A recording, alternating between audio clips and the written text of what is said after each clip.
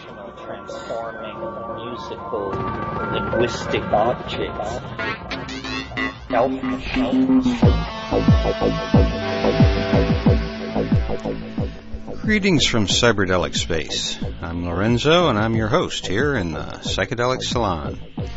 You know, I have to admit that I had a lot of fun putting today's program together.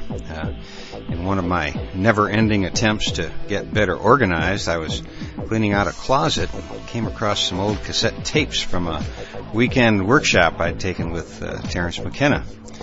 It was, as the old-timers would say, it was back in the summer of '98. And it was an interesting workshop.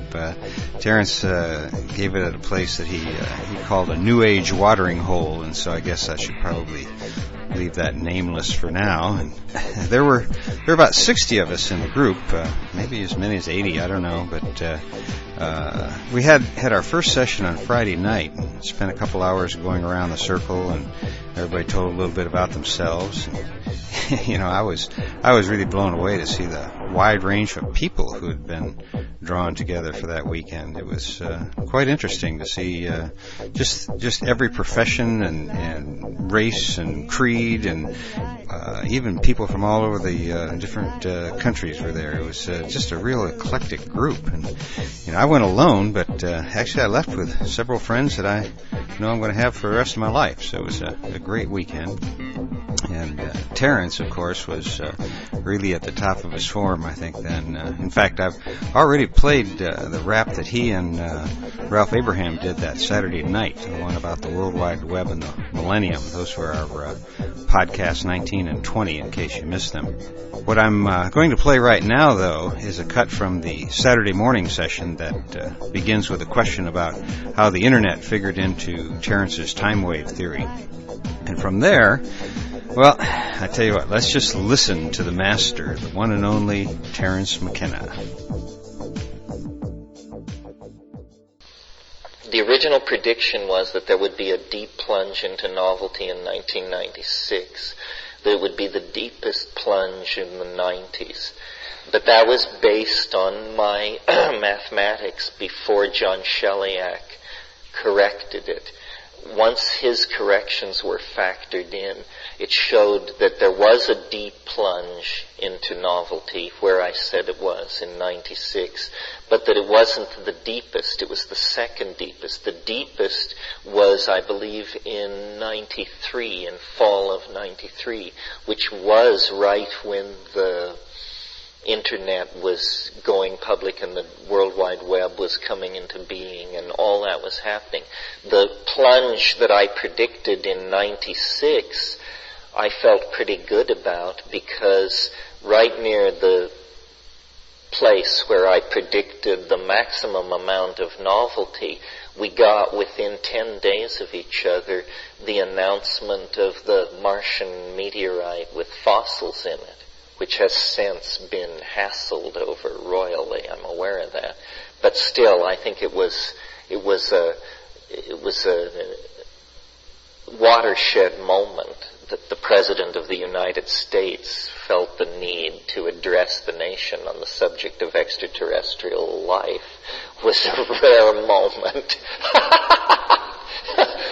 And then within 8 days of that announcement was the announcement of Dolly, the cloning of the sheep in England, which again, if certain scenarios come to pass, that will be a moment, you know, the point the human race passed from which there was no going back then, because basically if you can clone a sheep, you can clone a human being. And these technologies are all rushing upon us. I mean, the body is being dissolved as much by advanced medical technology as it is by cyberspace and the Internet.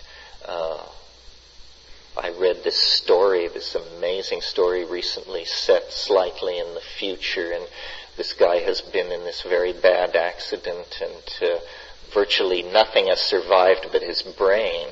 But they have a medical technology that they can take a fragment of flesh and clone him, and then with hormones rapidly age the infant, so that in 2 years there will be a brand new adult body for his brain to be transplanted in. And these people have this fantastic medical policy, but the fine print says that the brain can be kept alive, must be kept alive by a medically approved method, but the insurance company reserves the right to choose the cheapest method. And the cheapest method is implant into the body wall of the co-signatory of the insurance policy. So this woman carries her husband's brain for 2 years inside her body cavity while his body is being grown to manhood for the transplant. Hey, it's a dilemma we all may face someday. Yes. Yeah. I wanted to ask you about novelty and psychedelics and the language that changes through the use of them. I remember reading Maria Sabina saying that the mushrooms spoke a different language to her after people like Watson came down and began to use them. They went from Spanish to English, from Catholic mushrooms to, I don't know, Harvard mushrooms or something. Harvard mushrooms. I don't know. So I haven't spoken with people that have taken DMT, sorry. In the 60s very much. The people I've talked to that did said they were so overwhelming they could not even understand the language. I haven't read about this anywhere. Maybe you can. Well, one place, there aren't many places you can read about it. One place you can read about it is there's a book edited by Michael Harner called Hallucinogens and Shamanism, Oxford University Press.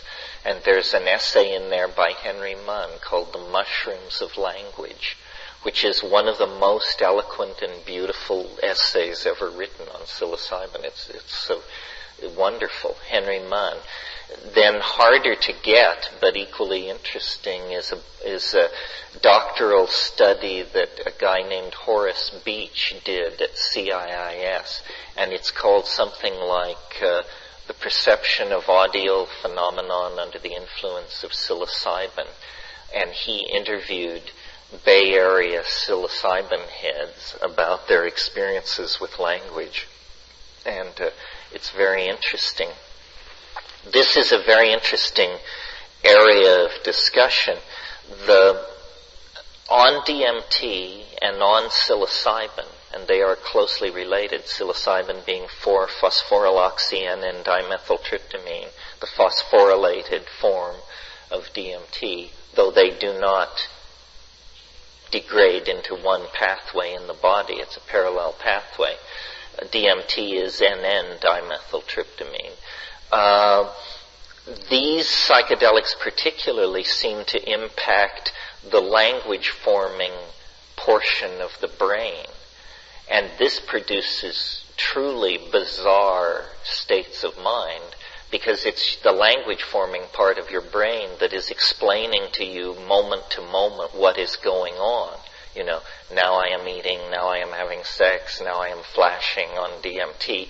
And when that part of the brain gets foobarred, then you really do have a puzzlement on your hands, because the machinery of description itself has been caught up in the process.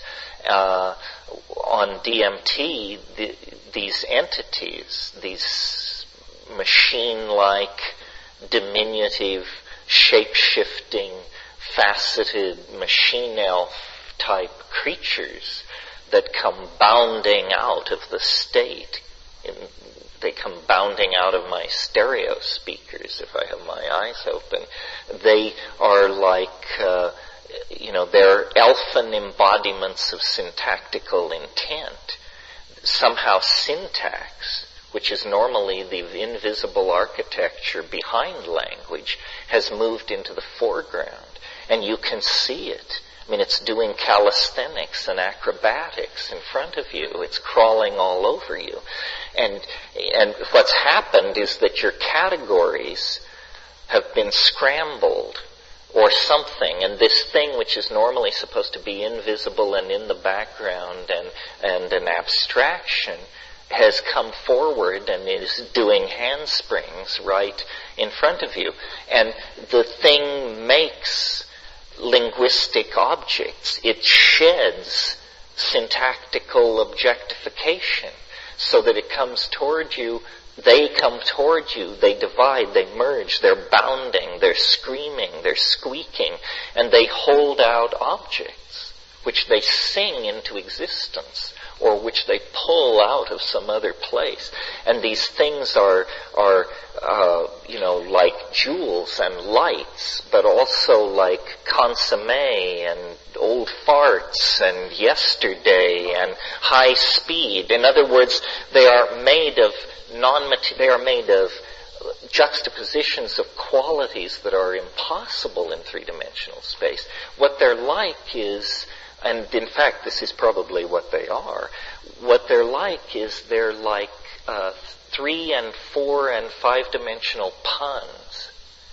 And you know how the pleasure of a pun lies in the fact that it's not that the meaning flickers from A to B, it's that it's simultaneously A and B, and when the pun is really funny, it's an A, B, C, D pun, and it's simultaneously all these things.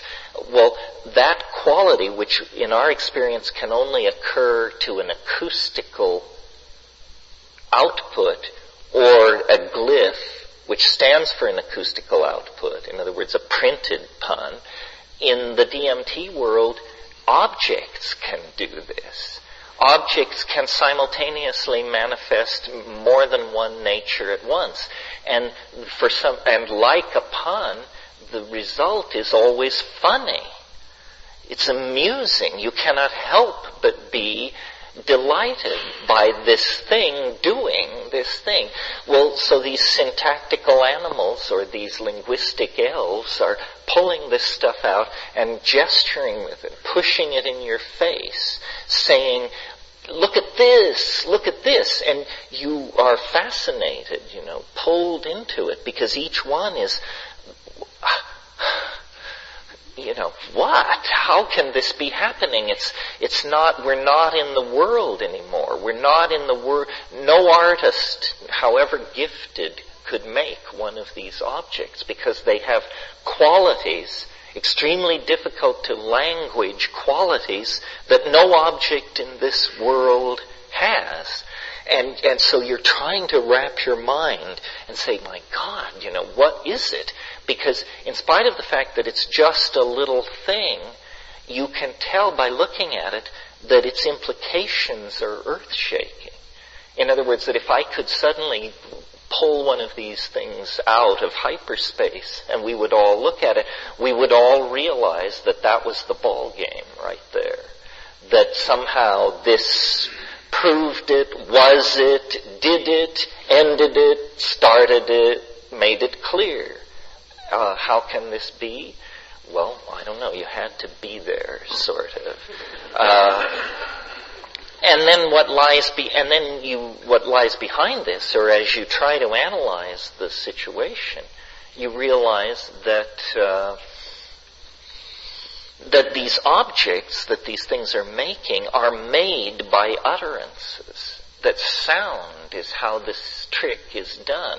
And meanwhile, these things are saying or beaming at you. The general vibe is, strangely enough, do not give way to astonishment. Do not abandon yourself to wonder. Get a grip. Try to get a grip and notice what we're doing. Pay attention. This is the mantra. Pay attention. Pay attention. Well, somebody once asked me, is it dangerous? And the answer is only if you fear death by astonishment. But death by astonishment is entirely possible. I'm not kidding. I mean, you are so fucking astonished that you've never felt your astonishment circuits get a workout like that before. I mean, what is astonishment in this world? It's like, this is a different form of astonishment. This is, So, and then the whole notion that's being pushed here is do this thing, do this activity, do as we do. And you can sort of feel your intentionality or your inner something or other reorganizing, and there's this like heat. It's quite akin to heartburn. I won't metaphysicize it, but heat in your stomach, and it just moves up, and then your mouth flies open, and this stuff comes out, which is a very highly articulated, syntactically controlled, non-English, non-European language behavior of some sort. Not, strictly speaking, though I call it glossolalia, it strictly speaking is not glossolalia. Glossolalia has been carefully studied, and it's a trance-like state. On the floors of these Pentecostal churches in Guatemala, they measured pools of saliva 16 inches across from people who were in ecstatic glossolalia. This is much more conscious, much more controlled. It's almost like a kind of spontaneous singing, but your mind steps aside and this linguistic stuff comes out and you can see it. That's the amazing thing. It is not to be heard, even though it is carried as an acoustical signal. Its meaning resides in what happens to it when the acoustical signal is processed by the visual cortex. That's the important thing. It is a new kind of language. It's a visible, three-dimensional language. It's not something I ever heard about or any mystical tradition I ever heard about anticipated. But it's as though the process or the project of language, which according to academic linguists began no more than 50,000 years ago, the process of doing language in us is not yet finished. And this thing we do with small mouth noises and each of us consulting our own learned dictionary and quickly decoding each other's intent, this is a stumble bum, cobbled together, half-assed way to do language. And what we're on the brink of, or what these psychedelic states seem to hold out, is a much more seamless kind of fusion of minds by generating topological manifolds that we look at rather than that we localize into designated meaning. And I didn't mention ayahuasca in this rap, but ayahuasca being along with the mushrooms, a natural and shamanically used for many millennia doorway into these places. And what you find in ayahuasca groups in the upriver tribal situation is people, the whole way the ayahuasca taking is set up is to facilitate singing. The shamans get loaded, then they sing, then they go outside and take a leak and smoke and talk. And in those intervals you hear people say things like, I liked the violet and yellow part, but I thought the olive drab with the silver spattering was way over the top. And you think, what kind of a critique of a song is that? Well, it's the critique of a song that is designed to be looked at. Nobody talks about the sound. Everybody talks about the visual impression left by the sound. And it was these groups, these ayahuasca-taking groups, that when the German ethnographers got into the Amazon in the early part of the 20th century, they called this chemical telepathine, they recognized, that, and the reputation of ayahuasca is group states of mind. Well, if you're naive, then you think you're going to hear everybody thinking. No, you're going to see everyone thinking. You're going to see what people mean. And it's not that surprising when you think of it, because obviously the world arrives at the surface of our skin as a seamless body of electromagnetic and acoustical and pheromonal data. It's just that our eyes, our nostrils, our ears, our skin, we break up this incoming flow of data. And now we're close to McLuhan country here. I think what this hints at is that print skewed our perceptual apparatus, or our style of parsing perceptual data toward the acoustic space, so that for us thought became a voice, and very early in the Western tradition this is so. Jehovah is a voice in the Old Testament. The Logos is a voice in Hellenistic philosophy. We're the people of the voice. But apparently, there's a passage in Philo-Judaeus where he talks about the etymology of the word Israel. And he says Israel means he who sees God. He who sees God. And then he says, he poses the question to himself, what is the more perfect logos? And then he says, the more perfect logos is that logos which goes from being heard to being seen without ever passing over a moment of noticeable transition. Well, I've actually seen this happen in psychedelic states, where you will be lying in silent darkness, you hear distant music, and as the music gets closer, it's like a band with lights and drums coming over a hill. As the music gets louder, it seems to physically approach, and a confusion of light turns into, pa, brass band, dancing elves, cavorting harlequins, and less easily described denizens of the imagination. And then it all goes thumping and marching past and disappears. But it's a perfect example of light and sound arriving together in the hallucinogenic space. The fact that we've talked here or mentioned that we have DMT in our pineal glands, in our brains, what we haven't said is we also have compounds in that same organ very much like what's in ayahuasca. Occurring in the human pineal gland is a compound called adenosine. But when you give it its physical chemical nomenclature, it turns out it's 6-methoxy-tetrahydroharmalan. It's a very near relative of harmine and harmaline.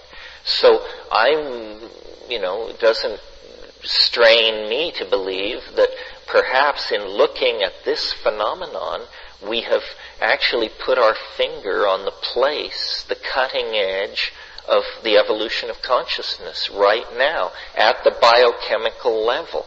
What's happening is there's a shifting or an acceleration of the concentration of harmine-like alkaloids and DMT in the human pineal, and it's affecting our ability to process language, and it's pushing and exacerbating a bias toward visual understanding. And I see this then also reinforced and accelerated by the evolution of media. In the last 150 years, we go from photography to color photography to moving colored photography with sound, with stereophonic sound, and pointing toward virtual reality with more and more money to be made at each step of the way, and clearly with the amounts of money now, we're outspending defense for entertainment. We will produce simulacrums of imaginary worlds, and engineering bench tests will be to make it as much like Hawaii as possible, or as much like Tibet as possible. But what people will really want to do with these things is make worlds as strange as we can stand that are in these virtual places. So whether it comes through a natural evolution of the human nervous system, or the evolution of an advanced interface with prostheses that create virtual realities, I think the transformation of how we do language is part of this acceleration into singularity. Yeah.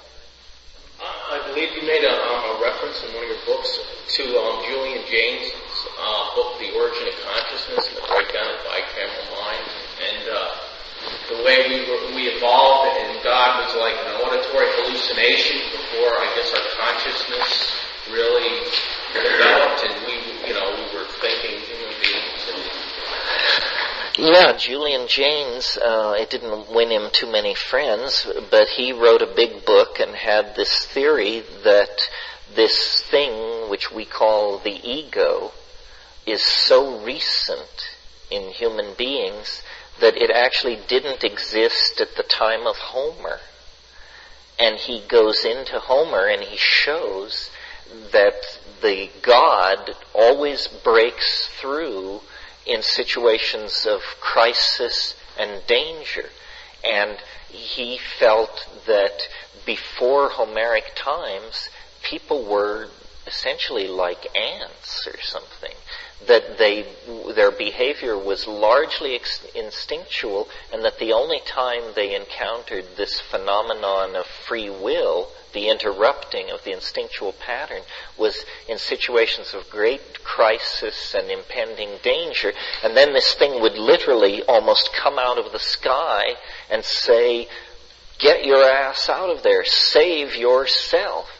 Well, then over time, this ability to access this higher informational thing was like, again, the metaphor of encysted, closed over with the membrane of the self and made part of the machinery of the self, and that this is what the ego is. The ego is a Greek god that you have frozen like an ice cube behind your eyes, and that you think you are this thing. And that, this is just a cultural myth, a necessary weird idea, no more a true statement about the nature of the mind of the hominidae than anything else. One of the conclusions that novelty theory leads to in terms of its feedback into social, stuff, here and now stuff, is the idea that culture is not your friend, that culture is an impediment to understanding what's going on. That's why, to my mind, the word cult and the word culture have a direct relationship to each other. Culture is a cult, and if you feel revulsion at the thought of somebody offering to the great carrot or tithing to some squirrely notion, just notice that your own culture is an extremely repressive cult that leads to all kinds of humiliation and degradation and automatic and unquestioned and unthinking behavior. There's a tendency to want to celebrate culture, springing both from the French deconstructionists and their fascination with culture, and then the effort to build pride through ethnicity thing.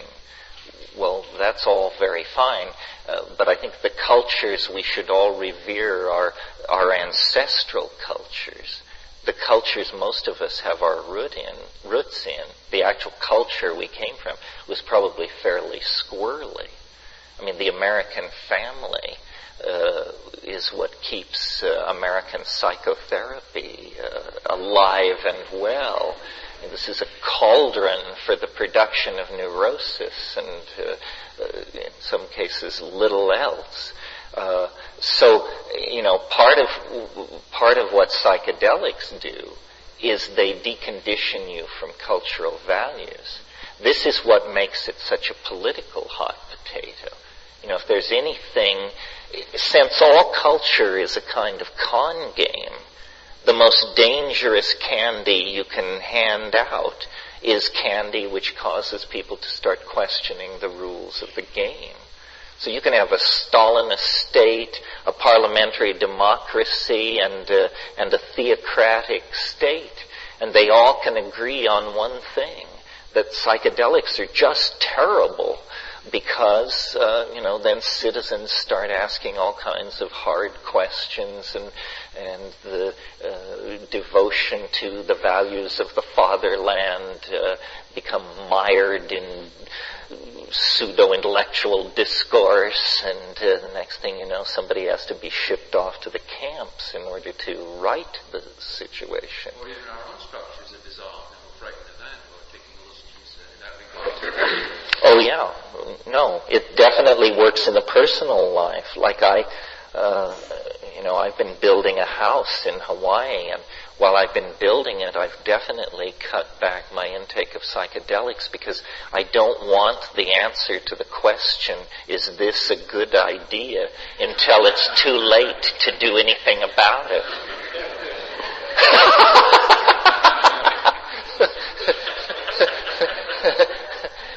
It's like St. Augustine's prayer, God grant me chastity and continence, but not yet.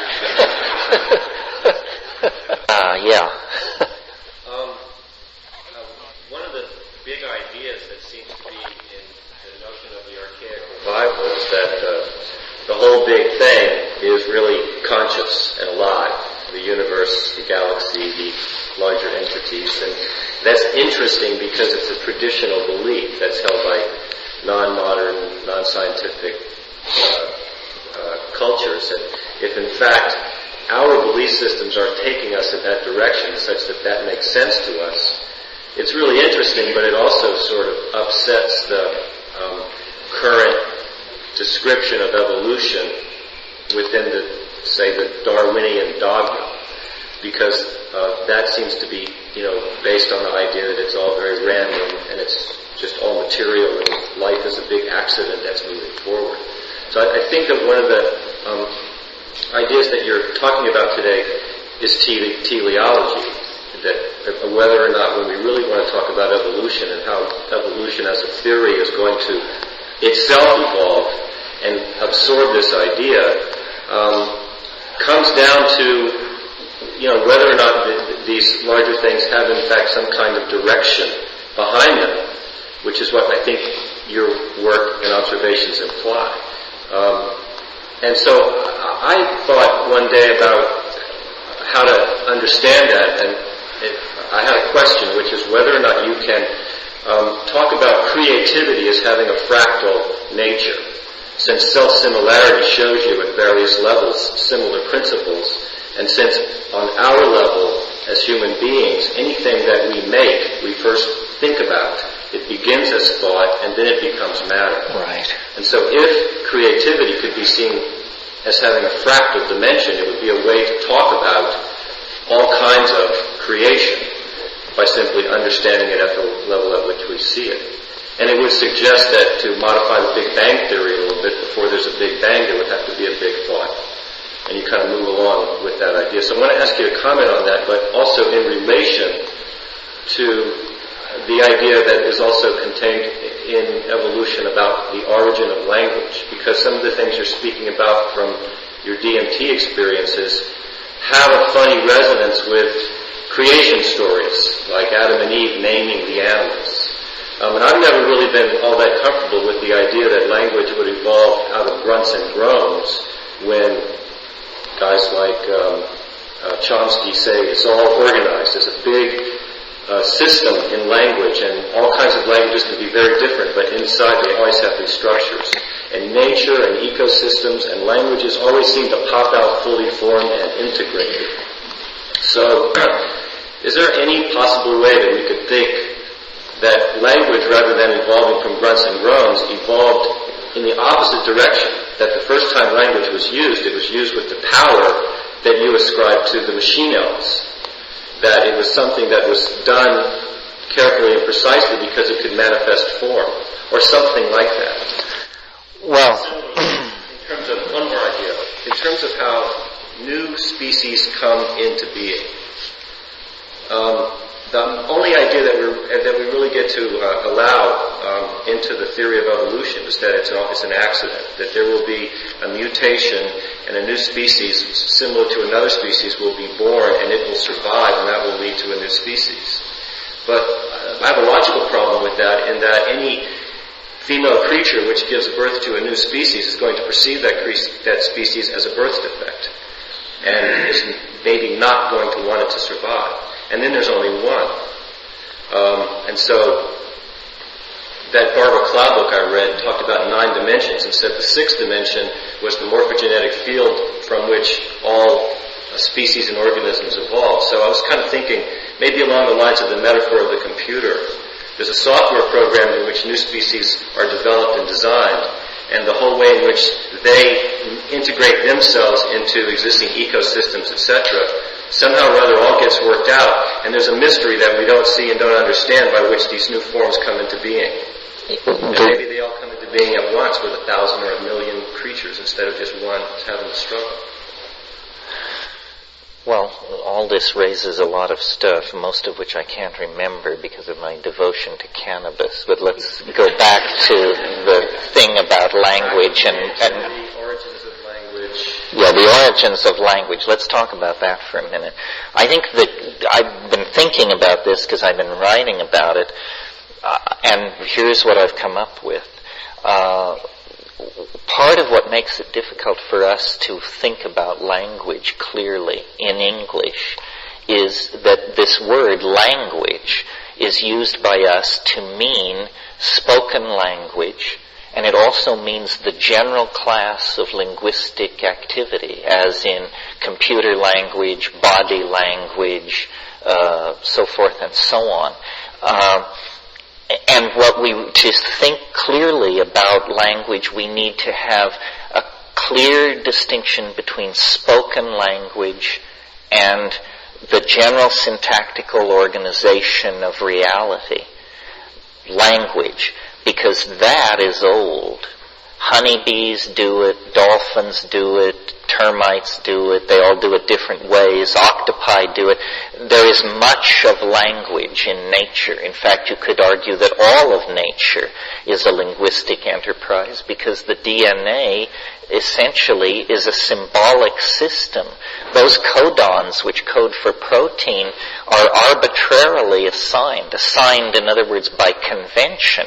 There is no chemical relationship between the codons and the proteins they code for any more than there is a relationship between an English word and the thing it intends. Those are just conventionalized by probability over time. So language is deep in nature. What is not deep in nature is speech. Speech is as artificial as the water wheel, the bicycle pump, the Tesla coil, and the space shuttle. Somebody figured this out somewhere. Well, so then people say, well, but this is hard to understand. It's hard to picture how it could happen. Well, here's how I think it happened. My little example about the songs earlier was a stab at this, but here's more. It's that all non-genetic behaviors, which are called, reasonably enough, epigenetic behaviors, are nevertheless, they're not simply expressions of free will. They are under the control of a looser system of rules than the genetic rules, which are chemical and absolute. The epigenetic behaviors are under the control of syntactical constraints. In other words, we need to expand the concept of syntax from the rules which govern the grammar of a spoken language to the rules which govern the behavior of any complex system. So, for example, before speech among human beings, I think it was probably very touchy-feely. If you watch monkeys, you see this. They touch each other. They stroke, they grunt, they groom, they goose, they push, they do all of these things. The repertoire of this kind of behavior, if you're good at it, may be on the order of having 4,000 or 5,000 words in your vocabulary. Well, when we watch primates do this kind of behavior, we don't think of it as a language, but in fact it is. It's a gestural language. A couple of years ago, some research was done where these people took pre-verbal infants and they taught them standard American Sign Language before they could speak. So these little tiny children could sign, pick me up, please change me, where is daddy, I'm hungry, I want to watch TV, before they could ever utter a word. Well, now what we're always told about spoken language is it's this miracle and that we're genetically hardwired for it. Well, these experiments seem to imply we're even more genetically hardwired for standard American Sign Language, which is something very few of us will ever learn to use. What does this mean? Well, it means that the gestural capacity is deeper than the ability to verbalize, and hence probably older. So I think there was a gestural language as complex as standard English, probably, in place before anyone ever uttered a word. Now, what the psychedelics seem to suggest is that you can get so hyped up on tryptamines that your body goes into some kind of almost convulsive shock, and the normally acoustically modulated processing of language flows over into the voice box, and you begin to literally articulate syntax. You begin to make a noise which is a tracking noise for this ongoing syntactical stuff that's organizing gestural intent. And it's like going from carving in stone to color TV.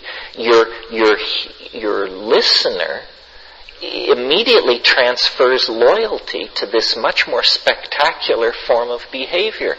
And so it's like literally that the word burst forth, full-blown, based on a platform of gestural syntax that had been maybe millions of years in its formation. It was just this ability to redirect the energy of syntactical intent through the body, so that instead of coming out at the end of the fingers, it came out at the end of the tongue, flapping in the airstream, and this thing happened. It's amazing to me that the straight linguists, if you go to an academic university and study linguistics, will teach you that language is no more than 35 to 40,000 years old. I mean, that's like yesterday. I mean, fire is 500,000 years. Chipped flint, 1.5 million years. Language, 35,000 years old. Language is everything we are, everything we do. You can't think without it. You can't do anything without it. And yet, if it's that new, then what it represents is simply a technology, a form of media that squeezed out other forms of media. And it's not hard to see why. After all, it works in the dark. That's good.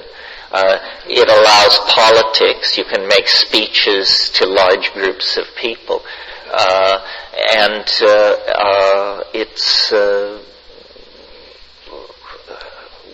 It's just very portable. It's the cleanest technology ever put in place. When you think about it, it's one of the weirdest abilities human beings exhibit. And when you go forward to reading, you realize this is an animal in some kind of an informational tizzy. I mean, the idea that you would make marks in clay which signify tongue noises, which signify designated objects, so that these pieces of clay can be lugged hundreds of miles, so that other people can reconstruct your thought by looking at these pieces of clay. This is bizarre. For animal behavior, this is absolutely, it's just how they manage to do that. And of course, the picture writing we understand, but there is similar to the breakthrough to speech is the breakthrough to a phonetic alphabet, where you see, we don't have to portray the thing we intend. All we have to portray is the sound of the word that signifies the thing we intend. And then, you're just roaring forward, and from there to the printing press, what is it, a couple of thousand years or something, and then there's no going back. So that's the part about language. Now, what was the second part after that? Well, just whether you could think about creativity as a principle that could have a fractal dimension, and that would be a way to think about design on a larger universal order, as having some consciousness. Well, if you think of the universe as an engine which it produces and conserves novelty, and you think of it as a fractal thing, a fractal hierarchy built up and built downward of subsets of itself, then in a sense every creative act is the paradigmatic act of the Big Bang. I mean, it always struck me, that the end of the novelty wave, which is up, down, oscillate, zero, it's like, it's a general map of all process.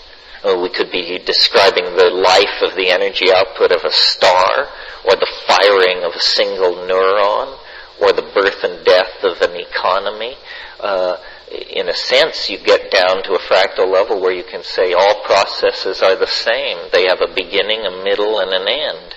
And if you know where you are in this concatenation of process, you can sort of locate yourself in the cosmic domain. The thing that I tried to talk about this morning that we need to map into our maps of reality is the acceleration. I think it's a really weird idea to talk about 1,000 years in the future. I mean, good grief. 1,000 years in the future? What do you imagine will be left standing that you call home? Cast your mind back 1,000 years. King Canute was taking charge of things across northern Northumbria, and the Anglo-Saxons were making forays along the coast of Norway, and very few of the concerns of the day have survived to this moment, and that was the slow-moving part of the process. We're going to move in the next 10 years further than we've moved since the time of King Canute to this morning. So it seems to me the most unlikely future scenario is one which assumes things will stay more or less the same, because we've put in place all these processes designed to make sure that does not happen. Rapacious capitalism, technological innovation, bourgeois social aspirations in the hearts of every man, woman, and child on the planet, urbanization, connectivity. All of these processes are designed to erase reality as we know it. Yeah. I'm wondering what you think of the kind of Vedic paradigm involving the states of consciousness that we call the waking state, the dream state, and the sleep state, and the transcendental fourth state. And they use that on an individual basis, but also in regards to cosmogenesis. And in fact, criticize the West, saying that well, the West has taken the waking state as its standard and evolved its philosophy, philosophical views without accounting for these other states of consciousness. Well, certainly the West has built its house on a narrow foundation, denying these other possibilities. On the other hand, you get into all kinds of difficulties here. How do you judge whether or not a civilization has assimilated or explored the domains it's named its own? One way is by looking at the technological applications that it's created. And for all this talking about these other states of mind, they seem actually as mysterious to the East as they are to the West. I don't get the feeling they're really navigating through what they're talking about. In the past, there may have been levels of understanding. It may be, that psychology, though it's a mystery to us, it may be that it's an easier nut to crack than the nut of matter. And so I don't have any trouble believing that Vedic India of 3500 BC may have known all kinds of things about how the mind works and how to navigate through these imaginal spaces that we've lost. But the spirituality of modern India is thoroughly contaminated by 1,000 years of commerce with Islam and the West. It isn't that different, really. I mean, Vedic theology and German idealism are strikingly similar cousins. Yeah. In spite, talk about a number of things in conflict when you talk about the archaic revival and then the current sort of cultural revolution, technological revolution. It seems to me that a lot of the stimulus for novelty that was generated by the psychedelic experience now may be generated without that experience, such as through virtual reality technological advancements, and perhaps would maybe make the psychedelic experience less necessary. I don't know if it would be a player or an observer in the whole process. Well, definitely what you're getting at is that technology itself is a kind of psychedelic drug. That, by chance or design, the proponents of psychedelica have figured out that it's totally acceptable to this culture if you disguise it as electronic entertainment and put it out that way. So the web is incredibly subversive.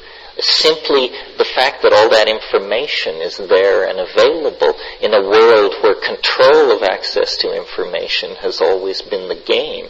So, yeah, the way I see it is that the psychedelic people need to use the new information technologies to build art of a type more powerful and more compelling than the world has ever seen. Call it virtual reality, call it multimedia, whatever you want, but it's basically walk around art, and then the boundaries will fall for ordinary people, because you see, when you build a virtual reality, in a sense, what that technology is allowing you to do is it's allowing you to show people the inside of your own head. We have never had a technology that would do that. We think the inside of our heads are all the same. But, when I say to you that when I smoke DMT, it unleashes a Niagara of alien beauty, if I had spent the last 30 years building that Niagara of alien beauty so that you could just strap on the goggles and go, then we would have a very different kind of dialogue and relationship going. And so I really see art as the great searchlight that illuminates the historical landscape just ahead. And I think that art is about to get teeth for the first time in human history. I mean, it's all very fine scratching on cave walls and film and video and all that, but it's always artifice.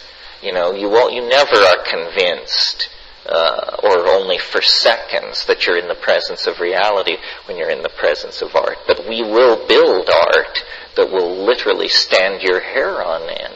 And the amount of creativity in a single human mind is, as I said, more than fills all the museums of this planet. So what we need is to figure out how to get a spigot into that and get this stuff out. And then, as James Joyce said, man will be dirigible. Well, as you may have surmised by now, the way Terence ran his workshops, or at least that weekend, was to not use any kind of an outline, but instead just respond to questions that would take us, as he called it, into the Valley of Novelty. I think that was the title of the workshop that weekend. I've heard this tape actually probably a half dozen times or more now, and I still hear something new each time I listen to it. So that's what I really recommend that you do right now. Go back to the beginning of Terence's talk and re-listen to it right now while it's fresh in your mind. There's a lot of really important information here that you don't want to miss. And what I think sometimes happens is Terence will say something and you'll be off in the clouds thinking about what he said, and you'll miss about 6 thoughts in the meantime, because he's a pretty rapid-fire thinker. And before you go, I just want to thank you again for joining this extended family of now thousands of us here in the Psychedelic Salon. It's good to get together with you again. And Jacques, Cordell, and Wells, my friends in Chateau Hayuk, thanks again for the use of your great music here in the Psychedelic Salon. And for now, this is Lorenzo, signing off from Cyberdelic Space. Be well, my friends.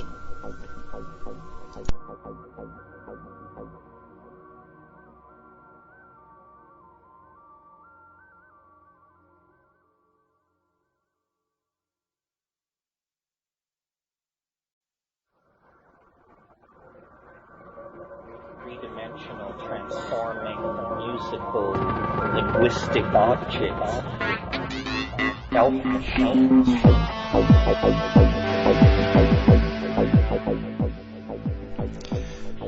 Greetings from Cyberdelic Space. This is Lorenzo, and I'm your host here in the Psychedelic Salon.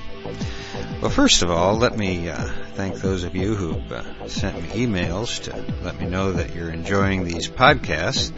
I do read all of them, but you'll have to forgive me for not being too good at responding. I do the best I can, but as much as I'd like to answer each of you, I found that it was just taking too much of my time away from a new book I'm working on. So until I get that project finished, I hope you don't feel too bad that I haven't answered each of you personally.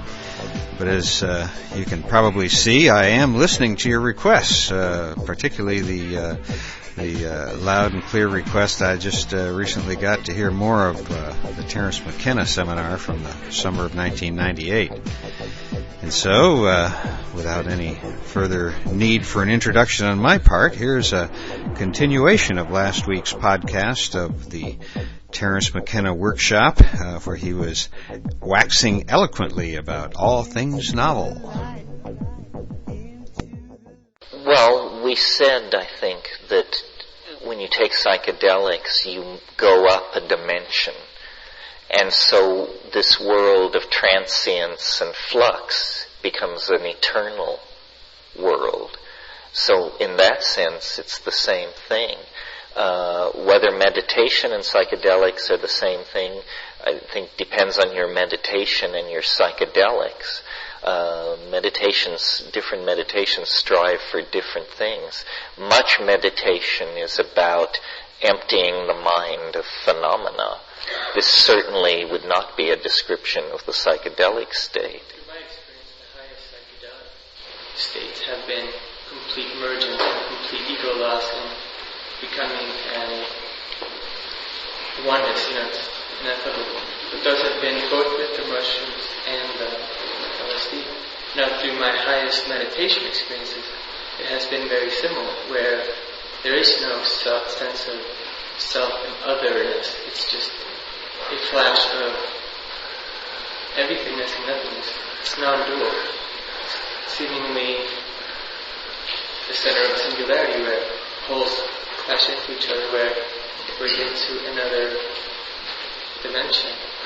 Well, in the interest of keeping the number of singularities to a minimum, the most elegant thing to do is to wrap the theory around and say that the starting point and the ending point are the same place. Yeah, it's the place where all is cotangent. How we could get the universe back into the primal dot in 12 years, I don't know, but there are some schemes to do that. There's always schemes to do it. If the universe were some kind of vacuum fluctuation and it had an antimatter twin in a higher superspace, then there would be the potential, at least, for them to collide across all points simultaneously, and you would actually get the universe of matter disappearing instantly, and you would then be left with a universe made only of photons, because they don't have an antiparticle. What a universe purely made of light, what its physics would be like, is hard to say, but it sounds peculiarly like certain Gnostic hierophanies about gathering the light and returning the light. Ultimately, the meditation path and the psychedelic path must somehow lead to the same kinds of data if the claims of both are to be respected, which is that they give deeper knowledge about reality. Yeah. And I was wondering, as a kind of connection between that and the point that you were just making previously about the expression of those inner states through art, what your view might be on the use of some of the technologies today that are aimed at providing access to those inner states in a more, you've mentioned about with the psychedelic, one of the problems is bringing back the information. And so I'm thinking here about some of the routines and particularly the technology of Robert Monroe aimed at providing access consciously to those states such that you can bring that information back more readily. I'm all for it. I just haven't seen anything that convinced me that anybody had achieved it to any degree of significance. Imagine a drug that did nothing more than allow you to remember your dreams. I mean, that's not exactly shooting for the moon pharmacologically these days. And yet, a drug which allowed you full recovery of your dreams might unleash God knows what, because we don't know what we dream. The chemistry of DMT suggests that in deep REM sleep, it's possible every single night you have a DMT flash. But it does not transcript into short-term memory. So, or imagine a drug which allowed you to enhance long-term memory, so that you could slip into reveries of a summer day 30 years ago and play it back moment by moment by moment. This is not shooting for the moon pharmacologically. We're not talking immortality here. We're just talking simple neurochemistry. But all of these possibilities would change life beyond recognition. And I think these things should be pursued by any means necessary. It's a false dichotomy, the idea that somehow you should be able to achieve these things on the natch, and they're not authentic if you achieve them through psychedelics. This is just a con to keep lineages in business, I think, because they don't want you going off the ranch charting your own course. But where shamanism becomes priestcraft, it's already well on its way to senescence. Terence, what are you collectively perceiving? Together as a group taking mushrooms, you're collectively perceiving similar phenomena without speaking. In couple situations, I've had telepathic things. I've had in group situations very quasi-telepathic social interactions. And what I mean by that is I'm recalling an evening many years ago taking ayahuasca with these people, and they had a weird scene going. The shaman was a good guy and a good shaman, but he had a nephew who was a jerk and was sort of a pimp and kind of a hustler, and the shaman was singing with his three friends these ancient songs, and this guy was drunk on aguardiente, and he would sing against them. He would sing against them. And this was in Peru, and if you know the style of rural Peruvians, people are so polite and so not up front that no social problem is ever dealt with directly. People will tolerate incredible bad behavior without turning on the person and saying, listen, you're completely out of line, knock it off. So 30 people, 30 Peruvian campesinos were witnessing this sing against, and the woman I was with at the time very much didn't like what was going on. And at the end of this nephew, the sobrino, at the end of his song of raucous interruption, I looked up just as he ended. The room was almost complete darkness. I looked up just as he ended. I saw her look up and look at him with a look of utter disgust. And when these red dart things got to him, it knocked him off his feet. And I heard the old shaman was sitting right to my left, and I heard him turn to his friend, and he said, the gringa sends the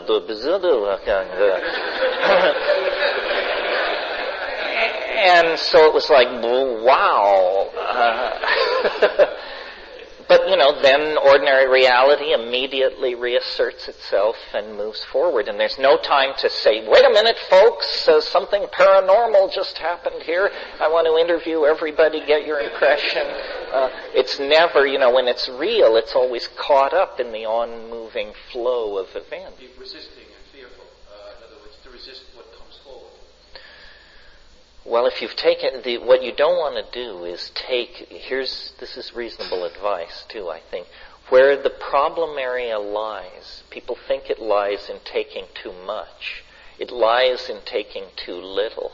Because if you take too little, you can resist it. You can struggle with it. And then it can turn into a real mess because you're afraid of it. And you actually have the power to some degree to resist it.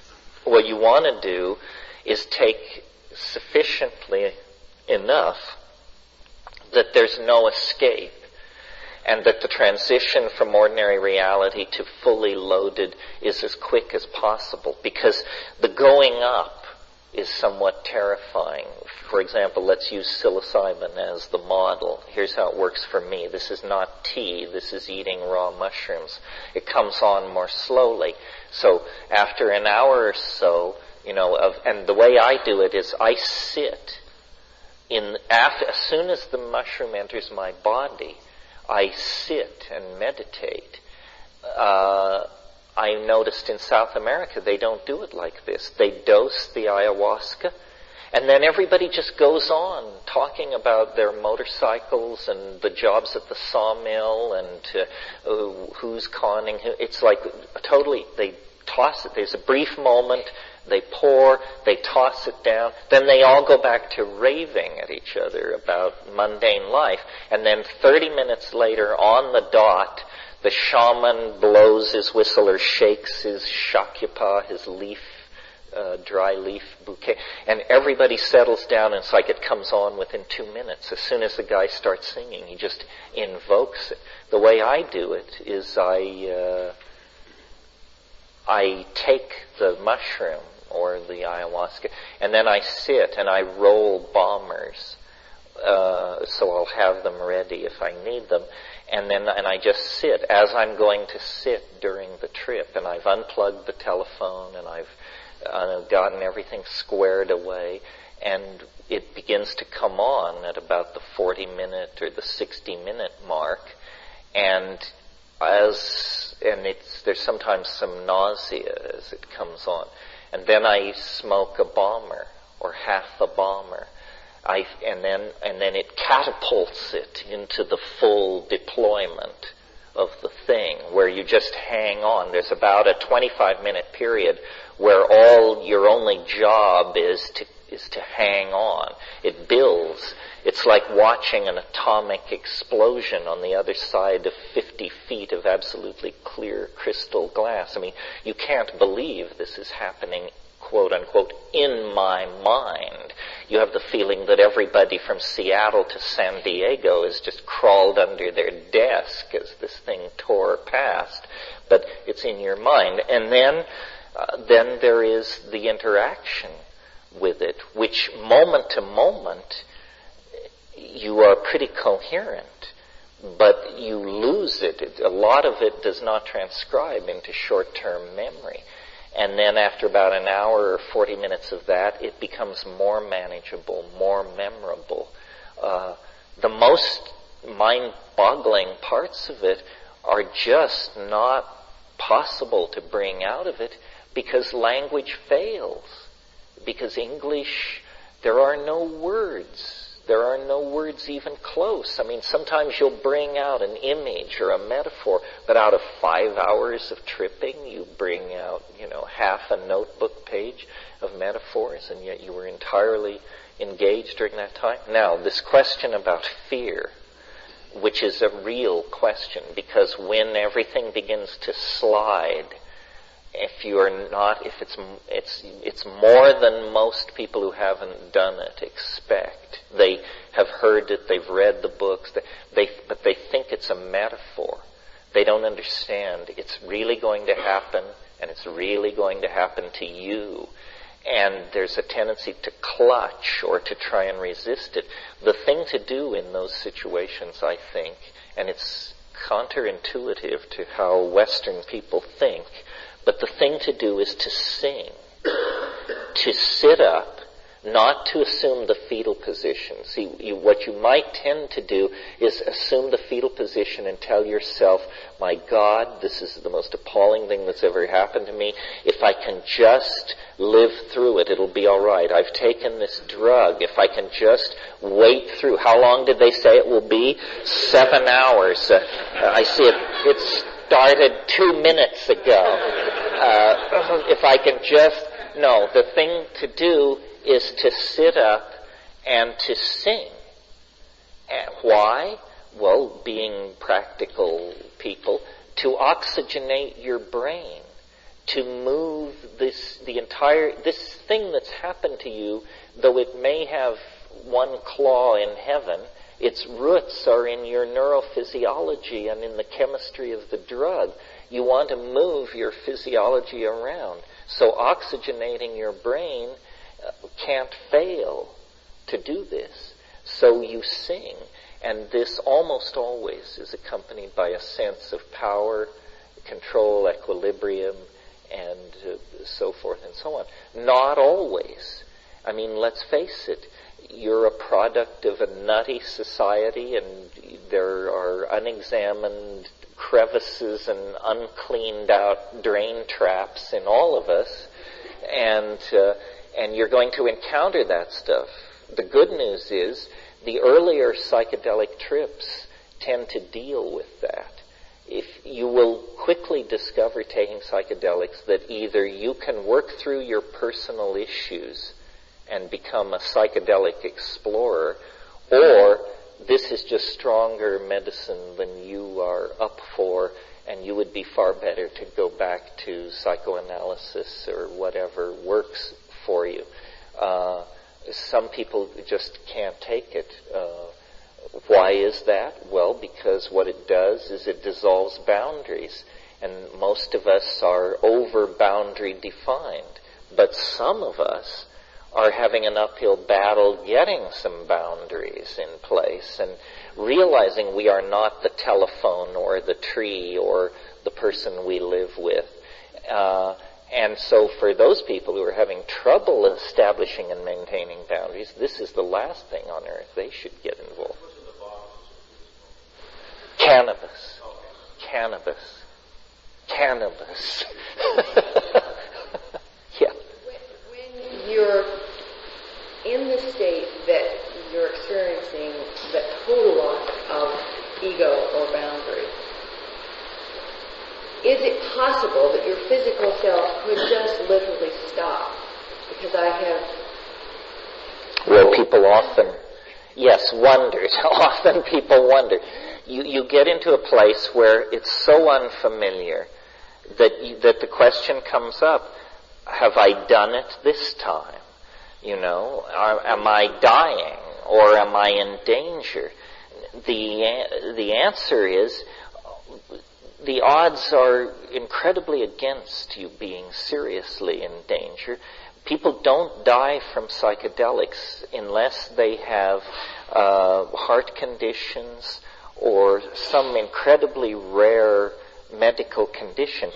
The problem is that the ego feels threatened by the boundary dissolution, and its ace is your self-identification with it, and it can actually say to you, you are dying, and here's the evidence, and you have to say, no, it's unlikely, and sing your way through it. But this is really tough. I mean, this is, the Buddhists talk about slaying the ego. This is slaying the ego for real. You must slay it, otherwise it will spread panic into your whole psychological system, will give way to panic and hysteria.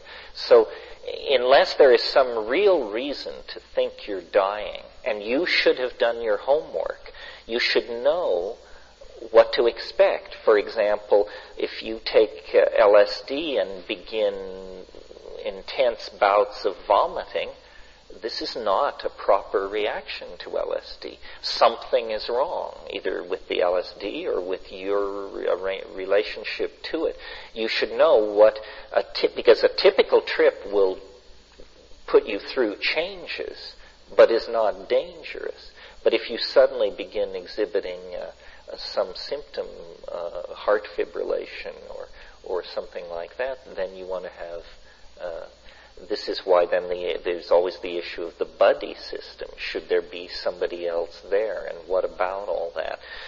My position is, if you're anxious, then you should have a sitter. If you're going to do it alone, you should certainly tell someone so that they will check on you after a while. I don't like doing it in groups or with sitters because inevitably I get spun into them. What I want to do is go as deep as possible and and even if I'm alone with one other person, culture is the third guest at the table. If you start, I've often found myself in the middle of psychedelic trips thinking, I'm sure glad there's nobody else here to see this, because I'm sure it would alarm an observer, because I have my leg thrown back up over my neck and I'm screaming in Urdu or something. But it's okay. After a few minutes, it's okay. But if there were an observer, they would feel the need to do something, And often, like I've seen people smoking DMT, and people moan, and they say, no, no, no, and they moan, and so then, you get them back together and constituted, and you say, how was it? And they say, it was fantastic. So you realize, how they present is not reliable. Well, setting has a great deal to do with it, and setting is a very complicated issue. Setting means everything from the astrological situation at the time that you do it to the physical surrounding that you're in. And it's a roll of the dice. You never know exactly what you're going to get.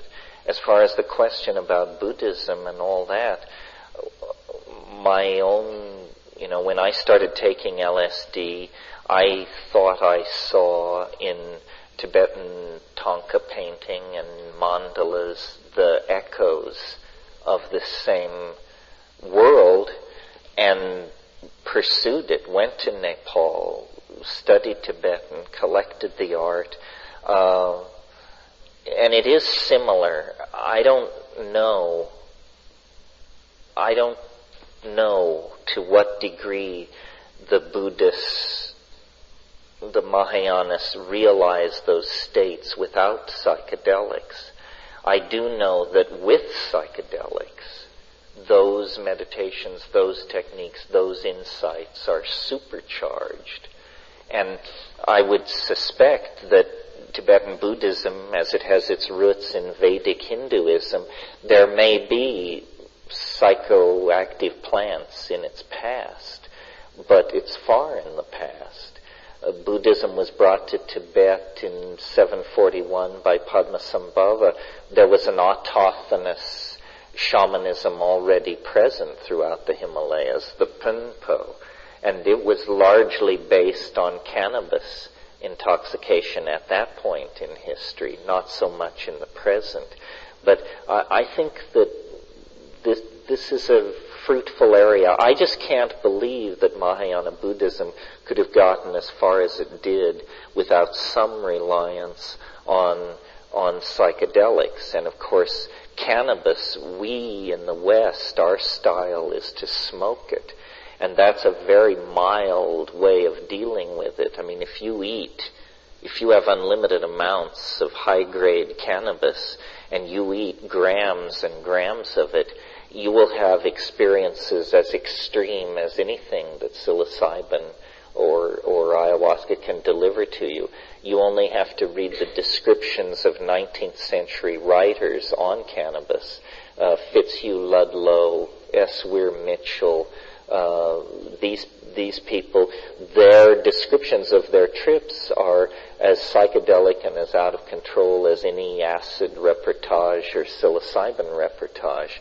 So the relationship of Indian and Buddhist spirituality to cannabis and other psychedelics is not well understood. We do know that the whole Rig Veda is a hymn to a drug, soma. But we don't know what soma is. Well, the fact that it could have invited such attention to this Vedic civilization. The 95th mandala of the Rig Veda says soma is greater than Brahman, greater than Indra. Well, what is being talked about? How could such a great thing be forgotten and lost? What was it?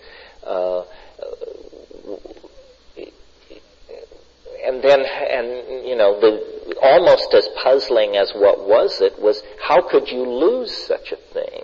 I mean, it's like us forgetting how to make automobiles or something. It was something so basic to the culture that how could you possibly forget something so central? Yet apparently they did, and today there's scholarly fights. Was it Amanita muscaria? Was it psilocybin? Was it Pegamen harmala? Or was it something else? And why is this so hard to figure out? The only thing I can imagine is that it must have been eventually restricted to a priestly class of initiates, and then there must have been a social revolt from the bottom, and all those people were put to death, and then nobody knew what it was. Yeah, I think you have to push these psychedelics to reach these unitary states. What always fascinated me was hallucination, because it was to me the proof that I was dealing with something outside myself. Well, and here was stuff that amazed me, that I couldn't make up on my own, or that would, a single image would have taken me hours to draw and figure out. And here I was getting 28 frames a second of this unpredictable stuff. Pardon me? Who was the me in that experience? The me witnessing those hallucinations. I guess that's... Well, one of the nice things about the tryptamines, I think, is they leave the sense of self pretty much intact. In other words, it doesn't distort who you are. It does something to your sensory input. DMT is very surprisingly like that. You smoke DMT, you are immediately plunged into an alien universe. But if you can keep your wits about you and actually notice how you feel, you don't feel any different. You're not smarter, stupider, you're not more excited, or once you get the initial panic under control, you realize, my God, it didn't lay a finger on me. I'm me. I'm entirely intact. What has happened is that the world has been completely replaced by something completely unrecognizable, an alien that I have no words for, that's blowing my mind, that's ripping apart my philosophical machinery as I gaze upon it. But when I bring my attention back into my body, I discover I'm fine. I'm okay. It didn't change my mind, you could almost say. It changes 100% the reality around you. That's powerful, because it appears objective. I mean, the impression you have when you smoke DMT is, this isn't a drug. That's ridiculous. Drugs, make you smarter, make you stupider, make you fall down, make you stay awake. We know what drugs are. This is no drug. This is something else, hiding under the label drug. This is a doorway into another modality that exists all the time, independent of my thoughts or feelings about it. Is that true? Well, I don't know. But it certainly doesn't seem to be a place constructed to fit human expectations. Like, one of the things that always troubled me about DMT, being somewhat of a Jungian bent, was the question, how come there's no hint of this in any mythology or religious tradition or alchemical text or fairy tale or dream or anything else? I mean, if this is so important a part of what it is to be a human being, how can it be so deeply buried, so secret, so unknown, and yet just one toke away? It's like it's still, that confounds me. Because you can read all the Hindu scripture or Sufi mysticism or all the stuff you want. Occasionally, sure, you'll find a phrase or two that could be mapped onto a DMT state, but nobody has trumpeted it. Nobody has said, this is what it is. And yet, as I say, it's spread throughout nature. It's been known since Aboriginal times. We used to, years and years ago, call it the secret.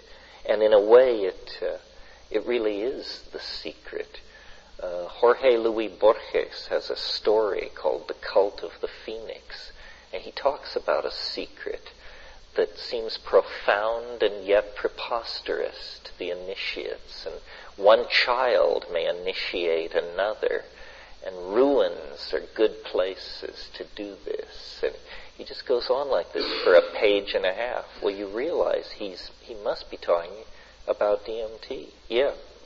Just getting back to what you were saying, the sense of, as you brought up before, we're talking about the ego and the consciousness in the bicameral mind, or whatever. That if we're looking at the ego as a fairly recent phenomenon, and the ego, the way I'm sensing it, the ego is a sense of self. And it really is that construct where you think, this is me, this is what I know. And the mystic traditions say the true, so-called enlightened state is this deconstruction of the sense of self.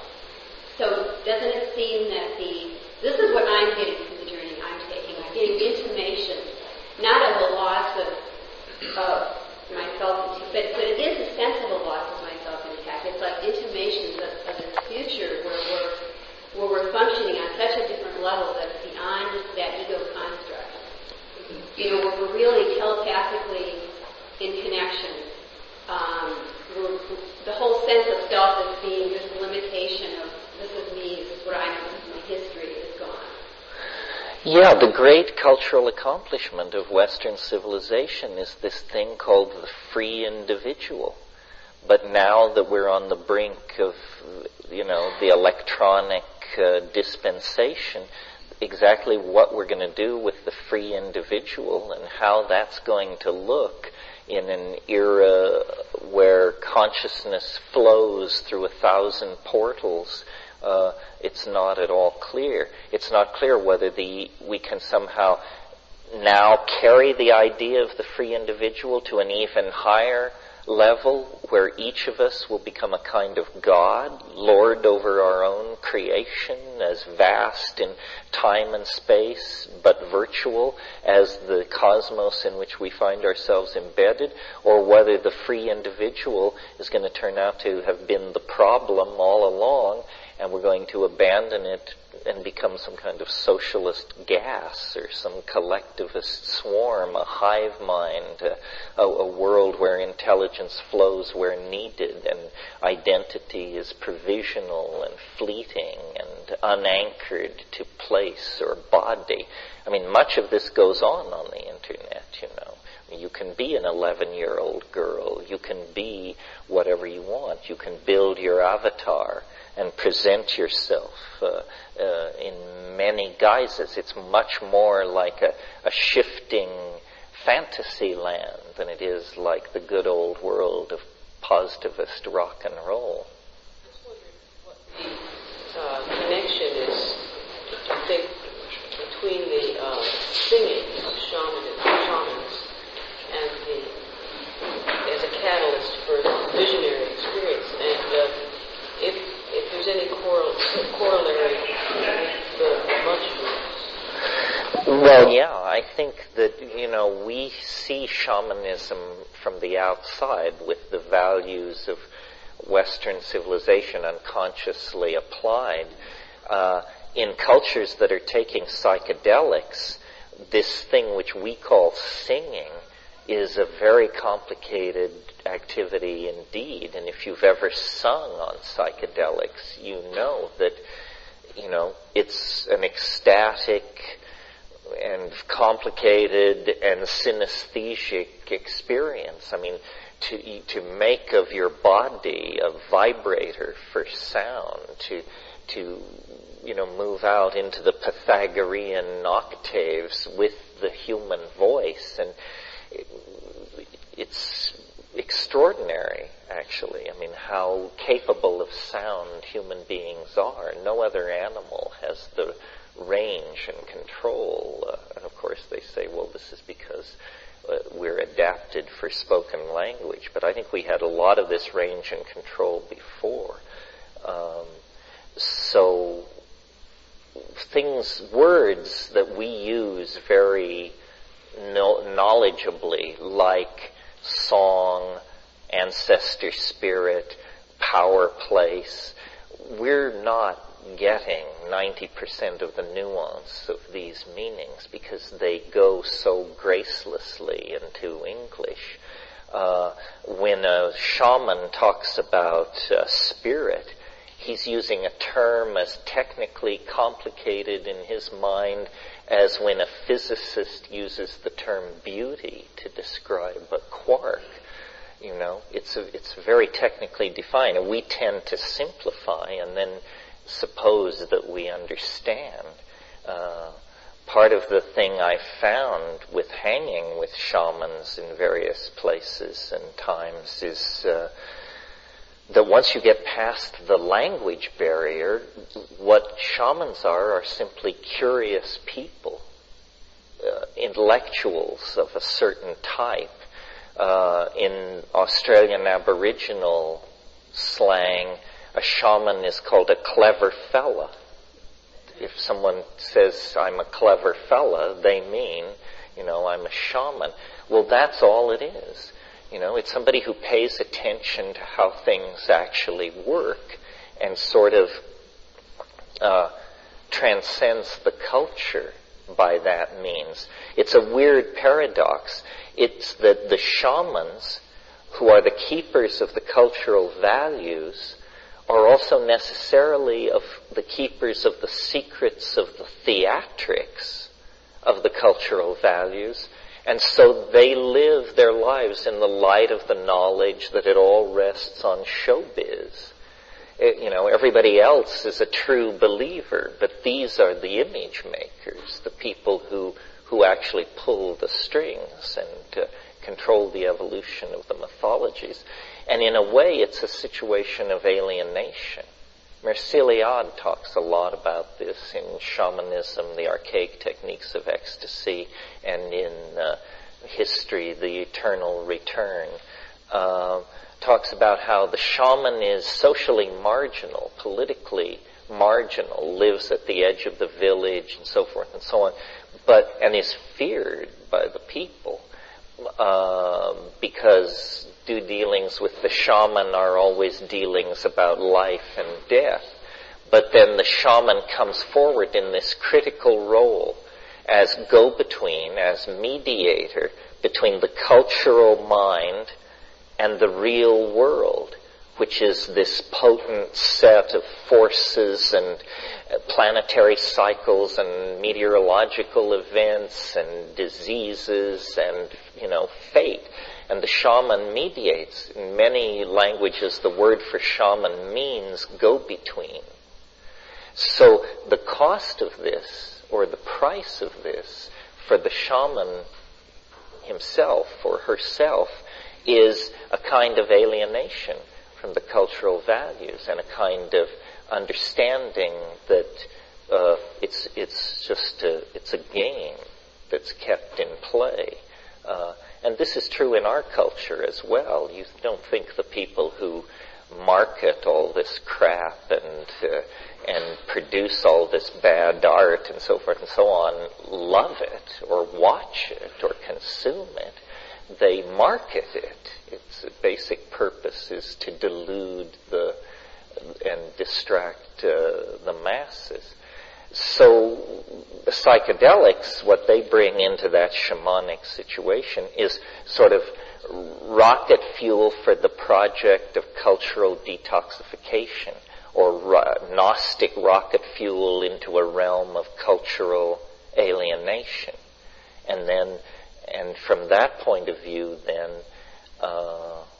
these other dimensions of reality come into being, and deeper understanding comes into being. I mean, one of the things I think after spending a while with all this is it really helps to be educated. It really helps to cram a lot of information and experience into your head, because the logos, the alien AI, the higher and hidden God that is trying to reach down to you and deliver the message, is a collagist. It can't really compose the message except out of bits and pieces of what you already possess. And so, this came home to me very forcefully when I developed the time wave out of the I Ching and its sequence, because at the times when I was most inflated in my thinking or most grandiose in my thinking, one of the issues for me personally was, why me? Why are you downloading this millenarian visionary revelation on me? And the answer from the mushroom was fairly humbling. It was, you are the first person who has ever walked through this pasture who had these 64 hexagrams in your head. And that's all we needed. We were just waiting for somebody who could bring that much to the party, and then we could arrange the details and the mapping and the arranging, but they had to arrive with that much, and you're the first person. So it was like nothing about, my fine genes or cosmic destiny, but just I was the first termite to happen by carrying the right scrap of information in their head that this thing could then manipulate. Is that something that is like clinically extracted, or? Well, most DMT in the underground has been synthesized from indole. It's a fairly simple process, like third-year organic chemistry. DMT does occur in nature, in many plants, but usually there is little of it, so you have to process a lot, or it occurs complexed with other tryptamines that have various psycho and physiological activities that you don't want, and that's very difficult to separate them. So most DMT in the underground is made by underground chemists. And if any of them are listening, you might consider making a bit more.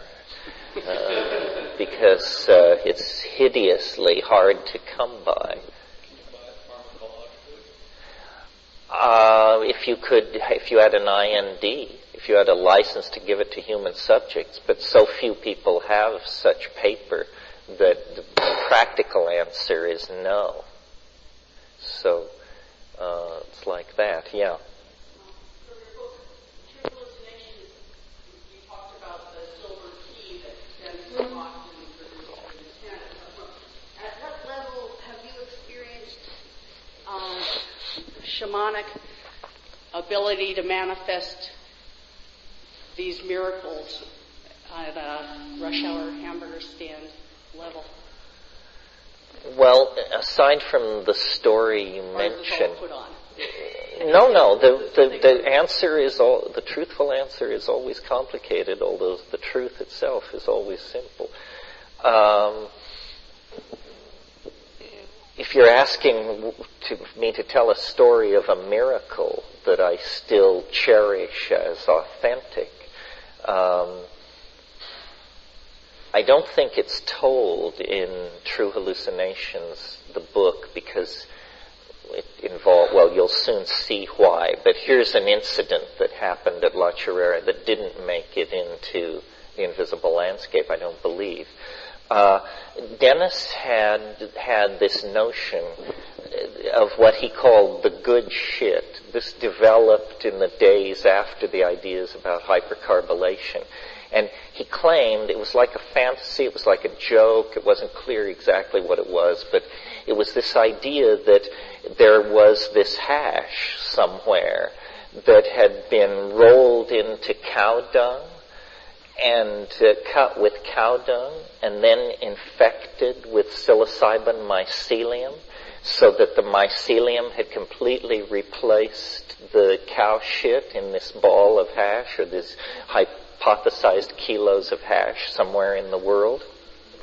And so there was this psilocybinated, the good shit.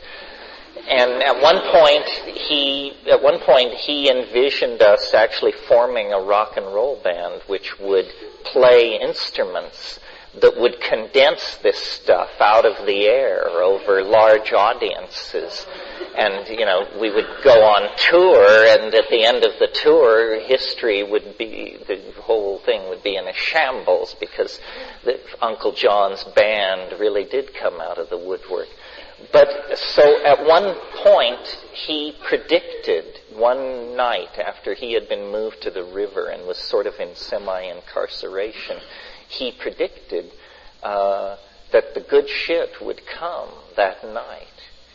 And by this time, he was very suspect. I was highly suspect. Everybody in the expedition was polarized against everybody else, and it was a pretty uptight scene.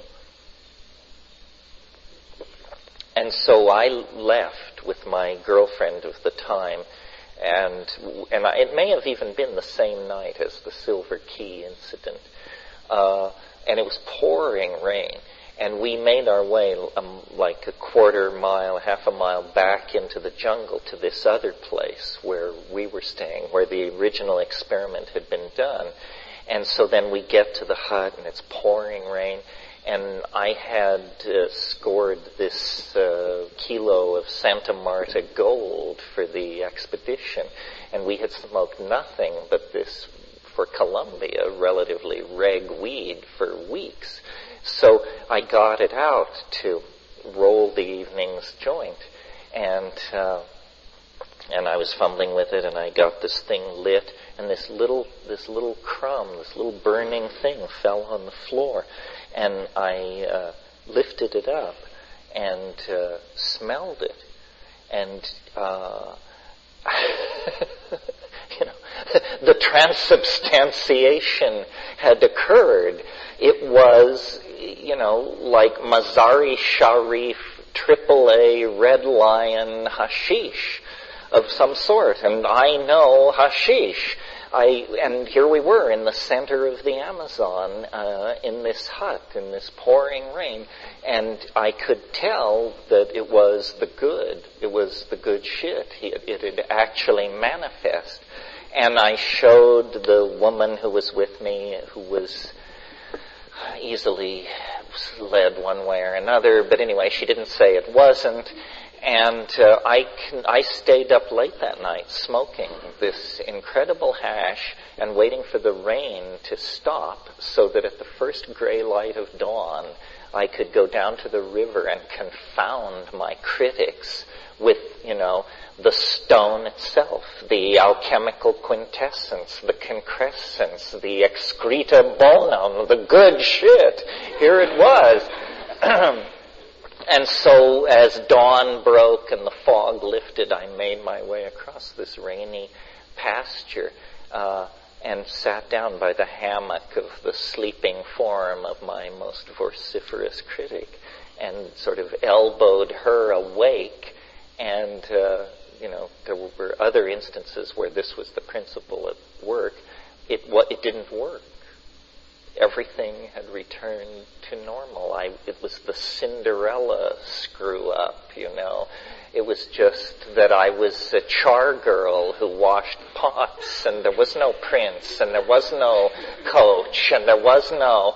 And plus I was once again humiliated in the presence of my critics, who had further reason to think that a check into the local mental health care delivery system might not be a bad idea. These things happen. The story of the good shit.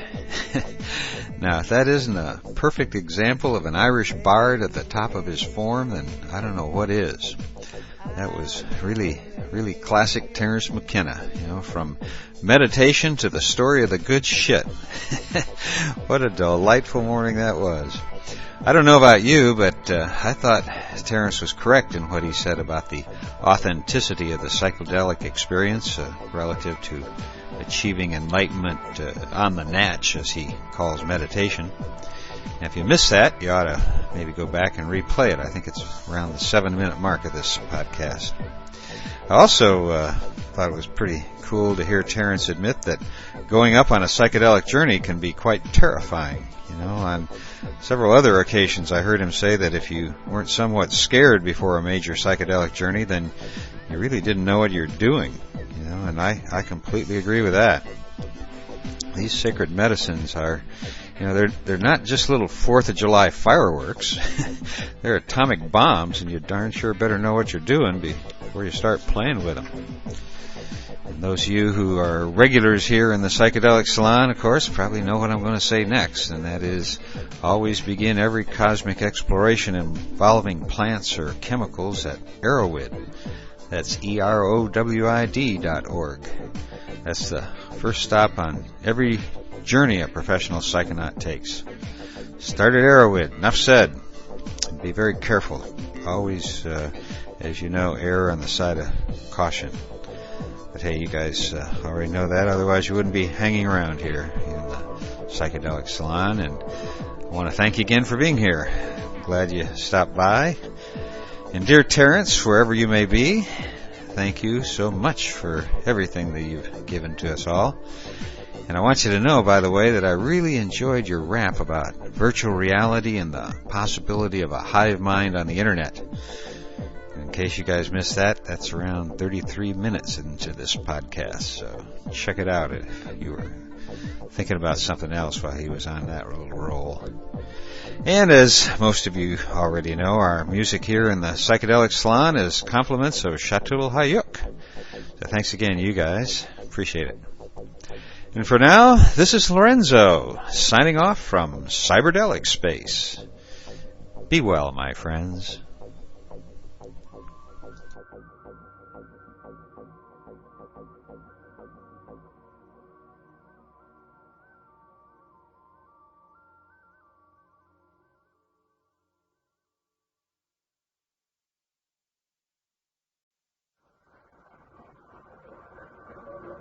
Three-dimensional transforming musical linguistic objects. Elf machines.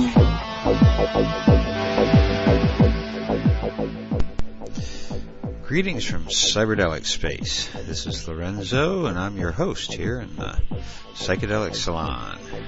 So, how are all of you today? Sorry it's been so long since been here in the salon to get another McKenna talk out, but I'll tell you about that story a little later. You know, it is good to have you back here again, though, for another installment of Terence McKenna's Walk in the Valley of Novelty. And I think you're really going to enjoy this one. Among other things Terence does here on this clip I'm playing is part of his famous rap about the transcendental object at the end of time. And I know most of you have heard that once or twice before, and so it's one I think you'll enjoy. It's always a little different each time. And as you know, this is from a workshop that Terence held in the summer of 1998. At least you know that if you've heard the previous two podcasts, or the first two parts of this workshop were podcasts. And this part, by the way, begins with his thoughts about the year 2012. So keep in mind that this was in 1998 he's saying this. And he called the year 2012 a year where there could be a possible cultural singularity.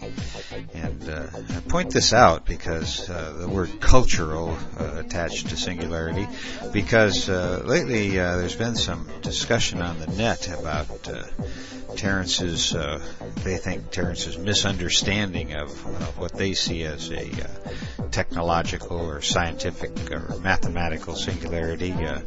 The criticism, I think, is mainly coming from the PhD math and physics guys who are using the term much more precisely than I think Terence intended when he spoke of a cultural singularity. More as a poetic term, I think, than as a scientific one. So, you scientific types out there, hey, loosen up a bit. Have a toke or two and listen to how a bard and not a scientist sees these interesting times that we now find ourselves in.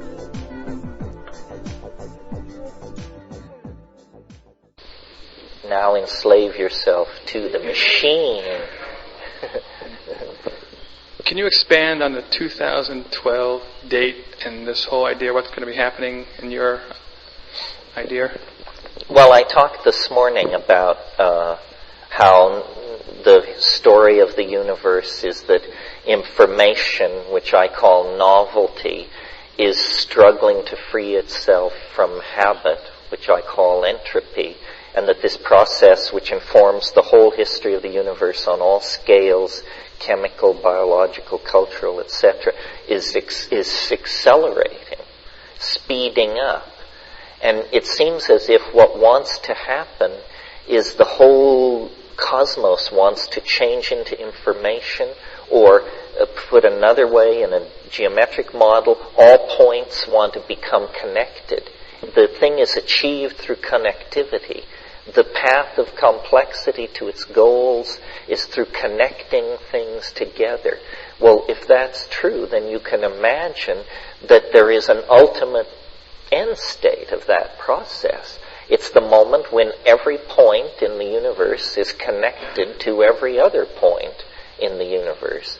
And if that's what the universe is trying to do, to overcome its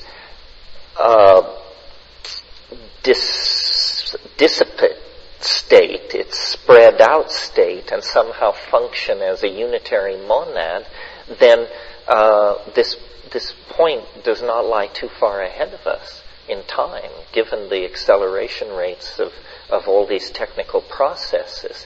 So, at least locally. So on one level, I think there is a cultural singularity. What I mean by that is a place in our cultural development where we can't predict or understand what will happen to us. A kind of flip point, if you want, or doorway, if you want, or revelation, if you want. And it's built in to the structure of space and time. It's that novelty in its emergence is now operating at such a fine scale that it's actually reflected in the lives of individual people. The human adventure has become the cutting edge of cosmic destiny. But it won't always be so. It will actually move through the human domain and into smaller and more rapid and compressed domains of concrescence, and probably in our lifetimes. And what will this mean, or what will it look like? It seems to me it's just not possible to say, because we're too far away from it. Even though it's only 14 years in the future, if it's in 2012, those 14 years are going to be so mutational, so transformational, that right now in time we can't see around the corner. We're summoning strange helpers to our aid.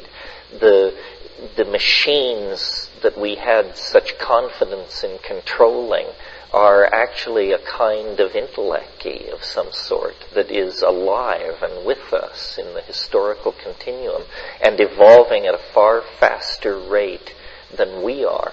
And what all this leads to and how it works is very, very difficult to predict. And I'm not a paranoid. I think it's very difficult to predict. I think we wished for transformation. Western civilization built it into its cultural agenda. Science delivered far more than we ever dreamed in terms of understanding of matter and energy and space and time. And now, under the aegis of market capitalism, where everything is in a state of furious competition, somebody is going to put something together that is just going to completely redefine and rewrite the nature of reality itself. And my bet is it will be some kind of a technology. It could be a drug. It could be a machine. It would be nice to think that it might be a technique or a teaching, but just looking at the history of the human race, I'll bet you it's some kind of technology/drug type thing that is just going to be plugged in to us and our consciousness and our aspirations, and it may already be here. It may be the internet. It may be nanotechnology. It may be biotechnology and cloning and quantum teleportation and virtual reality and all the rest of this. I mean, we are just at the brink of taking these various pieces of the God-magician puzzle and putting them together and figuring out, well, what can you do? What do you do if you can do anything? I mean, that's really the question at the end of history. Once you have overcome all limitation, what is the human agenda? Yeah. Do you believe then that this is something that we're observing, or we actually play a part in its development? So what is the purpose of these hallucinogenic experiences? Is it to get information so we can influence the outcome, or are we just watching? No, I think we're more than watching. I think we spin it. We're the spin doctors of the thing. In other words, if there is a prophecy which must be fulfilled, It's a kind of general prophecy, something like, and man shall become dirigible in the last decades or the first decade of the third millennium. It's general. In other words, what does that mean? Man becomes dirigible. We turn into airships. We become oblate spheroids. We what? What does it mean? Well, that's open to human definition through specific acts of creation. The levels of novelty or habit in any given moment will be fulfilled. But how they're fulfilled is a matter of human decision. An example which maybe makes this clearer is from statistics. For example, we know that in the next 12 months, between 8 and 11 people will jump off the Golden Gate Bridge. But who those people will be is surely not decided today. They have the right, through the experiences they meet along the way, to either include or disinclude themselves in that group of victims. So in that same way, I think the future, the details are ours to fabricate. The great landscape over which the city of time will be built is given by natural law. And where we are in time is very near this attractor. And then people sometimes object to this and say, well, don't you think it's a weird coincidence that we happen to be so near the attractor when presumably it could have been throughout time? Well, no, I don't think it's weird. I think the strangeness of our condition signifies the nearness of the attractor. That the reason our world is so accelerated, the reason all effects are being smeared toward Omega, is because of the nearby presence of this cultural black hole, this singularity of technology and biological intent that is feeding backwards into time these apocalyptic images. And I, would predict that between now and 2012, there will be ever more hysteria, prophecy, prediction, revelation, squirrely teachings, people bawling out their strange despair on every street corner. Because in the collective unconscious of which each of us shares a part, the thing at the end of time is spinning like a club ornament, like a Christmas tree ball, like a bar ornament, and it's throwing off scintillations, which are distorted images of itself. The transcendental object at the end of time infects the history that precedes it with the images of its approaching unfoldment. This is what I mean when I say history is the shockwave of eschatology.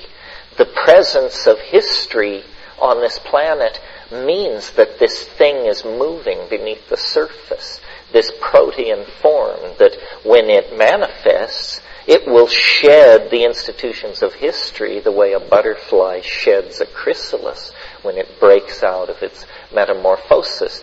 But the period of latency, the period inside the shell for this metamorphosing super creature is the 25,000-year season that we call human history. The fact that it's the same period of time as the precession of the equinoxes, I don't know, don't ask me. Fortune or coincidence. Yeah. Terence, I'm interested in your reaction to the recent announcement by astronomers that more than 90% of the universe is composed of something called dark matter. Well, this has been a problem in astrophysics for a while. What it is to state the problem differently, the universe seems to hold together far better than it should, given the amount of matter that we can observe. In other words, given the amount of matter we can observe, our physics of gravitation tells us that the galaxies should fling themselves to pieces and everything should assume a kind of uniformity. Why doesn't it do that? This is called the dark matter problem. My thinking on this is a good problem for novelty theory to cut its teeth on, because I don't believe that 90% of the matter in the universe goes unobserved. I think the neutrino has a slight mass, and that accounts for a significant portion of the unobserved mass in the universe. And the rest of it, it's not that there's mass missing, it's that there's a law missing.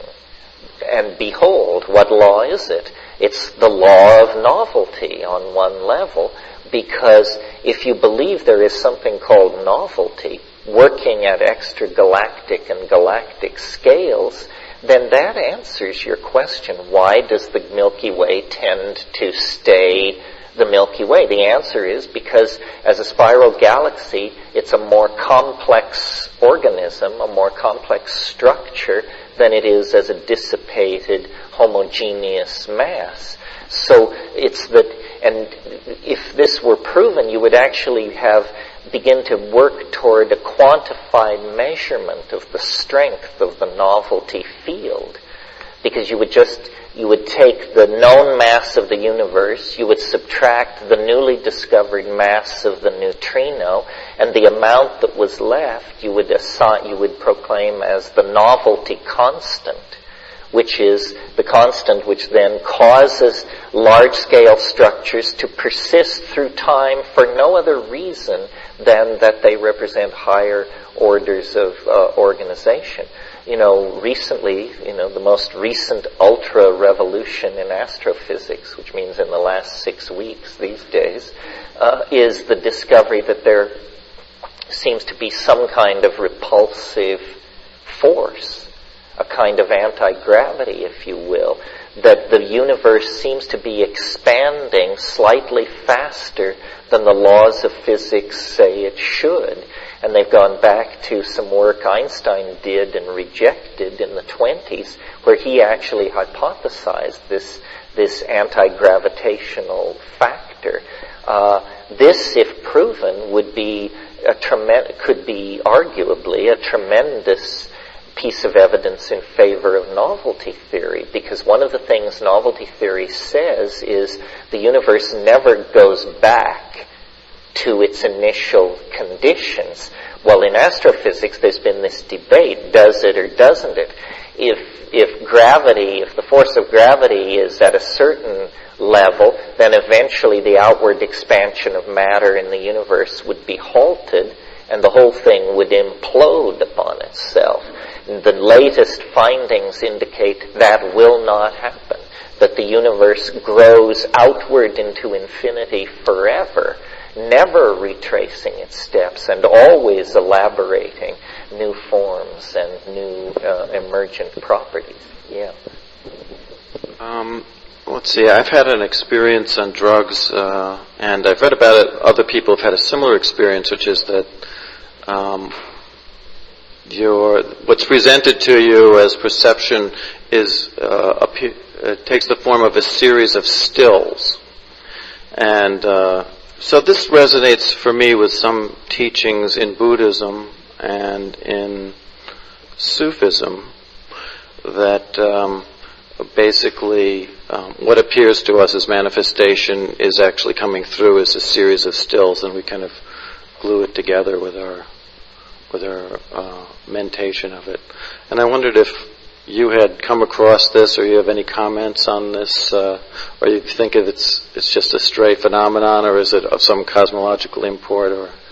Well, it's certainly interesting that film and talkies and all that really got rolling in the 1920s, which is when quantum theory really got rolling. And quantum theory is, on one level, a theory that reality is delivered as a series of stills, this mysterious quantum between which then there is some great incomprehensible gulf, and these things arrive this way. I know what you mean. I have seen the slideshow the series of hallucinations where it's click, and this thing hangs in space, no movement whatsoever, click, weird, and interesting.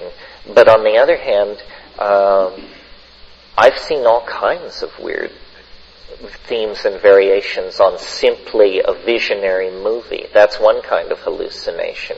For instance, I sometimes see text, and then as I watch the text, the level of sense and nonsense drifts. Words flip over, letters turn themselves upside down, words that made sense are replaced by gibberish. And, well, now what kind of hallucination is that? That you have to be a printhead. I mean, could a Witoto have a hallucination like that, where text was going through these variations? Ralph has described to me mathematical hallucinations, drifting parentheses and factorial signatures and all this stuff moving around, and you're watching it and you understand it somehow, I've had those things like when you're a little kid and you get it in a cereal box and you pull it one way and the lion is in the cage. You push it one way and the bars become what the foreground reverses and becomes the background, and now there's a tiger in the cage. And I describe the hallucinations with the sliders on them.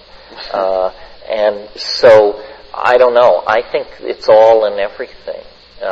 You cannot conceive of information in a way that the hallucinogens then can't see your bid and raise the ante. Yeah.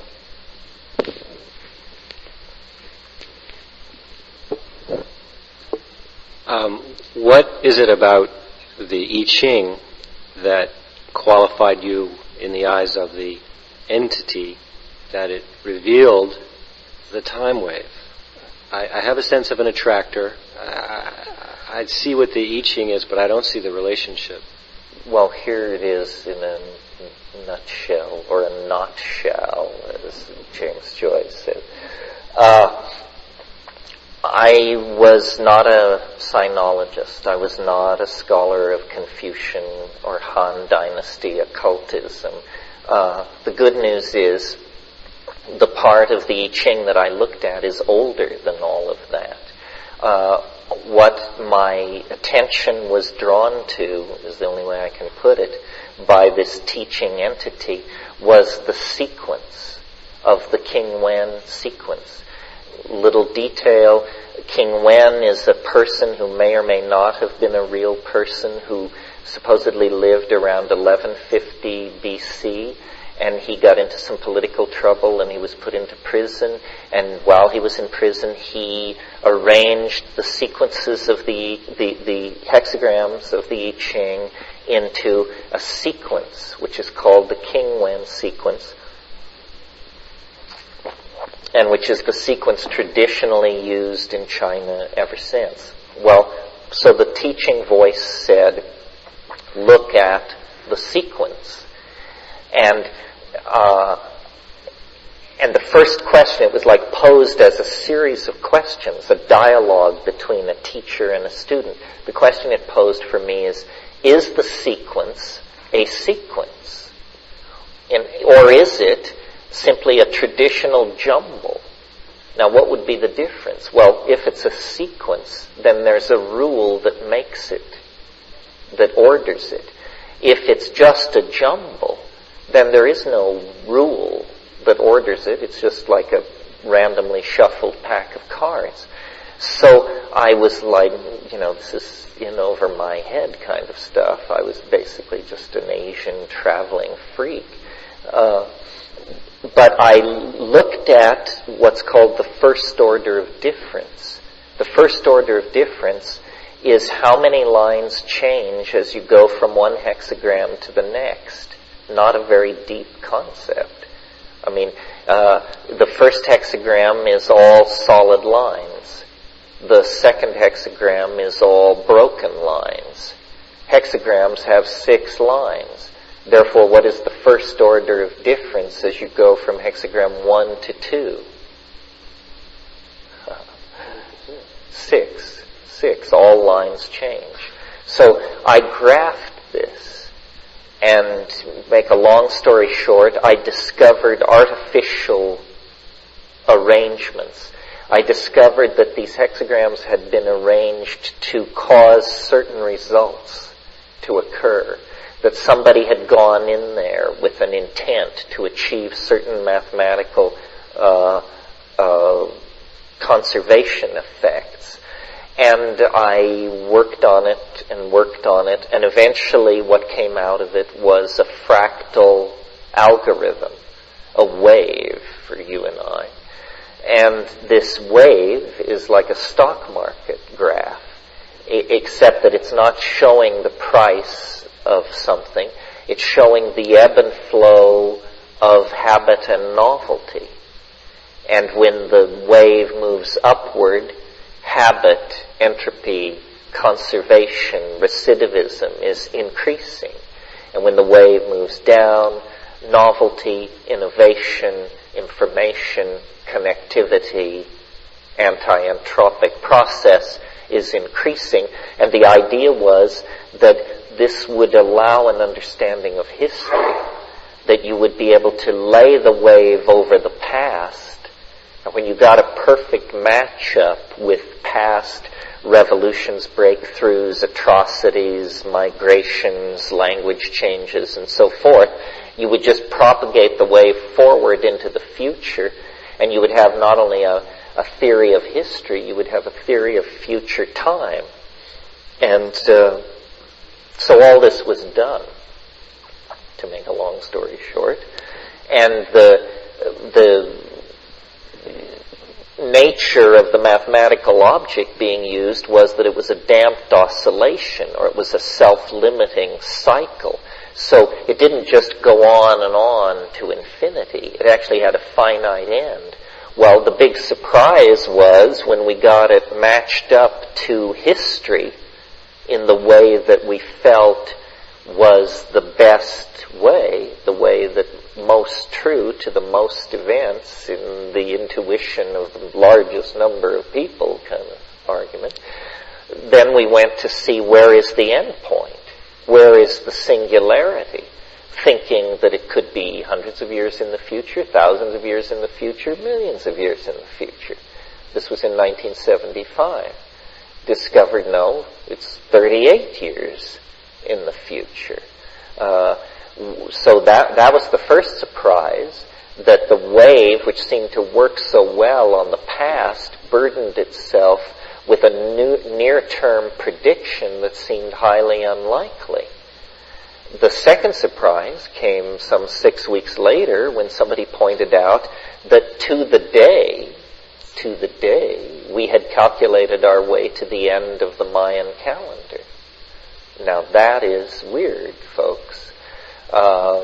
The only thing I have in common with the Mayan calendar is that we both, I and the Maya, took psychedelic mushrooms. Well, is it so woo-woo that it's actually as though there's a barcode in there? And if you get deep enough in and pass all the gates and pass all the passwords and get to the sanctum sanctorum, that then is revealed this access point of time.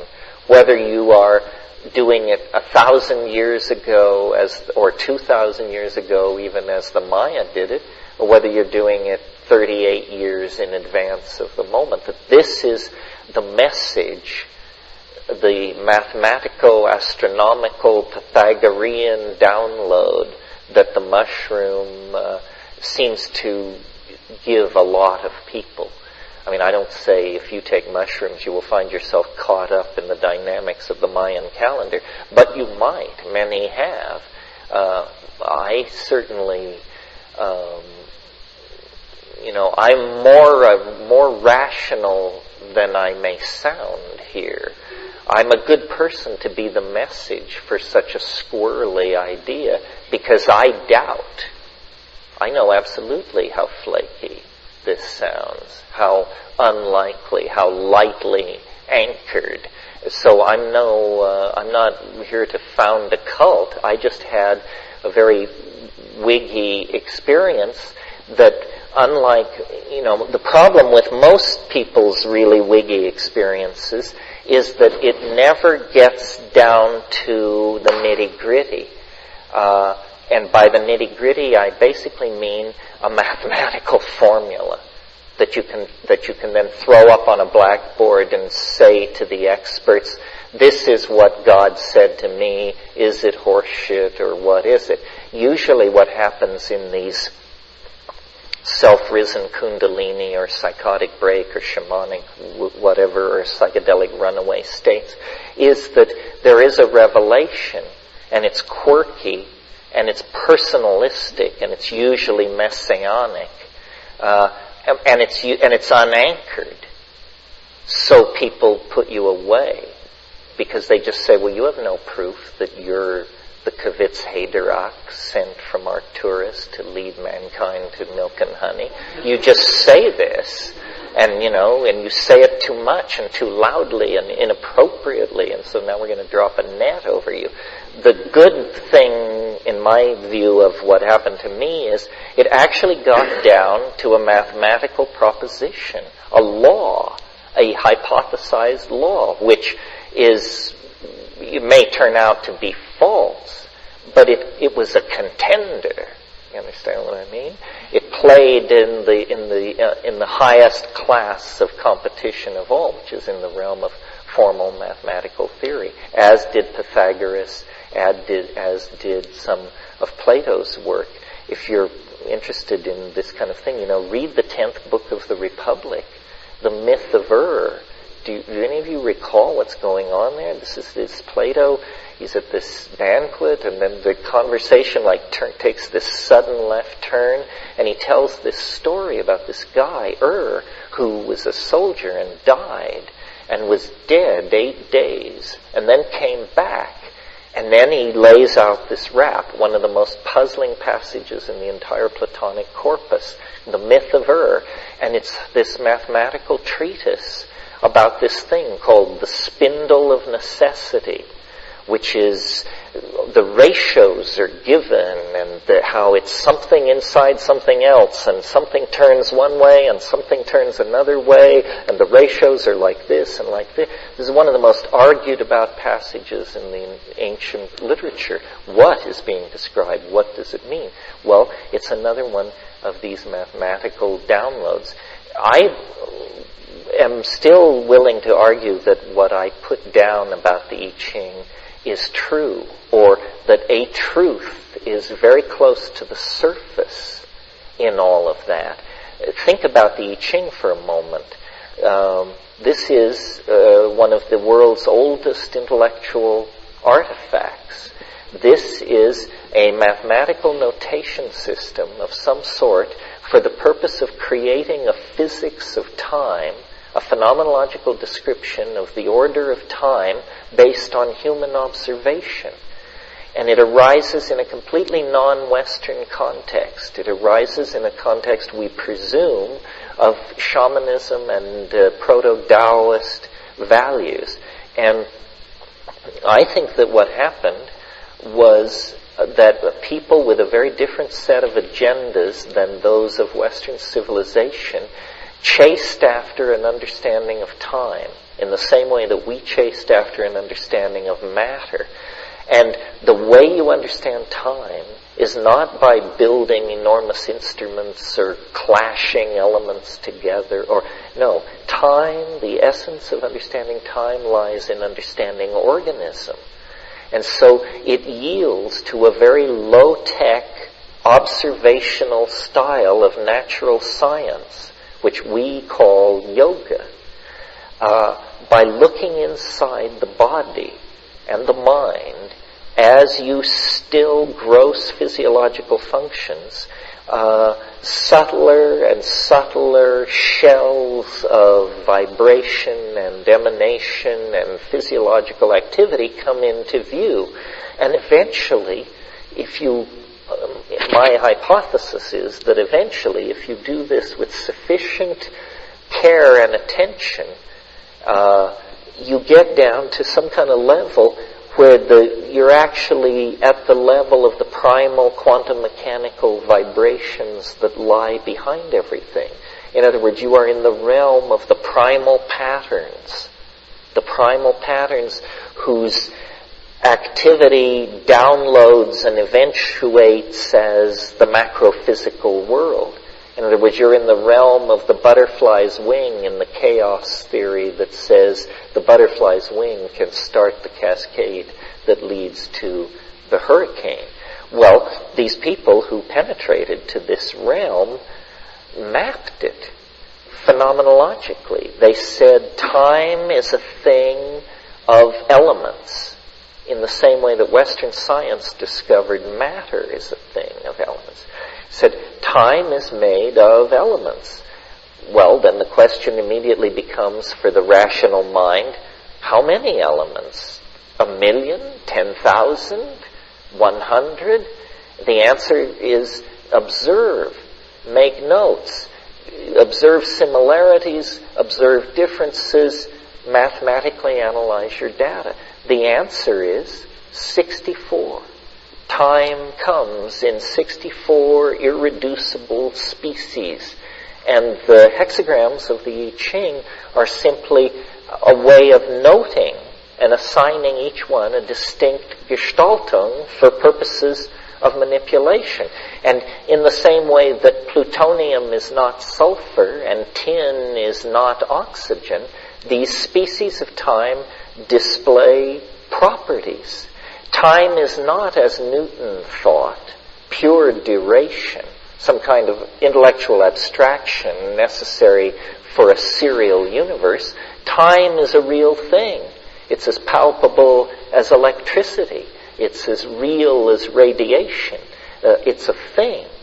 And so then what's going on is that objects which arise in time carry the impress in their structure of the medium in which they arose. And so organism becomes a microcosmic downloading, a mapping of the architectonics of being. I don't find this a cult at all. This seems to me quite reasonable. Let me give you an analogy to help you understand what I'm saying here. Think of a sand dune. Notice that when you envision a sand dune, that it looks like wind. The thing in your mind looks like wind. Well, now let's analyze what's going on here. The sand dune looks like wind because sand dunes are made by wind. Okay, what is wind? Wind is a pressure gradient phenomenon that is variable in time. What is a sand dune? It's a download, a flattening. It's a one-dimensional picture of the wind. If you had a good computer and you had a sand dune, you could compute backward from the sand dune to the speed of the wind. Well, now, taking that image, think of it this way. Think of the grains of sand as genes. Think of the wind as 500 or 700 million years of time, moving those genes around, blowing them around, recombining them, breaking them apart, pushing them together. At the end of that time, life would bear the imprint of the medium in which it came to be. So it is, in fact, not a leap of occult faith that the human organism would have impressed upon it the categories that shape time, because we arose in time. And you keep talking about biology, and you talk about the leap from biology into culture, and you talk about the medium. What do you think of the internet is the wind or the medium, and that the mimemic qualities that are occurring in culture, tying into the genetic codes like biology does, is the real medium for unfolding what I mentioned to you earlier, the global intuition. It seems like all of this stuff is fitting together these days. Well, there's this thing called the 2 to the 6th n rule. I'm not sure that I can quote it directly, but Benjamin Whorf figured this out. And it's that in any lexical tree, no category on any level can contain more than 2 to the 6th n members. In other words, 64. So, in a way, we're dimensionally imprisoned inside this because our minds work this way and so do our bodies. DNA, like the I Ching, runs on a code based on 64. There are 64 codons coding for the various amino acids that make up all the proteins that organize organic nature. Well, so you have the I Ching, which categorizes time as having 64 categories. You have the DNA, which arose as the most elegant expression of complexity in time, having running on 64 categories. Then you have the human brain running on the platform of animal organization run by DNA, and we discover through Whorf's law, the 2 to the 6th n rule, that our lexical categories are ruled by these same limitations. So it appears, what I said earlier this morning, that life is undergoing some kind of conquest of geometry. And I almost picture it like protoplasm flowing into a crystal landscape. We conquer this geometry by assuming its shape in some sense. So it transforms us even as we overrun it. What a thought. What a thought. It transforms us even as we overrun it. I guess the question is, are we becoming our machines, or are machines becoming us? Now, that's the real question today. And did you catch the part about 2012 where he said, "We spin it, we're the spin doctors of this thing. The details are ours to fabricate." So, if that's the case, then, hey, let's start fabricating this thing in a more sustainable and less fearful way. I guess no way I can tell you what to do to help our species prepare for some difficult times that I think are just ahead, but I can tell you to follow your heart. I'm sure that deep inside you know what's the best road for you to take, and it may not be the easiest road, but it's the one with heart. Well, I hope you enjoyed hearing more of Terence McKenna today. I got a couple more of these to go, and I'll try to get them out as soon as I can. I guess I ought to tell you that I'm in the process right now of moving to a new place, and so I won't be able to get a new podcast out every week just like I'd like to, but I hope you'll bear with me until I can get resettled again. Anyway, thanks for being with us here today in the Psychedelic Salon, and thanks again to Chateau Hayuk for the use of their fine music. And for now, this is Lorenzo, signing off from Cyberdelic Space. Be well, my friends.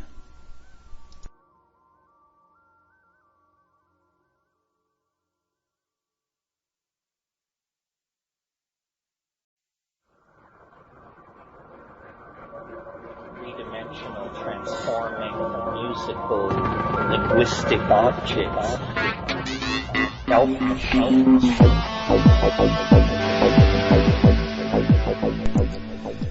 Greetings from Cyberdelic Space. This is Lorenzo, and I'm your host here in the Psychedelic Salon. Now, if you've heard our last 3 podcasts, you know I've been cutting bits and pieces out of a weekend workshop with Terence McKenna. The year was 1998, and the big fear at the time was that the world would come to a very tragic end with a Y2K failure. And Of course, the biggest news from Washington was all about the president's blowjob in the Oval Office. You know, just like now, they were very strange days. The part I'm going to play right now is actually the very beginning of the workshop. It was a Friday night, and the way Terence started off was to go around the circle and have everyone say something, just a little something about themselves. For privacy reasons, I've edited out all of the personal statements that were made, and I've only included the comments by Terence that some of these statements elicited. And even though this is somewhat of a hodgepodge of thoughts, I think you'll find Terence's comments quite interesting. And so, here is the one and only Terence McKenna. Well, welcome to In the Valley of Novelty. I see familiar faces, unfamiliar faces. These things are most interesting, at least to me, when they're directed by the agendas of whoever's present. I have a number of things on my mind, more than a weekend's worth of stuff. All of it is very familiar to me. I know what I think, most of the time. So, don't be afraid to interrupt, to ask questions. If you're not getting what you want, it's fine to take it another direction. The way I conceive of these things and how they've evolved over the years is originally my enthusiasm was for informing people about the psychedelic experience, especially plants, and how that arose out of shamanism and how it was evidence for Jungian models of the psyche, and basically for me the psychedelic experience was the path to revelation. It actually worked on somebody who thought nothing would work, and that's still a large part of what gets talked about in these weekends, simply because there's an endless crop of new people who are interested in using these botanical materials for purposes of self-exploration, and doing that safely, sanely, and in a fully aware manner involves coordinating a lot of detail: botanical, chemical, ethnographic, geographical, evolutionary, biological, pharmacological detail, which we can spend as much time on as the group will tolerate. What I like to talk about, and what I have very little competition in terms of talking about, is the content of the psychedelic experience, which is very difficult to English or to bring into any other language, and which is not predictable or is confounding of the expectations of students of mystical experience. And so that was sort of my core specialty, if you will, was the ethnopharmacology of consciousness and the phenomenology of the states there derived. But after 25 or 30 years of doing this, it bleeds into all kinds of larger categories, like what is art, what is human history, what is the religious impulse, what is the erotic impulse, what is mathematics, and then somehow these concerns, shamanic, oracular, ecstatic, always garner to themselves a prophetistic aura. What is the future? And can it be known? And is it mundane? Or is it transcendental? And on what scale? And on what schedule? So all of these things are interesting to me. My personal history, if it matters, I grew up in a very middle-class family in a very small town on the western slopes of Colorado, which is about as white bread culture as you can possibly achieve. It was a very stable environment to be brought up in. It was the 50s. It was all, tube furniture and bad television. And but the ground I happened to be fortunate enough to walk around on had clamshells 150 million years old scattered through it, dinosaur bones, extinct fishes. And as a kid, I was a loner, and I spent a lot of time in these dry arroyos and washes where these fossils and stuff could be found. And then, people informed me of the age of these things. And I can remember when I found out that 1,000,000 years is 1,000 years, 1,000 times. It was like I got it. It was the largest thing I could get at that stage of my conceptualizing reality. But then suddenly the reality of the size and scale of nature snapped into focus for me. And I've been thinking about this recently because one of the things you'll find out about me if we get to know each other is I have a skeptical and cranky side, and I'm forever puzzled by why people believe some of the seeming to me dumb things that they choose to believe.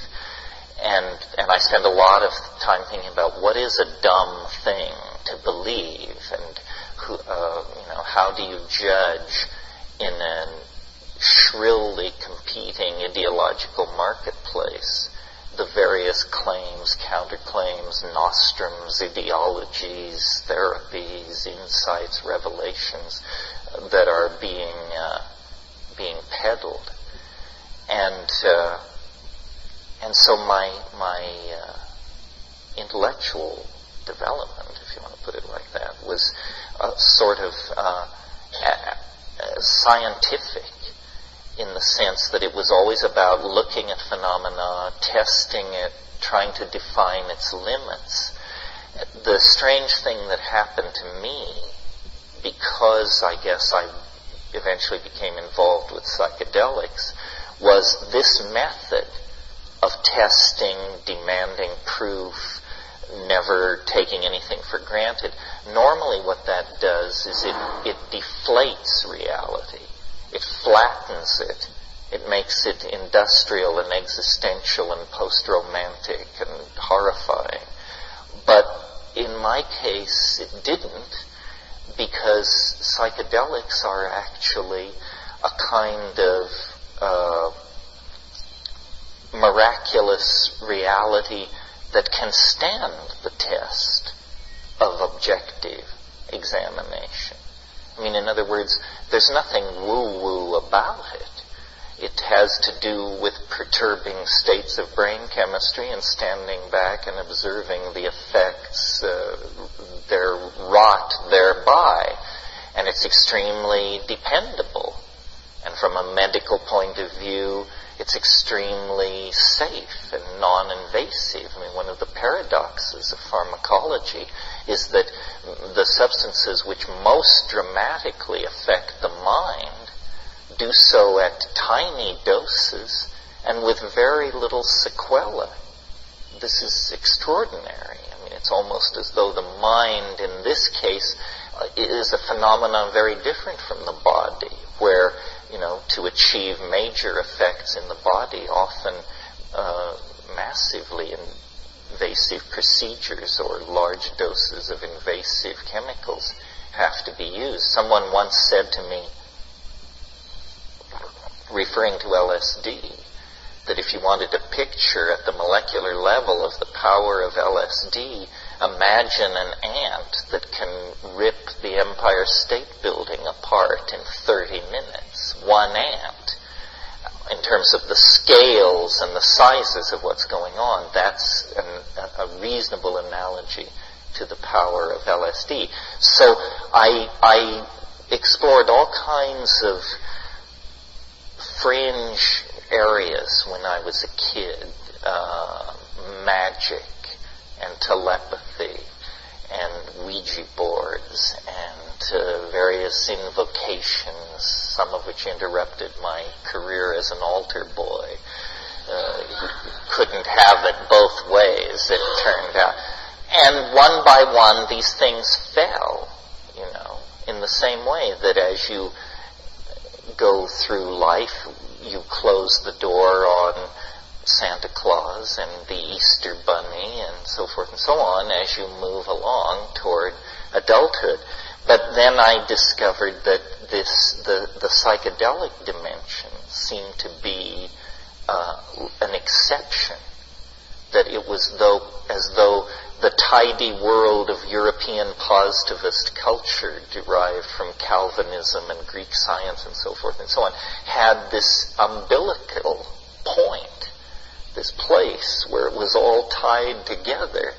And if you untied it completely deflated and you were left staring into something analogous to William James' description of an infant's world. You were left staring into a blooming, buzzing confusion. Well, what is that? What are the implications of that? It wasn't a confusion chaotic enough to be simply mind dissipated into thermodynamic noise. I think a lot of people who have never taken psychedelics have the idea that it's thermodynamic noise, that it's just the brain isn't working right, it's firing randomly, and then some portion of it is trying desperately to lay gestalts of meaning onto this random firing, and so you get this kind of surreal careening from one supposed illusionary perception to another. Anybody who's taken psychedelics knows this is not a very apt or cogent description, that actually these things reveal scenarios, modalities, hierophanies of emotional and poetic power that are very emotionally moving and sometimes leave in their wake powerful ideas as powerful as any of the ideas that have moved and shaped civilization. So my motivation in talking about these things is that I do not say that this is the only path out of the mundane coil of blind casuistry and entropic degradation. I don't say it's the only path out. It's the only path I found. And I checked some of the other major players, but checking doesn't mean I exhausted them. I mean, perhaps yoga can deliver this. Perhaps Mahayanist metaphysics can deliver these things. Perhaps I was impatient or lumpen or simply not intelligent enough. But the good news about psychedelics is that they are incredibly democratic. Even the clueless can be swept along if the dose is sufficient.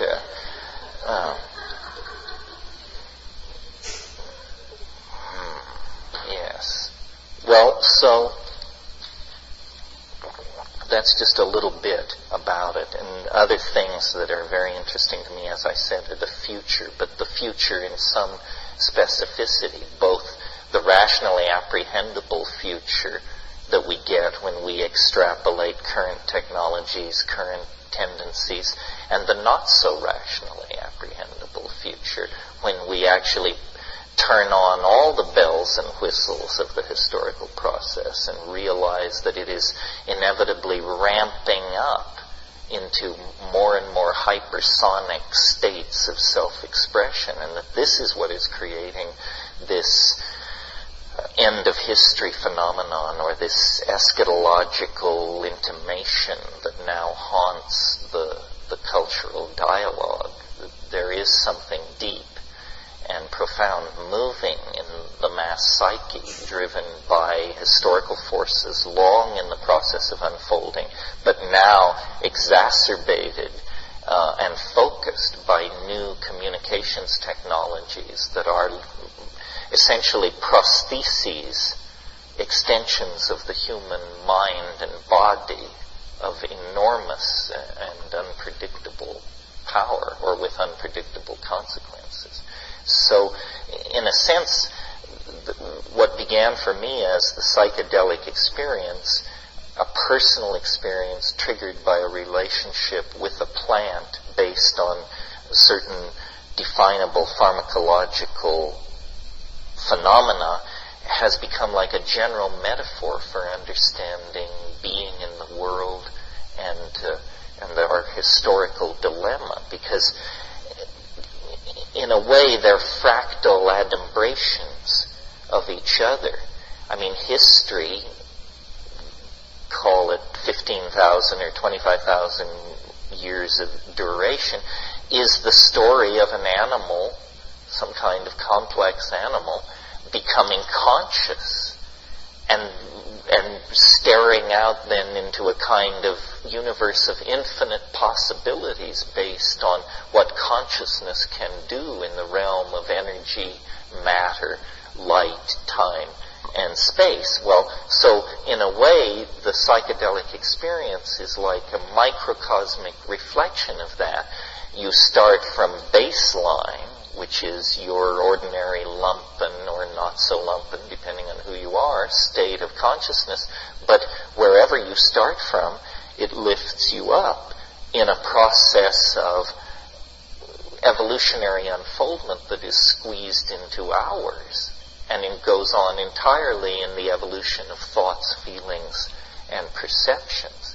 And it seemed to me for a long time, at least since I read McLuhan and assimilated his notion of tools as things which have a feedback into how we see the world, it seemed to me that the psychedelic state was then like a predictive model for what human history wanted to do.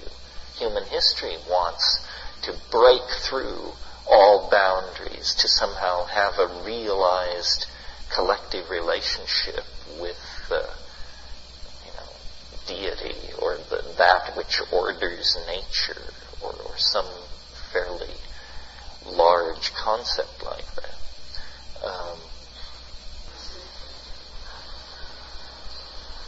The implications, it's all in the implications. It has to do with how much intelligence you bring to it at the beginning. If there's no mind behind the retinal screen, then it's just pyrotechnics, mental pyrotechnics. But it's how much we can make of the phenomenon that makes it so rich. You mentioned the gratuitous grace. This is based on a famous comment by Aldous Huxley. He was asked at one point, what is the psychedelic experience? And he said it's a gratuitous grace. And then he explained, it is neither necessary for salvation nor sufficient for salvation. But it certainly makes it easier. It's like an aid. It's a cul-de-sac. I mean, we can't suppose that it's necessary for salvation because too many people have gone from birth to the grave without it. But one has attained a very fortunate incarnation, I think, to be in a culture, in a place, in a time when psychedelic knowledge is available.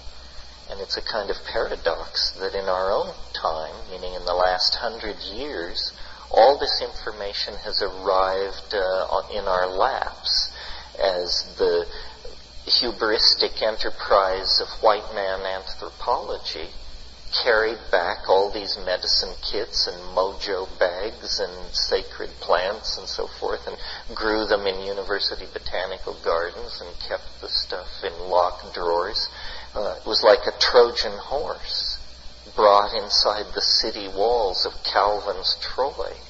And, now the genie is out of the bottle. I'll have to restrain myself for these long exegetical comments on each person's... Yeah, I'm interested in all of this too, the rising paranoia and what it means and how to come to terms with what I call the balkanization of epistemology, the fact that the world isn't... large groups of people no longer demand that the world even makes sense. They're operating on synthetic ontologies that have risen above the concept of mere sense. But, there's a whiff of fascism about that has to be fully deconstructed before we want to sign up. Yeah. Well, I have answers for all three of your questions, but it would take a while to unfold it. But as far as this last question is concerned, the official answer is because it came with the conquest. That the Stropharia cubensis, the Psilocybe cubensis, only prefers the dung of Bos indicus cattle. So it was so associated with the cultural genocide brought by the Spanish conquerors. And this is the same reason given why in Mexico, though there are, in the Mexican situation it's a little different, you actually have an indigenous population of native mushrooms, but you also have the San Isidro, the cubensis, but it's considered inferior when it isn't by any chemical index. So I think it's a deep association to the conquest is the only thing I can figure. The other thing may be, and this is that I gave you the official answer, then here's an answer based on my own experience. Though I know that some people combine harmine with psilocybin, when I have done it, it has scared the socks off me. It seems an unfriendly combination for me. Now, the way I did it was I took half a dose of ayahuasca and half a dose of mushrooms. Do not do this. If you must combine these two compounds, I think the way you want to do it is take a fairly substantial dose of an MAO inhibitor, either Pergamon harmala seeds or the Banisteriopsis, and a very light amount of mushrooms. But the 50-50 combination was one of the longest evenings I've ever spent. And if I seem not to be going to answer your other two questions in the course of the weekend, remind me, because, I'm keen to get to both of those. Yeah. Community and connection. Yeah, it's important for all of you to notice everyone who's here, because our agenda has triumphed so completely culturally that we can't tell ourselves from the rest of the population as we could in the 60s. So it's only at moments like this when we emerge out of the darkness and show ourselves to each other. And I will sail on to the next New Age watering hole or institute or whatever, but you should all realize that probably whatever you're looking for, someone in this room could help you out if you could but figure out exactly who it is and what it is you're looking for. Yeah. It's interesting that you mentioned the Kundalini thing, because those of you who've read my book, True Hallucinations, know that my brother and I got into something that was triggered by psychedelics and started out as a psychedelic trip, but then developed into either an episode of schizophrenia or a revelation, or it depended on who was voting. And this can happen. These things are, the path goes further than most sojourners wish to travel, I think. I mean, the power is immense. And once you find the way, it isn't, it isn't a matter of, it can be overwhelming. Someone once said the yogin and the schizophrenic are divers in the same ocean, but one of them has learned how to use scuba equipment and the other is simply drowning. So the reason for the emphasis on shamanism and on other techniques is you will need techniques if you go into the deep water. And they can make your life very simple and save you from unnecessary suffering. Not all suffering is necessary. Maybe no suffering is necessary. Yeah, one of the things that I'm keen to talk to you about is, there are various models of the psychedelic experience, that it's the Jungian unconscious, that it's the ancestor world, that it's this or that. The one that I'm most struck by is it's the world of the Platonic ideals. It's a world very closely related to mathematics.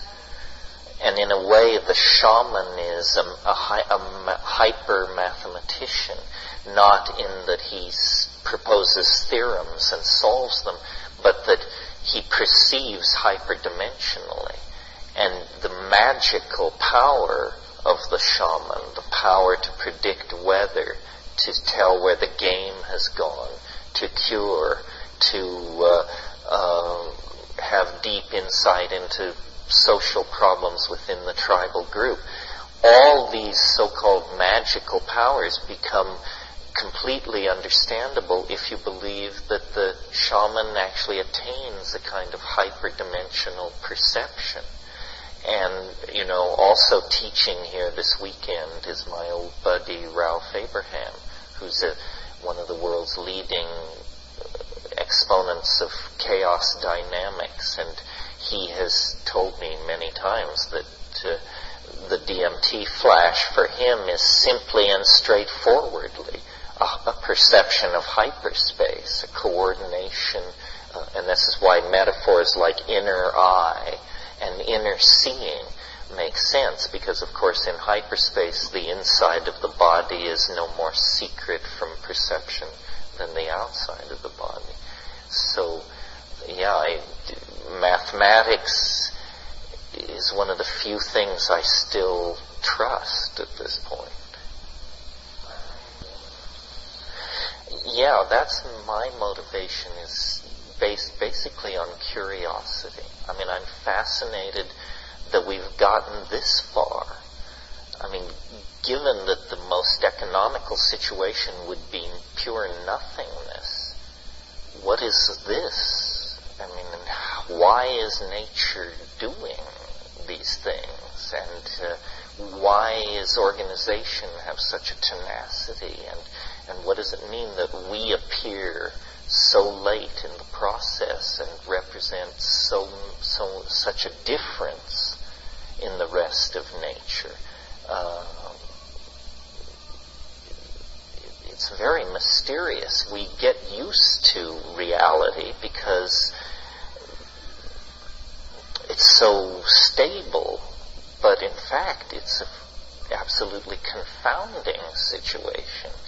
Besides the DMT flash, the only other thing that I know that's as confounding as that is ordinary consciousness and incarnate being in a body. It's just so improbable. Yeah, well, I was very resonant with the person over here who mentioned Evelyn Underhill's book on mysticism, because I also read it at about that age, and I wanted these mystical experiences. the problem is that the thing that is so powerful about the psychedelics is that they perform on demand, which almost in principle you cannot expect of a mystical experience, because that would be essentially man ordering God at man's whim, which is not how it's supposed to work. Similarly, waiting for UFOs to come by, you spend a lot of cold nights in the cornfield, but if you were to take 5 dried grams of Stropharia cubensis and spend the night in the cornfield, I don't know whether you would get UFOs, but I guarantee you by morning your notebook would be full of something. So the fascinating thing about the psychedelic is, of all of the, it seems magical in the sense that it seems to respond to human will. One decides whether this is the evening or not. And sometimes people have said to me, well, don't you want to achieve these things on the natch? Well, to me that suggests a certain degree of out-of-controlness. In other words, if I were sitting here suddenly to notice that I appeared to have taken 20 milligrams of psilocybin, I would be alarmed. I would be concerned. I would want to know the casuistry of why I felt this way, whether somebody had dosed me at dinner or I was losing my mind or what was going on. On the other hand, if I had initiated the experience, I would be perfectly at ease with it and see the unfolding signposts and know what it was. It's a difference of sort of waiting in an attitude of the supplicant, the expectant supplicant, or being the Hierophant with all the Faustian echoes that carries with it, and being able to call down the power or go up to the power at will. And, that's a fantastic thing and a responsibility.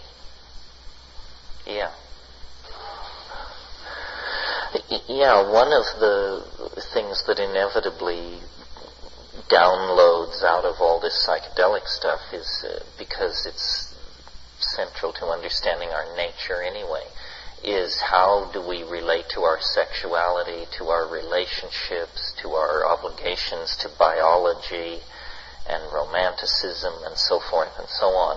And you mentioned monotony, monogamy, and monotheism, or was that the one? Well, part of what happens with a career like mine is everything you ever say is taped. So then your ideas may change over time, but people will listen to an 8-year-old tape, a 6-year-old tape, and so you're like imprisoned or liberated, I haven't figured out which, because you must account for every opinion you ever held, even if you no longer hold it. The toughest thing to figure out is relationships. It is the yoga of the West, but it's harder than yoga. And I'm 52 nearly, and I don't feel greatly wiser in this area than I felt at 24. And, I've had a marriage, I've had a divorce, I've been single, I've had long-term relationships, short-term relationships, on and on and on. This is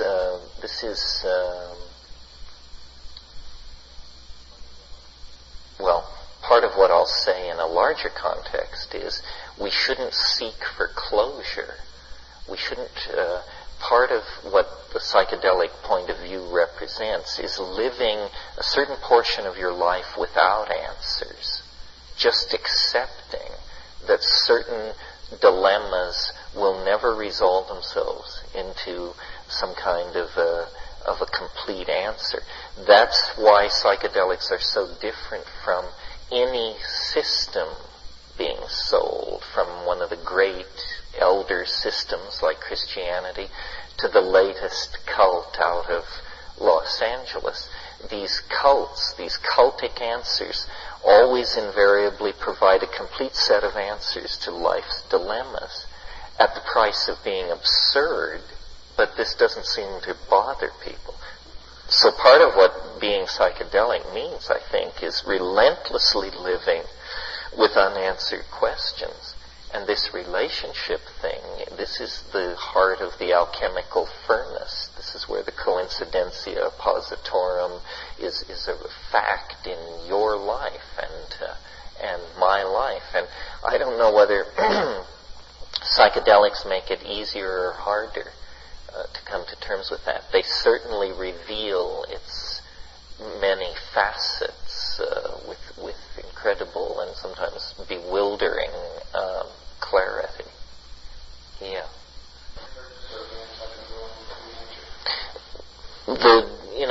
It's a frustrating situation because the literature tells you that DMT occurs widely throughout nature, distributed through grasses, mammalian brain tissue, leguminous trees, rubiaceous plants. But when you actually go to try and get it out, you encounter two problems. Either it's spread very thin, if it's spread thin by simply gross overwhelmment, you can get it out. But the other problem is it often occurs complexed with other tryptamines of very nearly the same molecular weight, and they have activity you don't want, cardioactive activity or like that. So practically speaking, in my own experience, the cleanest source of DMT is Secotria viridis.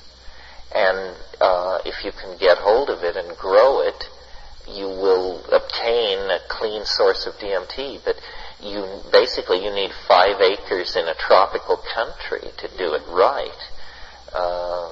That's why I have 5 acres in a tropical country. What? Well, it is Schedule 1. Pardon me?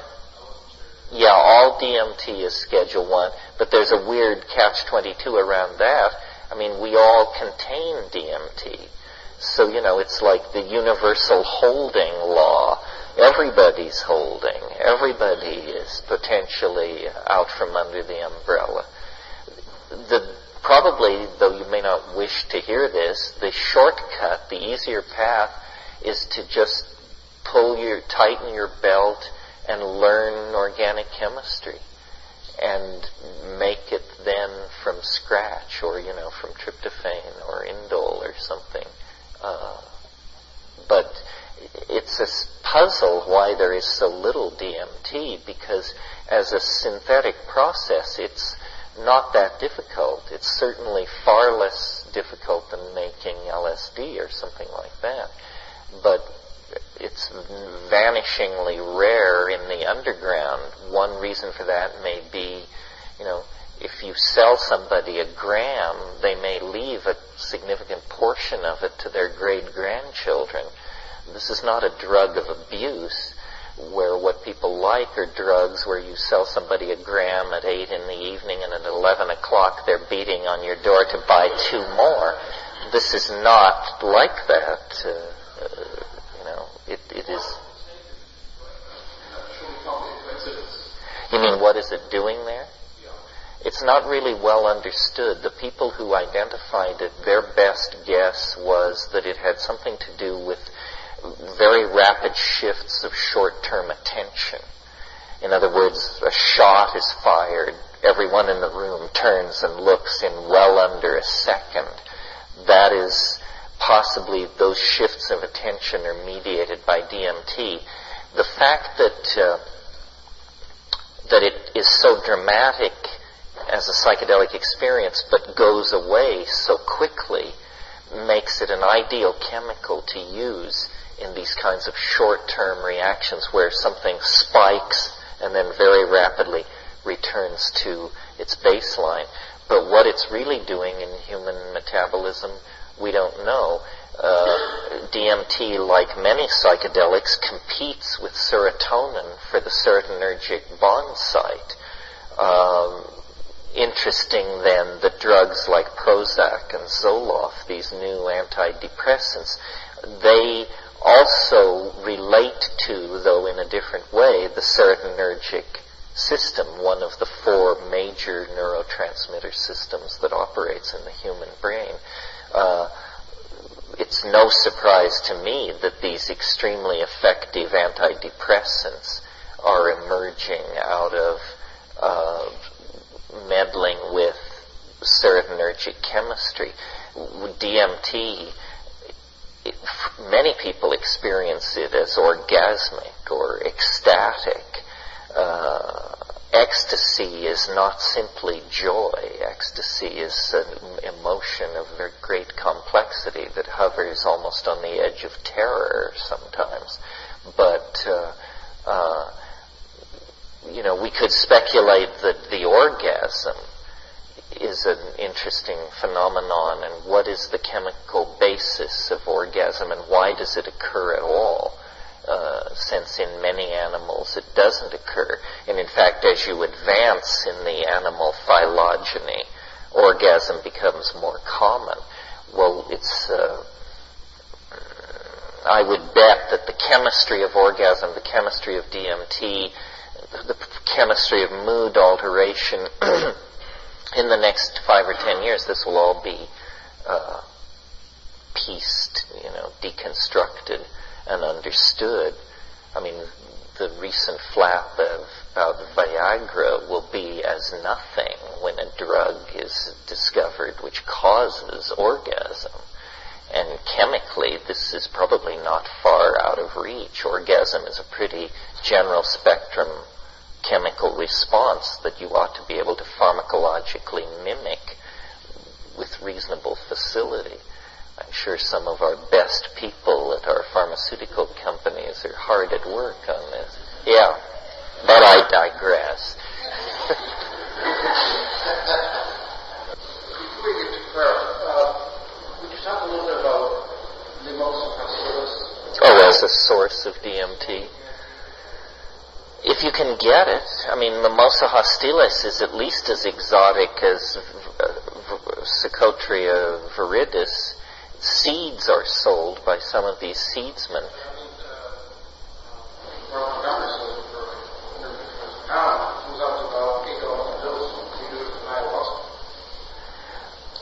That sounds fine.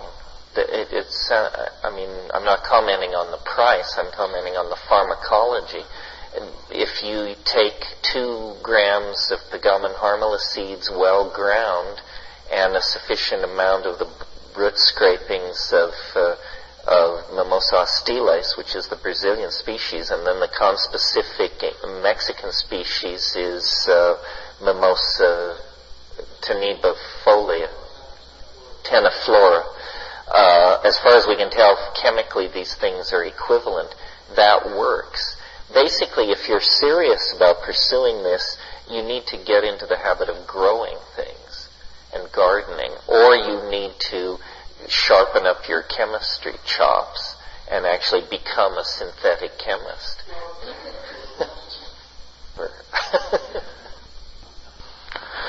Yeah, there's a new book. I see it's in the bookstore here. The Maya Cosmogenesis 2012, John Jenkins' book about Mayan archaeoastronomy. If you're interested in all that, his book pretty much lays it out in greater detail and in a more scholarly fashion than anybody else has done, because there is a lot of loose-headedness around when it comes to talking about the Maya. But this guy is a very good scholar, and is, as always the case, the real truth is more astonishing than any myth. So if you're interested in all that, check it out. And we will talk about the Maya and the time wave and the millennium and all of that stuff in the course of the weekend. And if you've been following these podcasts in order, then you know he was good on his word. And now if you're confused about the order in which I'm podcasting this workshop. Well, it is called the Psychedelic Salon, you know. What'd you expect? And I hope you did pick up on Terence's warning that some of the old tapes of his talks, earlier tapes, may no longer be his opinions later on. And I'm sure that holds true for these tapes as well. These were recorded in August of 1998. And, of course, Terence lived for another year and a half or so after that. So some of these opinions he may have changed. So don't ever quote Terence McKenna and say this is what he believed at the end, because we don't know all that for sure. And like I said, don't even hold him to what's on these tapes, even though it was close to the end of his life, although we didn't know it at the time. No one did, of course.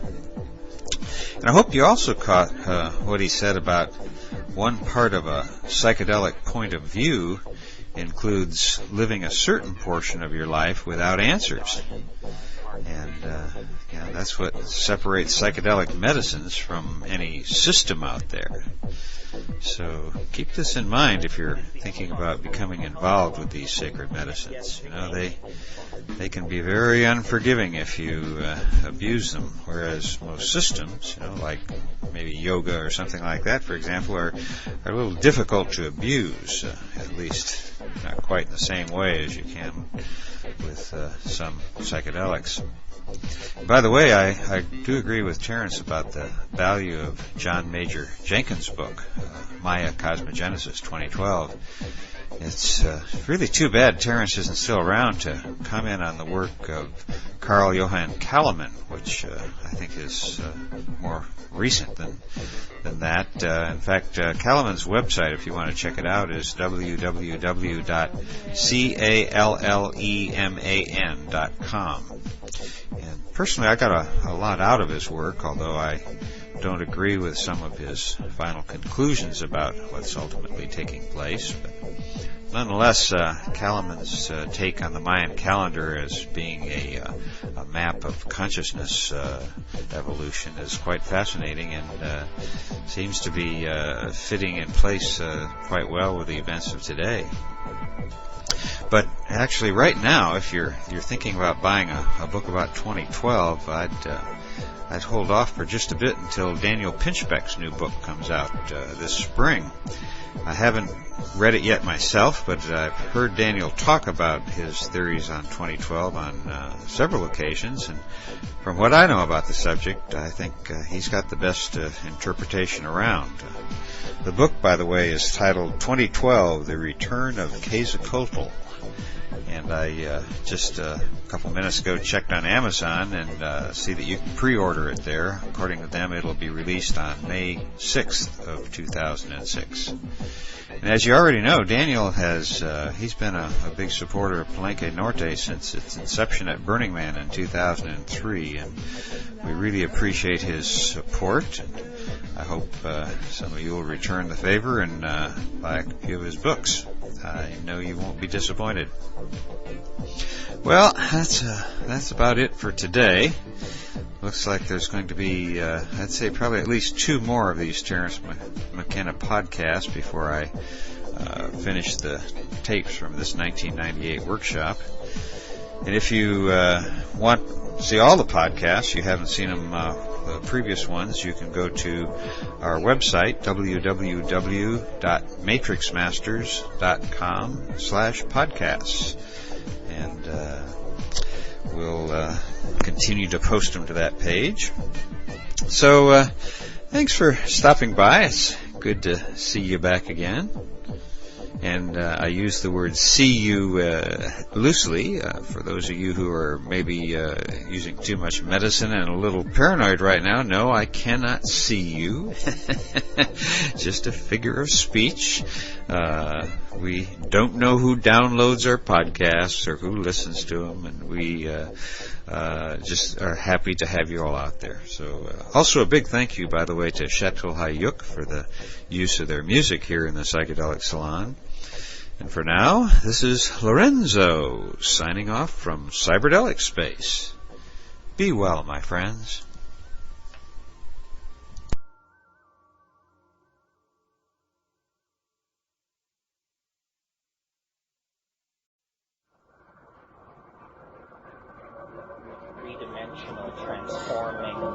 metaphysical, linguistic objects.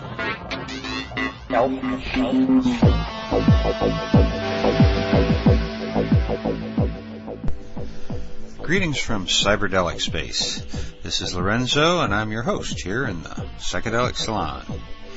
Now, if you've been here with us in the salon for the last 4 podcasts, you know that we've been playing cuts from a workshop that Terence McKenna gave in the summer of 1998.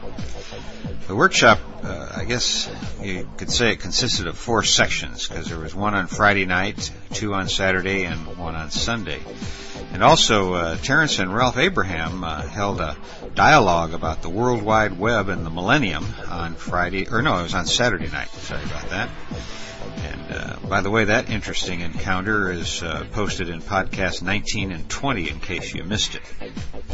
And I guess I should also mention that if you're getting our podcasts through our RSS feed to iTunes or some other aggregator, we only leave about the most recent 15 podcasts on the list. And so if you want to get back ones, you can get a complete listing of all the Psychedelic Salon podcasts. Just go to Matrix Masters, www.matrixmasters.com/podcasts. Or you can go to our other site, our audio site, Palenque Norte, PALENQUENORTE.org, and click on the podcast link. Now let's get back to Terence, and we'll begin with a cut that has his, among other things, has his rap about the archaic revival. Well, I wrote a book called The Archaic Revival, where the idea there is that we are discomforted. Civilization has made us uncomfortable with our humanness because these various technologies and phonetic alphabets and things like that have rearranged our sensory ratios from what they were in Paleolithic times. And that, in a sense, what psychedelics do is they hit your reset button. They address the animal body. They address a deeper level than cultural conditioning. And so you feel and experience these atavistic images and feelings that civilization has repressed or transmuted in you. And you know, the whole premise of that book was that the 20th century, in many of its cultural manifestations, from Cubism to Dada, abstract expressionism, jazz, sexual permissiveness, hallucinogenic drugs, youth culture, a whole bunch of things, were all impulses toward the primitive, toward a return to a primal state of social organization, and that really this is the overarching metaphor of the 20th century. The 19th century saw the triumph of hierarchical order, gentlemanly values, class structure, all that constipated European stuff. And then the 20th century is experienced as chaos, you know. Cubism is created when Picasso brings African masks to Paris and begins painting them. Freud announces that we are not just Christian ladies and gentlemen, but right beneath the surface, the incest drive, cannibalistic drives, extremely violent, primitive impulses are there. Jazz introduces syncopation into music. Women begin to display more of their animal nature through flapper dancing. I don't know. You can figure it all out for yourself. The point is, the whole of the 20th century is a turning back toward these values that had been repressed for millennia, not only by Christianity, but by the Greek scientific philosophy, the phonetic alphabet, urbanism, agriculture itself. There was a very long period in the human adventure when all of those things lay in our future. And we were far happier, I think, then, but judging by our lack of need to make egoistic statements by building vast religious monuments or enslaving each other or setting down codes of laws, so forth and so on.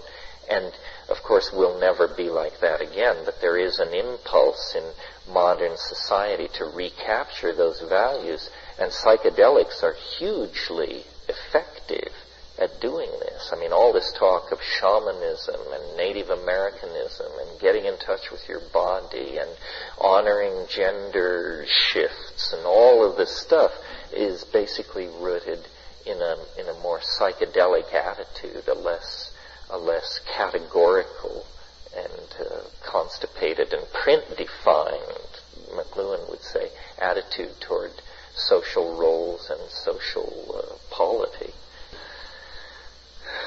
Well, it's always interesting to me to do these around in the circle things. First of all, it seems to me, I mean, maybe this is self-congratulatory, but it seems to me that people are extraordinarily serious and together. I have a real nose for nuttiness, and I didn't so much as twitch this evening. And this is a large group, so don't loosen your chains too much, but congratulations for impressing me anyway as very sane. This is an area where I think sanity counts. There's no points gained for being fanatical or maniacal. This isn't an area where you have to push the process. The process can push you harder and faster than you may wish. So it's, once you get to this place on what we might metaphorically call your spiritual quest, once you get to the place where you hear about psychedelics, the issue is no longer then about where is the gas pedal and the spiritual vehicle. The issue suddenly becomes, where is the brake? Because, this is the fuel to go where you want to go. This is the power to lift you where you want to be lifted. Those issues are somehow now overcome. It becomes a very different game now, a much subtler game. The doorway stands open, and all it requires is courage, which is not to say it doesn't require a lot. It does require a lot, but what it is courage. Very few people go to the ashram for their daily meditation with their knees knocking in terror over what is about to sweep over them. They are pretty confident that they've got it confined and nailed down. It isn't so with this. I mean, I've done it many times. There are many people here who've done it many times, and the survivors are not confident. It doesn't build hubris in you. It doesn't promote bravado, because you know how quickly and horrifyingly it can cut you down to size if you presume it, or if you presume you understand it, or if you presume to use it. So sometimes the issue of magic and power comes up. I wouldn't get near that. My goal is to see more, to understand more. And what I do on a trip is damn near absolutely nothing. I have 2 or 3 J's rolled in front of me. If I can get through them in the course of the evening, all goals have been met. To see, to understand, to remember. It's an incredible statement about our humanness. It's a double-edged statement about our humanness, that within us, under the influence of these plants, we have literally Niagaras of alien beauty. I mean, when I go to Manhattan, I go to the Met and the Guggenheim, and I haunt the galleries of Soho. When I take mushrooms, I see more art in 20 minutes of behind the eyelids hallucination in total darkness than the human race seems to have produced in the last 1,000 years. Well, so on one level, that's an incredible statement about the human capacity to generate and be in the presence of beauty. But the paradox is that so few people know this, that our ordinary styles of being, our ordinary relationships to plants, our main brand religions almost never carry us into the sense of this potential for beauty. And when I was young, in my early 20s, wandering around India, trying to sort all this out, having taken some psychedelics, but reading yogic texts and Mahayana texts and all this, I discovered in every culture there is what I call wise old man wisdom, or wise old woman wisdom. In every culture at evening you see sitting on porches men smoking pipes, old men. And these guys know something. They know something about life, how to till the soil, how to raise a family, how to shepherd children through their marriages and so forth and so on. But what I did not find in these cultures was any knowledge of this gratuitous grace. This is like a secret of some sort. And it's a true secret in that telling it does not give it away. I know this because I've been trying to tell the secret for 25 years to anyone who would listen, as you listen tonight. And I don't know how many people hear, at what level people hear me. And there are many problems. First of all, there's the problem of dose. It's a physical problem.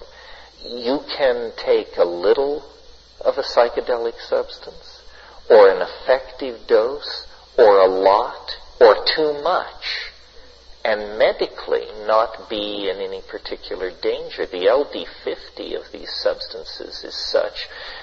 Let's take psilocybin as an example. Psilocybin is effective at 15 milligrams for a 145-pound person.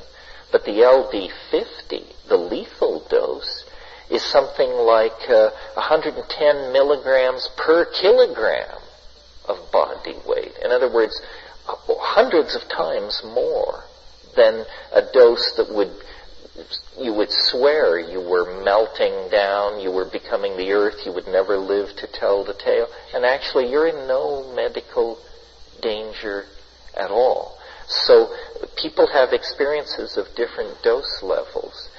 I've always been interested in what the literature describes as effective doses. What this means is that you're so loaded that a guy standing there with a clipboard looking at you is completely convinced you're totally loaded. All pretense dissolves. At these higher doses, the machinery of phenomenological description begins to come to pieces on you. And in my experience, someone mentioned the difference between mystical experiences and psychedelics. There are enormous similarities and enormous differences. If you study the mystical literature of Hinduism, Christianity, Buddhism, it all triangulates toward unitary states. The Bodhi mind, the white light, the ineffable, the unnameable, the radiance, vocabularies like this, which indicate some kind of homogeneity. Well, in my experience, though when you push LSD, there is something somewhat like that. LSD is not my idea of the paradigmatic hallucinogen. It's different in many ways. Psilocybin is more the paradigmatic hallucinogen, and when you push it, there seems to be not this merging into the radiance, but a revelation of multiplicity, of detail, of complexification within complexification. Everything gives way to everything else. Everything is interconnected to everything else. But the impression is one of an overwhelmingly bewildering perfusion of phenomena. And, I've discussed this with lamas and these sorts of people, and they say, well, you're in the realm of samsara. You're in the realm of the multiplicity. Perhaps, but the sense of a hierarchy of judgment doesn't feel right. Somehow this all and everything, this teeming multiplistic universe that is revealed, seems to carry a message of ecstatic and transcendental import.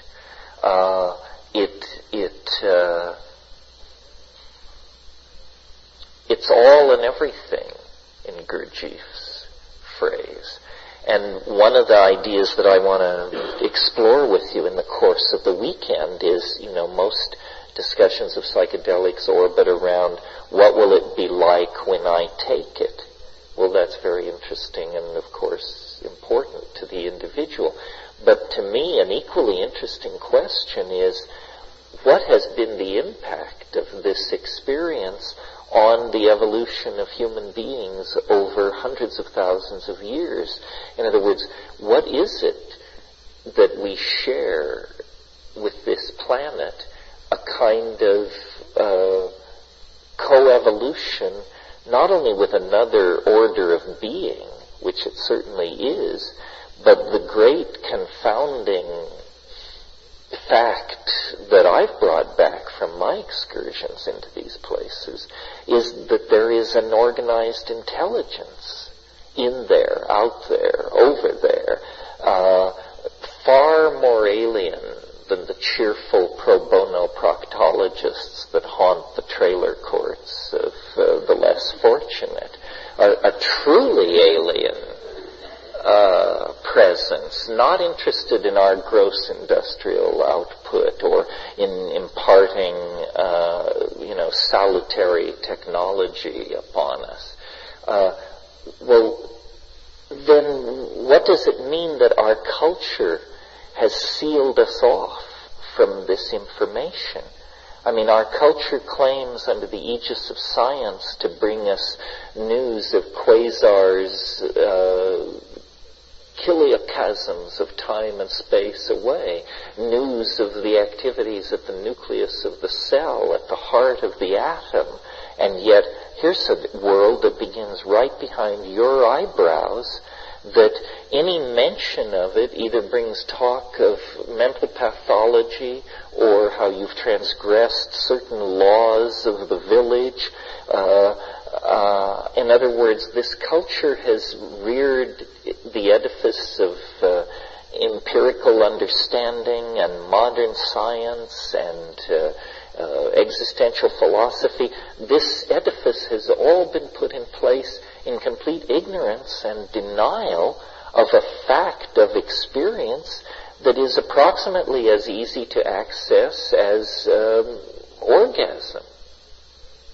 I mean, by different means, but nevertheless not far away. And yet we in the West have navigated for 1,500 to 2,000 years with this simply an easily repressed rumor. How did we get into this situation? In other words, if there was a primordial era of shamanism and plant symbiosis and a mediated relationship with nature through the Gaian intelligence, how did we fall then into the domain of post-Renaissance, post-medieval, post-industrial culture? And then, what is the implication for the future of, in this dark hour of complete overcommitment to technology, economic solutions, rational reductionism, materialism, so forth and so on, in the darkest hour of our commitment to these things, this news arrives from these repressed Aboriginal people that we have marginalized and humiliated in the process of building our own version of a global culture. Well, obviously I'm not going to try to answer these questions tonight, but this, to my mind, in the 11th century, when the Islam swept across Asia Minor, in Isfahan, in Iran, they built these immense mosques with mosaicked, vaulted roofs. And one of the great historians of Islam said of the city of Isfahan in the 10th century, he said, it is half the world. A single city, half the world. In a way, psychedelics are half the world. And yet, how few people have ever visited these sites, have ever stared into these particular vistas of beauty. And as was said in going around the circle, the impact of these psychedelics, where they hit us hardest, is in the domain of visionary imagining and the effort to communicate about our visionary imaginings. In other words, where they hit us hardest is in the domain of art and invention and novelty. And we have built a culture that, however hostile it may be to the psychedelic experience, it is incredibly friendly toward novelty, innovation, creativity, cultural evolution, celebration of difference, so forth and so on. So I would like to believe that the long prodigal journey of Western humanity to a well-nigh perfect understanding of the nature of matter and energy and space and time, that prodigal journey can only be redeemed and made meaningful if the things learned in the shamanic descent into history, which it is a shamanic descent. I mean, we have achieved what the alchemists only dreamed of, and we've achieved it, strangely enough, by abandoning their illusions. They were epistemologically naive. You do not discover fusion by endlessly rarefying mercury. You do not disentangle DNA by heating chemical vessels in horse dung. We had to abandon the naivete of alchemy to achieve its goals, which were mastery of space and time, control of human longevity and health and psychological well-being. Well, at the center of the alchemical ideal was the idea of the stone, something part mineral, part mental, part spiritual, something drawn out of nature, but perfected by human artifice, and then reflecting back upon man a perfect world created through magic. This is the faith of the Renaissance Magi, Marcello Ficino and Campanella and these people. It's a different idea than the idea of man as a fallen creature, or science's notion of man as a mute witness to a meaningless universe. The magical ideal that these things fertilize and support is the idea that humanity is somehow the co-partner, a full partner in creation, and that what God has brought into being, the human imagination can perfect. And it's a necessary faith for our time, because the power that we have is so great. If the power that science has given us does not serve a transcendental ideal, then it will serve some kind of fascist ideal, and most people will be reduced to equations and parts of a machine that does not serve the human individual or the human community. Psychedelics are a catalyst for the imagination. They raise the ante in the historical poker game. They show that there is more than one way to skin a cat. And we have come to a place of bifurcations, immense choices. The decisions and the processes that are put in place in the next 20 years will probably put the stamp on whether humanity and this planet are made or broken as a cosmic concern. Well, consciousness is the key. What is dragging our boat is an absence of consciousness. We have 1 foot in angelhood and 1 foot in the identity of a carnivorous ape.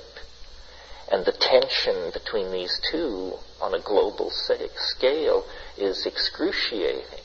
So if psychedelics, if there is one chance in 1,000 that they contribute an increased measure of consciousness to this situation, then they are a precious gift, a resource, an option, a possibility to be explored. I don't advocate these things because I think it's a sure thing or a safe path to the eschaton. I advocate them because they're the only game in town. If hortatory preaching could have done the trick, then the Sermon on the Mount would have been the turning of the corner. But we have Buddha, we have Christ, we have these examples of enormously insightful spiritual beings who have delivered their message, and humanity has continued to flop on the seamy side. So it's not about an idea. An idea is not sufficient to transform us. It's about an experience. And this is the only experience I know that in the time given to us, on the scale given to us, we have a hope of actually cutting through the detritus of our historical experience and building a true human community. On days this nice, my parents used to make me go outdoors.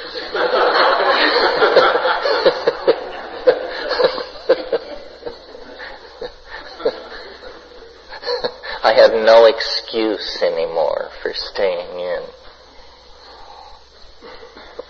No, actually I vacillated. I spent a lot of time on my stomach on the couch reading, and then a lot of time scrambling around in the nearby semi-arid wilderness, looking for fossils, and later collecting butterflies, and then after that building and launching rockets, Freud notwithstanding. And it was lots of fun, but there was certainly lots of fun inside books. So last night was sort of a first pass at all of this. And there were questions left unanswered and threads untied. And now you've had a certain amount of time to absorb all that before I launch into some rap of my own. Is there anything anybody wants to carry forward? Yeah. I realized last night that I didn't mention that I have an interest in the I Ching. I don't think anyone else has really mentioned it either. But your work and others in trying to tie that to other systems of order, DNA, calendars and stuff, is also difficult to understand. Yeah, well, several people last night mentioned novelty theory, but then you're right, the I Ching itself wasn't mentioned, which we could do, and I have done 5-day workshops on nothing but the I Ching, especially its mathematical deconstruction. So we'll talk about all of this probably this morning if I feel like it. Novelty, order in nature. Since we're talking around it and through it, I might as well just do it. What does it have to do with psychedelics and all that? Well, the bridge of connections, there are many, but for purposes of discussion, these psychedelic experiences, in my opinion, when correctly managed, end up giving you a big idea. That's a really successful psychedelic experience. It's not where you simply have observed this bewildering other dimension and try to come to terms with it and then come out and then live in the light of it because it's made the universe so much bigger. But following like a shamanic model of a journey to obtain a gift or to recover a lost jewel, or this is the shamanic motif, it's always one of loss and recovery.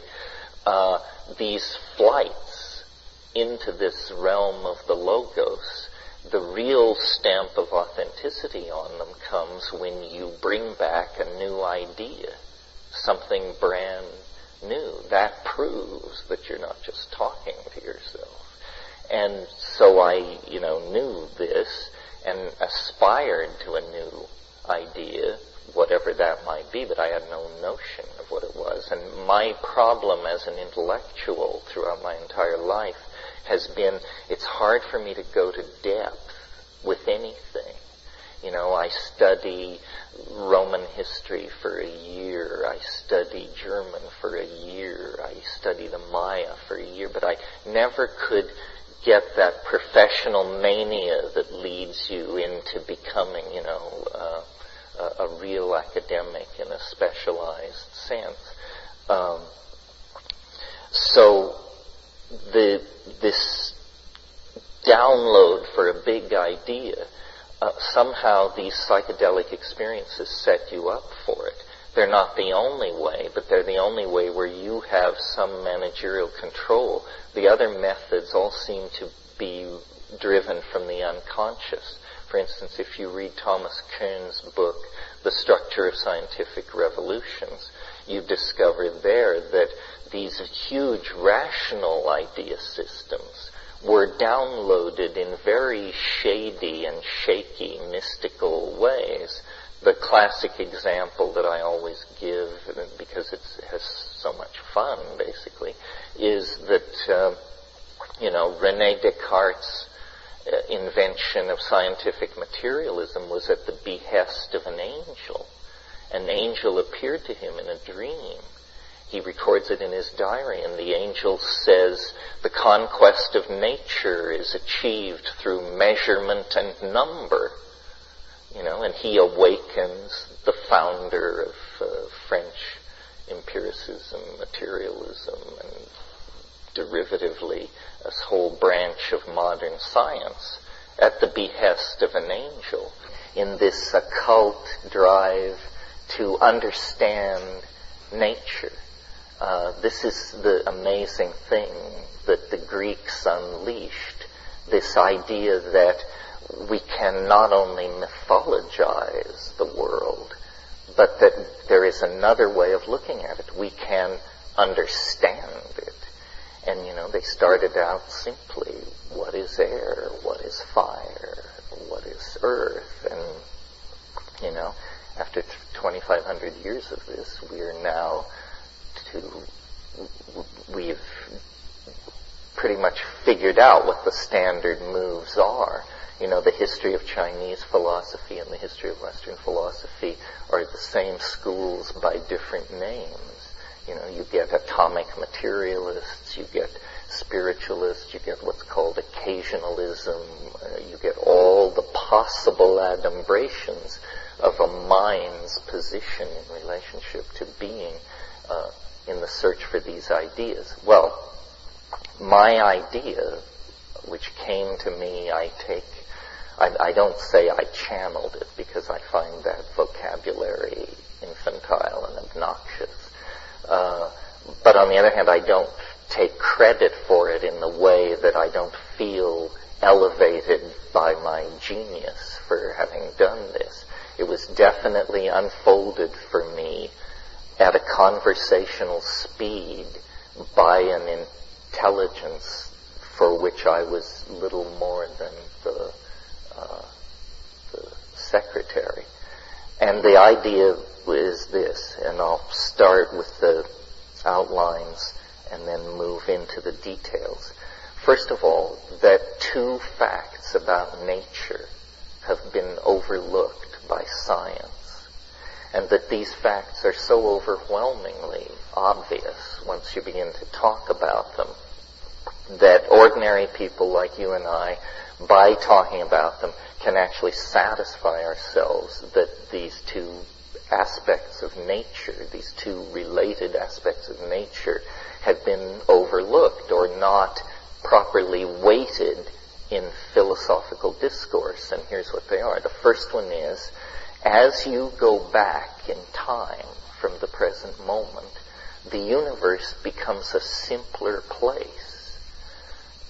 This is a huge generalization, and it's true. And let's state it now a slightly different way. Let's imagine we're at the moment of the Big Bang, or the moment when the universe flashed into existence 15 billion or however many billion years ago. It was a very simple thing. In the first, nanoseconds of its existence, it was some kind of integrated plenum. It was smaller than the diameter of a proton. All particularity was coextensive in this tiny area. And then it began to expand. But for many milliseconds, it was a pure electron plasma. There was only a certain kind of physics, only the physics of pure electrons. The universe had to cool over minutes and millennia for atomic systems to form, so that electrons could actually go into orbit around the atomic core and not be overcome by the greater dissipative power of high thermal radiation. So until the universe cooled below a certain point, atomic systems, as it were, couldn't crystallize out. And then they did. And there at that moment, a whole new set of phenomena in nature emerged, in David Bohm's phrase, emergent phenomena. There had been only a universe of pure electrons. Suddenly there was a universe of hydrogen and helium atoms, much more complex organisms, if you wish. Well, so then the whole story of the universe is a story of progressive complexification accompanied by this phenomenon of cooling. And the universe of hydrogen and helium atoms, under the influence of gravity, these things were aggregated into huge masses where pressure rose at the center of these masses from the weight of the stuff above. And at a certain point, the curve of pressure passed through a point where a new phenomenon, hidden in the structure of being, but previously not by any phenomenon proclaimed, emerged. A new phenomenon, fusion. The stars began to burn. And this process of nuclear burning, this nuclear chemistry, created heavier elements. Instead of a universe now of hydrogen and helium, suddenly you have a universe which contains sulfur and iron, and for us, for our story, carbon. And at that point, it's like the rest was inevitable. The rest is just filling in the blanks, drawing the dots. I mean, it takes 14 billion years. But with carbon present in the universe, this force, which I identify and call novelty, could begin the long march forward toward this teleological ideal, this purpose, which it beckons at the end of time. What makes this idea radical, one of the things which makes it radical, is that it doesn't simply assume that history and becoming is the unfolding of causal necessity. It assumes instead that there's some kind of an attractor, that events are not just bubbling forward probabilistically and randomly, but that they're actually caught in some kind of field that is pulling everything toward a conclusion. And this, so I'm making this more complicated than it needs to be. The basic perception is the universe has grown more complex as we approach the present. Now, this is a huge law, if true, because it's a statement about physical matter. It's a statement about organic organization. It's a statement about culture and society. It's a statement about your own psychology. Things complexify through time. But science has never said this. It's not even, the theory of evolution says biological systems grow more adaptive through time. But there's been a real phobia against any teleological implication from that. But this is a general rule which I submit to you by investigating the nature of things on your own, can completely satisfy yourself that this is true. Well, when you start thinking that way, that it begins to look like nature on all scales is some kind of an engine which produces complexity and then conserves it and uses it as a platform to proceed deeper into complexity. It's a kind of anti-thermodynamic flow. It's a dissipative, it's what's called autopoiesis by one school. So this tendency has been completely overlooked by science. In fact, science's most secure statement is Maxwell's second law of thermodynamics, which says all systems tend to disorder over time. But what it means is closed systems. All closed systems tend to disorder over time.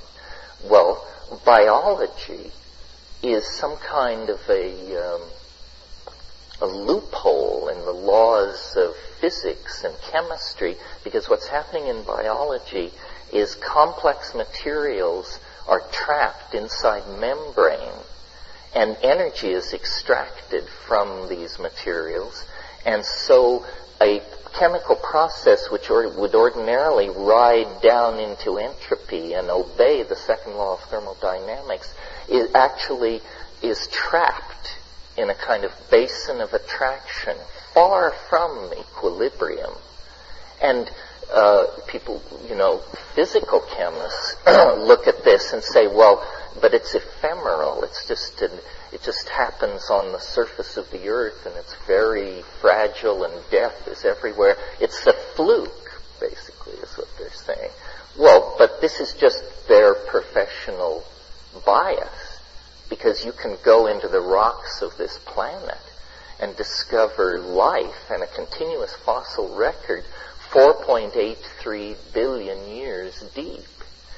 The stars that you see when you look out at the Milky Way at night, the average star lasts 500 million years. So we just happen to be in orbit around a very stable, slow-burning type of star.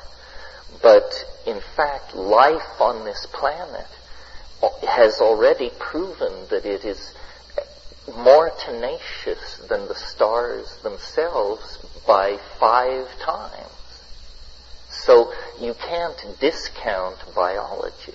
Biology is clearly a player on a cosmic scale in this universal game of capturing energy and resisting entropy.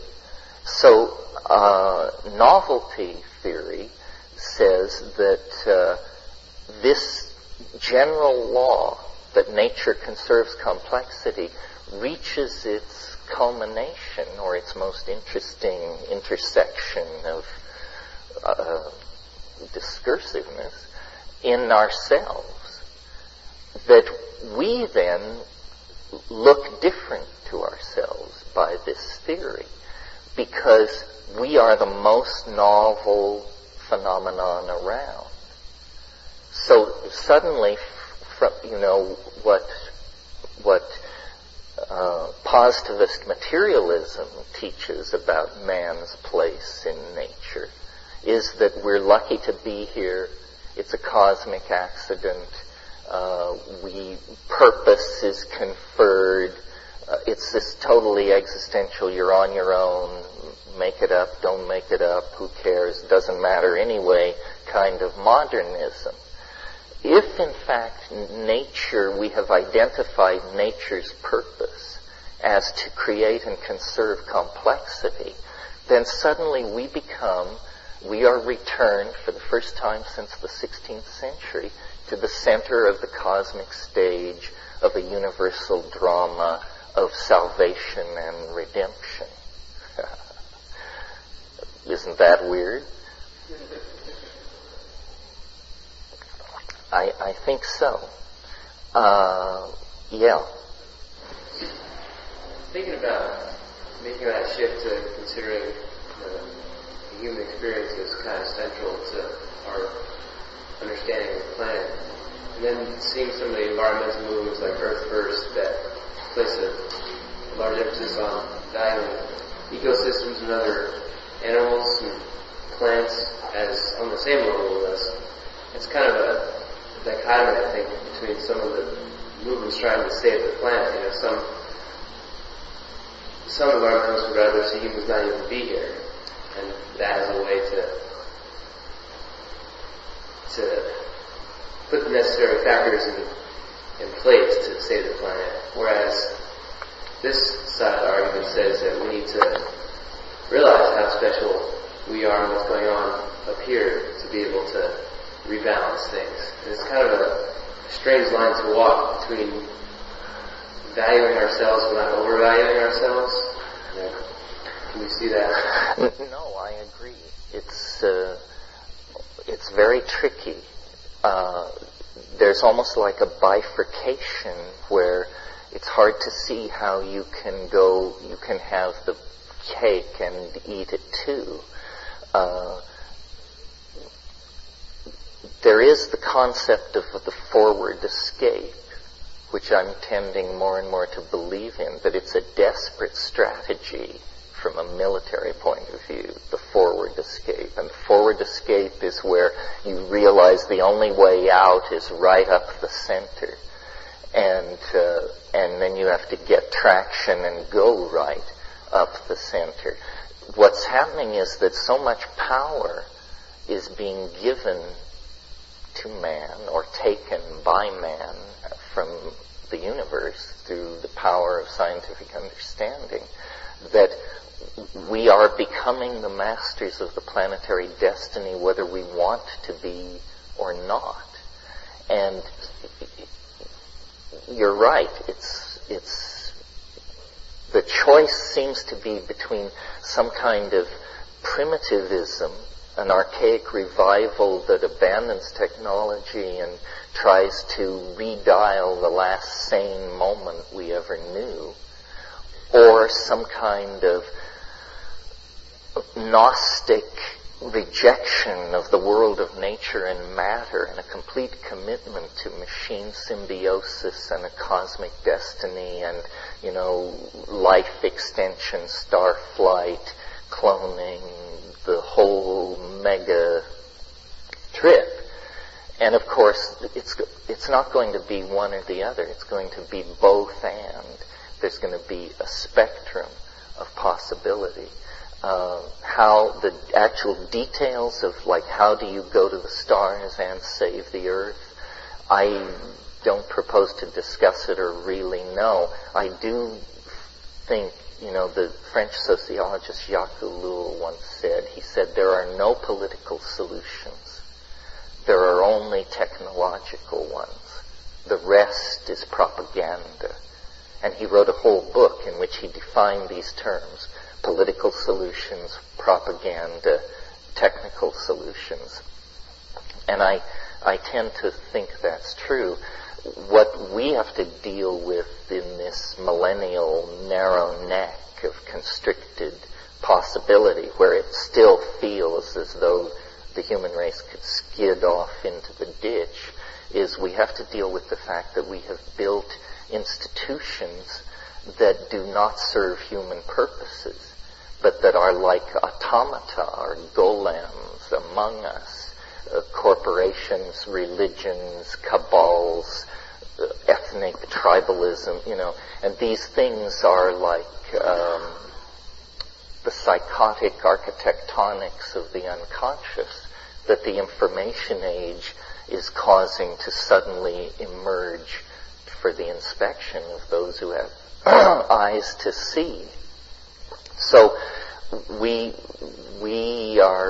our humanness is not endangered by our machines.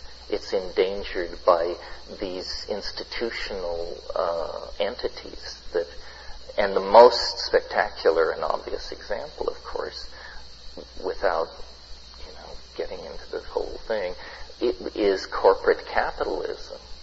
Simply because corporate capitalism has the intelligence of a termite at the organismic level. And all it understands is its agenda. And its agenda is to take cheaply extracted raw materials and fabricate them into expensive finished products which are sold to well-heeled markets in the high-tech industrial democracies. And it can't propagate that cycle on the closed surface of this planet much longer without the contradictions becoming unbearable. But it doesn't know that. It has a very low-grade intelligence. So how we communicate, we're all ready to switch on a dime to the new paradigm if we can just figure it out. The problem is to switch these enormous dinosaur-like institutions in which we have invested our lives and our economies and our scientific research establishments and our civil hierarchy and so forth and so on. Well, I'm going to have to cut it off right now, I'm afraid, or we'll probably all get a case of Terence overload. Yeah, I've been taking a few notes while I listened, and because I want to write a description of this podcast for our webpage, so I've been jotting a few little notes about what Terence was talking about, and so far I've counted 8 major topics he's covered in just the past 50 minutes. And there are probably more than that depending on how you break down his ideas. So if you didn't already realize how many things he's covered in such a short period of time, it might be worth going back for another listen. In fact, I'm going to do just that myself as soon as I get this file posted. So hey, thanks for being with us here today in the Psychedelic Salon. And Jacques, Cordell, and Wells, otherwise known as Chateau Hayuk, thanks again for the use of your music here in the Psychedelic Salon. And for now, this is Lorenzo signing off from Cyberdelic Space. Be well, my friends.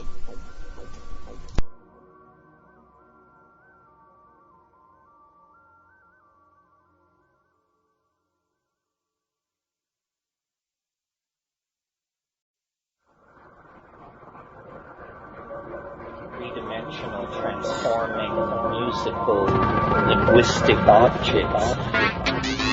Elf machines.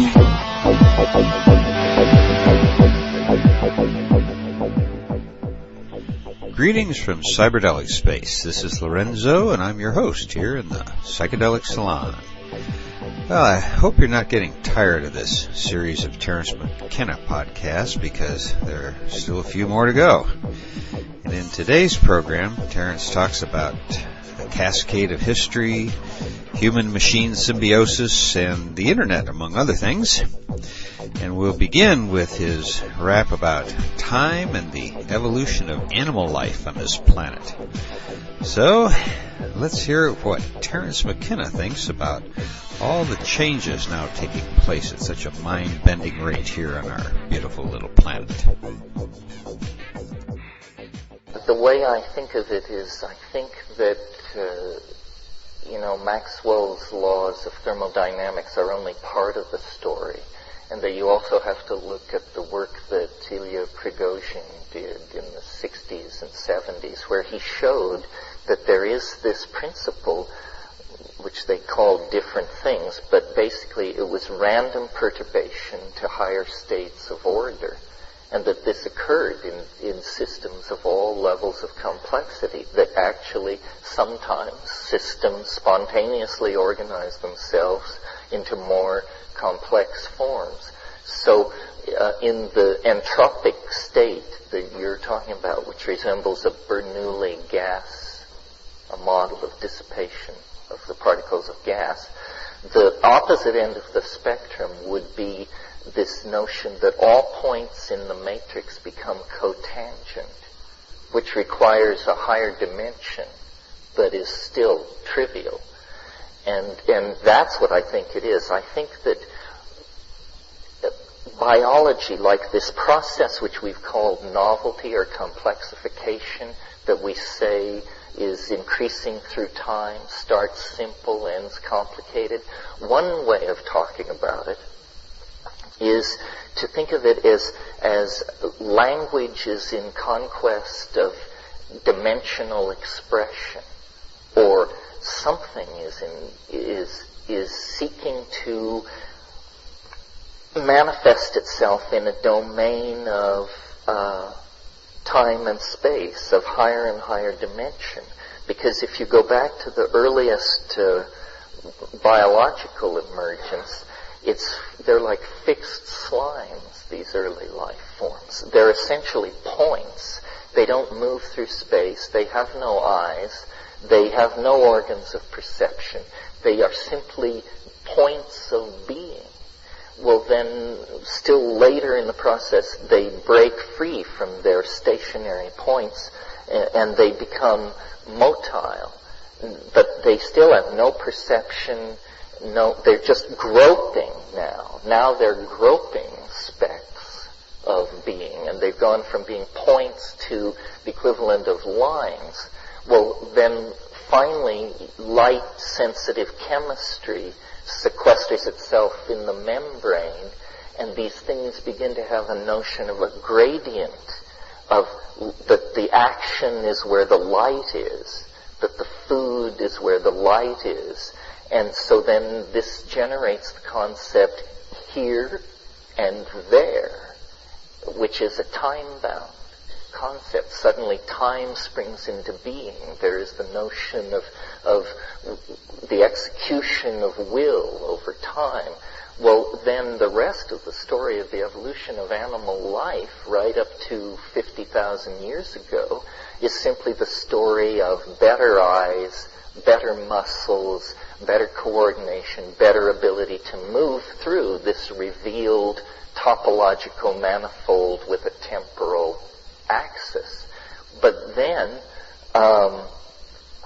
with the advent of spoken language, what spoken language is about is the recovery of memory at a later date. It's a data recall system. And then you talk about the past, and you not only talk about it, but you strategize from it. Hunting strategies, erotic fantasy, mate-getting strategies. When you get to writing, this time-binding function is now totally explicit. The game is is out in the open. The purpose of these behaviors is to keep the past from slipping away. And so we write down king lists and dynastic histories and this sort of thing. Well, from this point of view that I'm pushing here for a moment, that evolution is the conquest of dimensionality, you can see then that the primate conquest of time through time-binding technologies is the phenomenon that we call human history. This is apparently what we're about. This is why we speak, why we write, why we invent phonetic alphabets and mathematical notation, because we are binding time. Well, you can then propagate that process forward to say, well, then what would satisfy this drive? Well, nothing less than a complete conquest of time itself. In the same way that as we look back in the history of biology, we see these other dimensional barriers were crossed from stationary, from in situ existence to motility, to a sense of light, to coordination of three-dimensional space, now coordination of fourth-dimensional space. And to make this leap to the full coordination of 4D, it requires some kind of machine symbiosis. It requires prostheses. It requires that we redesign and extend our nervous system over the entire planet, and that we undergo some kind of metamorphosis and become, instead of, semi-cannibalistic primates, machine tenders of a global nervous system, some of which is gold and copper and glass, and some of which is flesh and DNA and neurons. And this whole thing is in a state of self-designing foment. And that, I don't know how we got here, but it leads me to the second point I wanted to make earlier when I was talking about novelty. I said there were two things which science had overlooked, and then I discussed the first one, which is that nature is a novelty-producing and conserving engine. The second thing that science has overlooked and culture has overlooked that is related to the first, and it's this. It's that this process of producing novelty that the universe is about is not going on at a steady rate. It's going on faster and faster as we approach the present. It's like what mathematicians call a cascade. It began slowly and has moved with greater and greater acceleration from the very first moments of its existence. So the early history of the universe is dull news. It's slow moving. I mean, stars are condensing. Galaxies are ordering themselves. This is the stuff of millennia, of tens of millennia, of greater spans of time. Once you get down to the last 500 million years on this planet, biology is the main show. Geology and astrophysics have receded into the background, and where the action, the mutation, the change, the shifts is happening is on the surface of planets in interface with atmospheres and cosmic environments and asteroidal impacts and melts and all these various things that went on. There is a period for life before that, a long, long period, the Archaeozoic, but you talk about Dullsville. I mean, there's nothing going on there. Well, then when you reach the last million years, it's as though, this process of the emergence of novelty both concentrates itself in nature into a single line, the hominids, but it also intensifies itself by orders of magnitude. So change is now then is then happening on a scale of hundreds of years. Languages are changing, pottery designs, and as we approach the present, this becomes more and more furious. Now, and so what novelty theory is saying is this is not an easily explained phenomenon. It's not simply a natural consequence of our being in the world. That's looking at it backwards. Somehow, our being in the world means that the world process is approaching some kind of definitive cusp in its development. In other words, that human history is the shockwave of some greater event about to emerge out of the order of nature. That human history, 25,000 years is all it is like a shimmer, an aura, something which flashes across animal nature in the geological millisecond before the thing goes cosmic, or whatever it is that it's going to go. And so for us, human history has this enormous dramatic impact because our lives last 70 or 80 years if we're lucky. I mean, we're as ephemeral as mayflies. For us, human history is 1,500 generations. But in terms of the species, it's a fever. It's a moment that has come upon us. And now we're deep, deep, deep into it, and deep enough into it, I think, that we can begin to actually talk about what lies at the other side.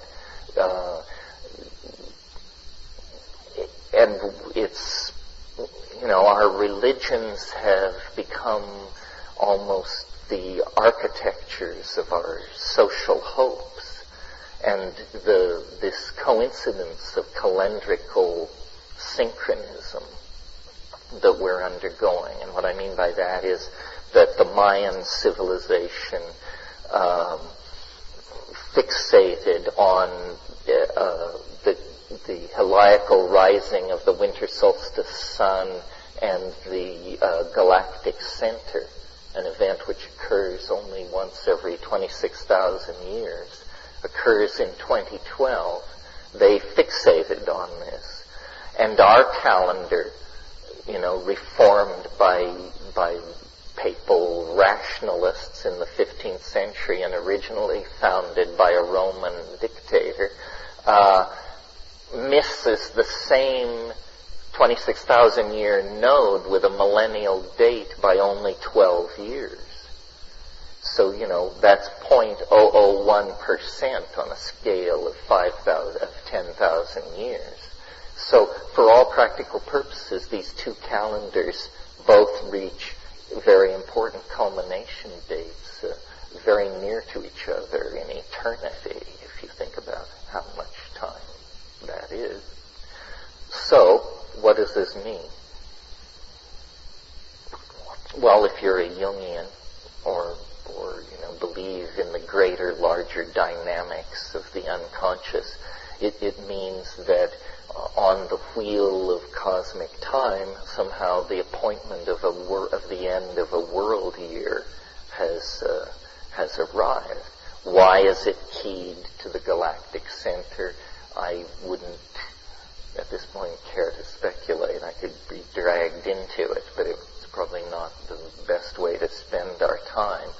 But the point is that this phenomenon of novelty conservation, which has been going on for a very long time throughout the whole life of the universe, is now happening so rapidly that it's down into the scales of time where it's discernible in a human lifetime.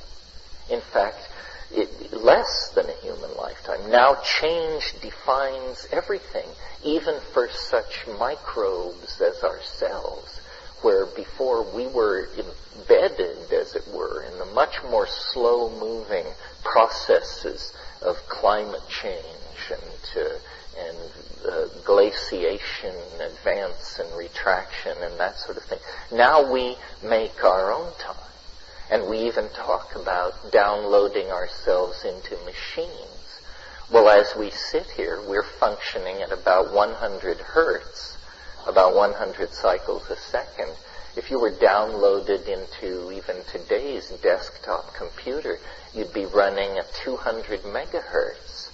Suddenly, 2012 would appear as far away in time as the bust-up of Pangaea is in the other direction, because you would have stretched time. All time is how much you can jam into a moment.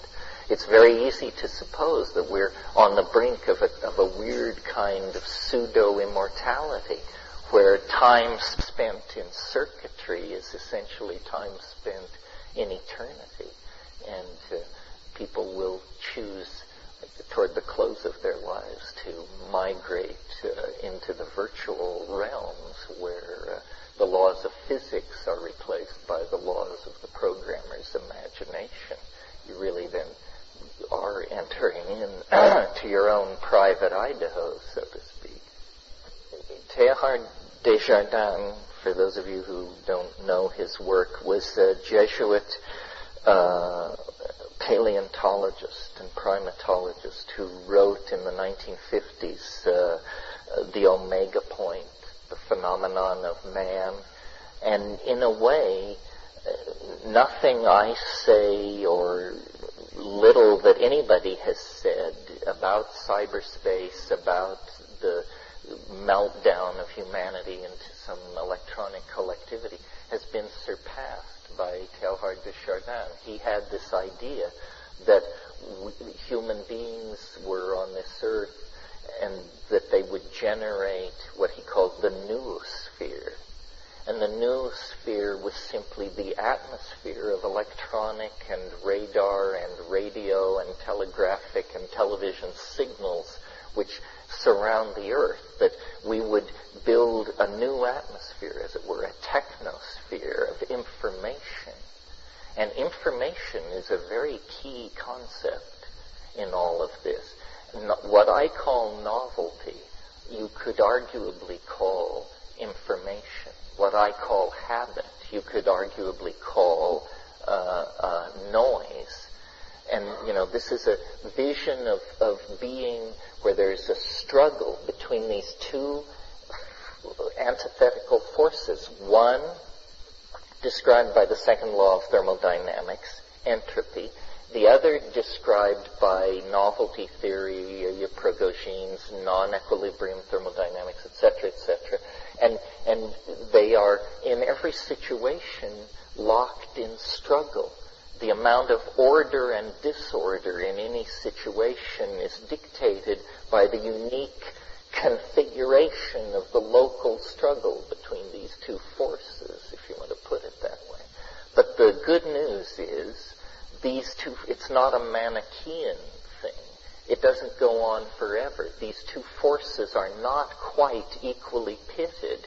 Over time, novelty wins. Order wins.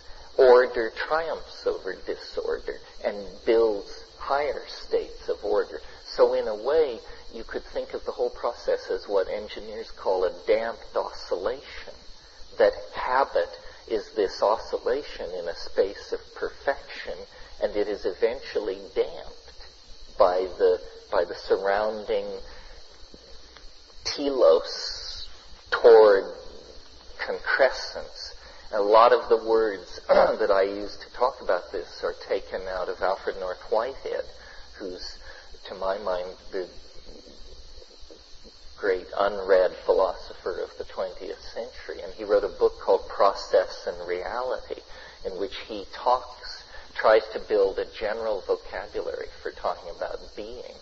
And, it comes off as very psychedelic and very chaotic, dynamical kind of anticipation. Check out Whitehead. The thing which has, made novelty theory difficult to sell in terms of the ugly knobs and warts on it as a theory, were that it has this built-in crazy assumption, which is that in the very short term, meaning the next 15 or 20 years, the world will, in part, completely transform itself. And so it's in a category with apocalyptarian thinking, millenarian thinking, miraculous thinking, deus ex machinas, squirrely revelations, all of that, all of which I abhor. But you can't escape the mathematical implications once you draw the curve of the asymptotic acceleration into novelty. There's a group of people, you can read their stuff on the internet, they're called extopians or singularists. And they're very hard-headed engineering types, libertarian geeks, not psychedelic, not spiritual in any sense of the word, and they propagate out curves such as the human population curve, the curve of information, number of papers being published, the curve of the amount of energy being released, so forth and so on. All these curves reach infinity somewhere before 2025. What does it mean to say these curves reach infinity? Nobody knows. It's a singularity. It doesn't make sense. It's a mathematical contradiction. What it means is your model is broken. What is going to happen has so many dimensions embedded in it that your simple propagations of curves method of analyzing it are giving you crazy data that makes no sense. And, I'm being semi-unemployed. I have the leisure to spend many hours a day reading journals and surfing the net and so forth. And I'm telling you, all these esoteric fields of knowledge, all these solid-state physics, quantum encryption, drug design, genetic engineering, long-base interferometry, on and on and on, these cabals of secret societies, in each case, they're reaching out for the ultimate pieces of knowledge in their field. And no one is coordinating the implications of all this across the face of the rising tidal wave of understanding. What really is happening is that a very, I wouldn't say a complete control of the world of matter and energy is coming into being, but a leap forward is being taken. And all under the aegis of this key concept of information. Information is more primary than time and space, more primary than light and electromagnetism. Information is the stuff of being. It's all you will ever know. It's all you can ever know. The rest are ghostly hypotheses to explain the behavior and the presence of information. And it's almost as though it has a syntactical life of its own. It's almost as though, it's a virtual life form of some sort that is running on a primate platform. I read a very interesting thing by Danny Hillis, who wrote The Connection Machine. And he was talking about songs. And he said, primitive human beings, especially young juveniles, like to imitate each other and make strange noises. And some strange noises are easier to make than others. And so you begin to have a population of short bursts of strange noise. And these populations, we'll call them songs, just to make it easy. Just short bursts of strange noise. And some of these songs are easy to remember and some are not. And that's the environment of selection. So the easy to remember songs survive, and the hard to remember songs go extinct. And there's only a limited number of human beings to sing the songs. So the songs must also compete for this resource, which is the human singer. And to this point, the human beings have been like a parasite, or the host of a parasite. These songs have conferred no adaptive good at all to the human beings. But when the songs begin to aggregate around repetitious behavior, because that's where there's a high likelihood of survival, because that's where there's a high likelihood of repetition, then you begin to have a syntactical net. And I think that in a sense this is our situation, that we were early parasitized by a kind of virtual life form that lives only in syntax and is essentially time-sharing and piggybacking our nervous system. But at some point we insisted around it, somewhat the way a cell membrane trapped early bacteria and turned them into mitochondria. So now we can think with this linguistic symbiote that shares our brain space. However, it's very interesting, this idea. I mean, this may seem trivial to you. It's new to me, so I'm into it. I read this book by George Dyson called Darwin Among the Machines, and I highly recommend this book. This is a great book, fun book, Darwin Among the Machines. And one of the points that he makes in there that I had when you hear it, you say, yeah, I always sort of knew that, but I had never quite grokked it in its full implications. One of the points he makes in there is that when we talk to each other, when we make sense to each other, what we say can be perfectly made formulaic through symbolic logic. In other words, that the branch of mathematics called symbolic logic is capable of portraying human language and human logical processes perfectly. But the interesting thing is that this language, symbolic logic, is the language which machines speak with great fluency. This is the great bridge between us and the machines, that fundamentally we speak the same language, that and to a human being and to a microprocessor mean the same thing. So there is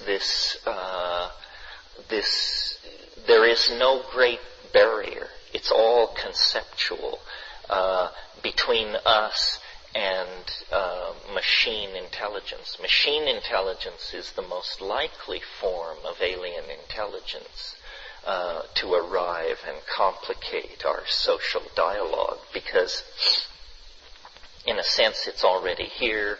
In a sense we are putting a great deal of effort into creating it, and in a sense its emergence depends on these very same appetite for novelty that allowed us to squeeze ourselves out of the rules of molecular chemistry. And again, it's happening at these very high megahertz rates. Machine evolution will not be like human evolution, because what it took us 50,000 years to achieve, it can achieve potentially through distributed processing in minutes, hours. Hans Moravec says of artificial intelligence, we may never know what hit us. It will simply come to be. And what would that look like? We have no idea, or its relationship to us at all. Yeah. Would you say this is like a linguistic analog to the morphogenetic field that Rupert talks about as far as communicating human evolution? Yeah, I hadn't thought of it that way, but it's like that. Novelty theory and Rupert's theories of the morphogenetic field are very closely related. He doesn't believe in a temporal attractor. He believes things are pushed by necessary casuistry. But the unfolding of the morphogenetic field and the unfolding of the time wave, you're talking about the same thing. You're talking about the four. You see, in a way, what science is all about is it will tell you what is possible. If you want to know if something is possible, you ask the expert in that science. But what science can't tell you, and what you usually really want to know, is out of the class of the possible, what things will actually occur. And we have no theory for this, strangely enough. We have no theory for out of the class of the I suppose somebody who was a fundamentalist or some kind of Christian might say, well, God's will. Out of the class of what is possible, what comes to be is God's will. Well, that would be one theory of what it is that winnows the actual from the possible. A scientist would say pre-existing conditions. In other words, somehow the circumstances into which any phenomenon is born skew it toward its ultimate developmental end state. This is the idea. It's almost like the law of karma or something, that by the circumstances into which you find yourself, then you are carried forward to some conclusion that was inevitable based on that. Novelty theory is not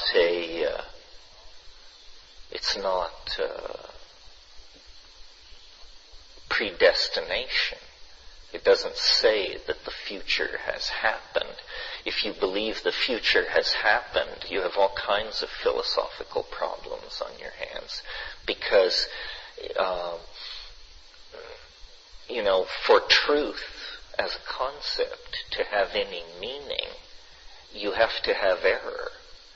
If you think what you think because you can't think anything else, which is what predestination is, well then what does the search for truth and meaning look like in a cosmos like that? It's meaningless, no. In a predestined cosmos, you think what you think because that's what you think and you can't think anything else, and it doesn't have anything to do with truth. So there must be at least that much freedom to err in the mind. But of course, the mind through the body is an extension into the world. For all the huffing and puffing of modern science and neurophysiology, they still can't tell you how you can think, I will close my hand and close it. This is mind over matter. This is telekinesis. This is science is just completely baffled as to how this can take place at all. It's a fundamental miracle. Been good for 5,000 years, still knocking them dead. And it's by that trick that we don't understand how it's done that will and mind and intent enters the world, and cities get built and armies sent marching and religious revelations written down and so forth and so on. But I think that you see, for years I was like crying in the wilderness about this ramping up towards some kind of hyper-complex unravelment of the social machine in the very short term. But now I feel much more confident than I was 10 years ago. Now 10 years closer to the end date, because the internet looks to me like the backbone of the emergent thing. The internet is a huge and not fully comprehended cultural step that we have now totally committed ourselves to.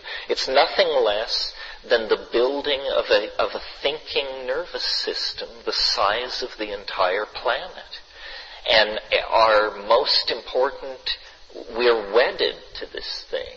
Our banking, military planning, corporate capitalization, long-term planning, design process, inventory control, resource extraction, everything is running on this strange companion that we built to be indestructible because we built it at the height of the Cold War.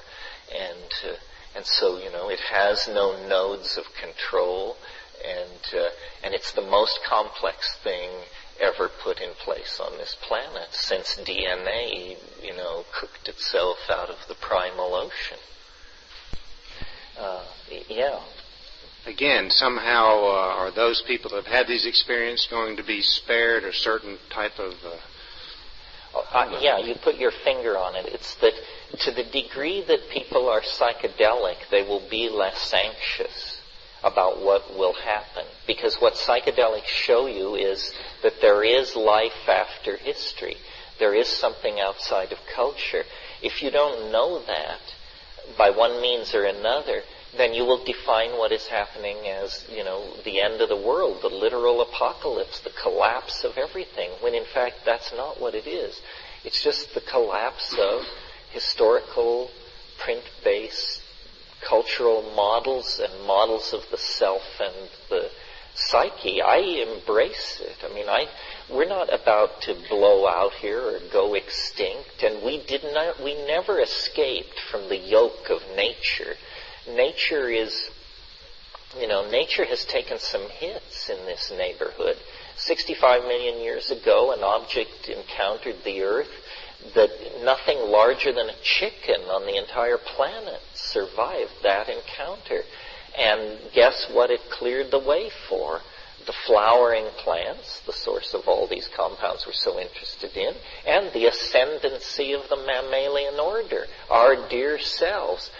We are here because of the most appalling bad hair day this planet ever endured. So, when you start judging this stuff and saying, what's good, what's bad, it's very hard to say.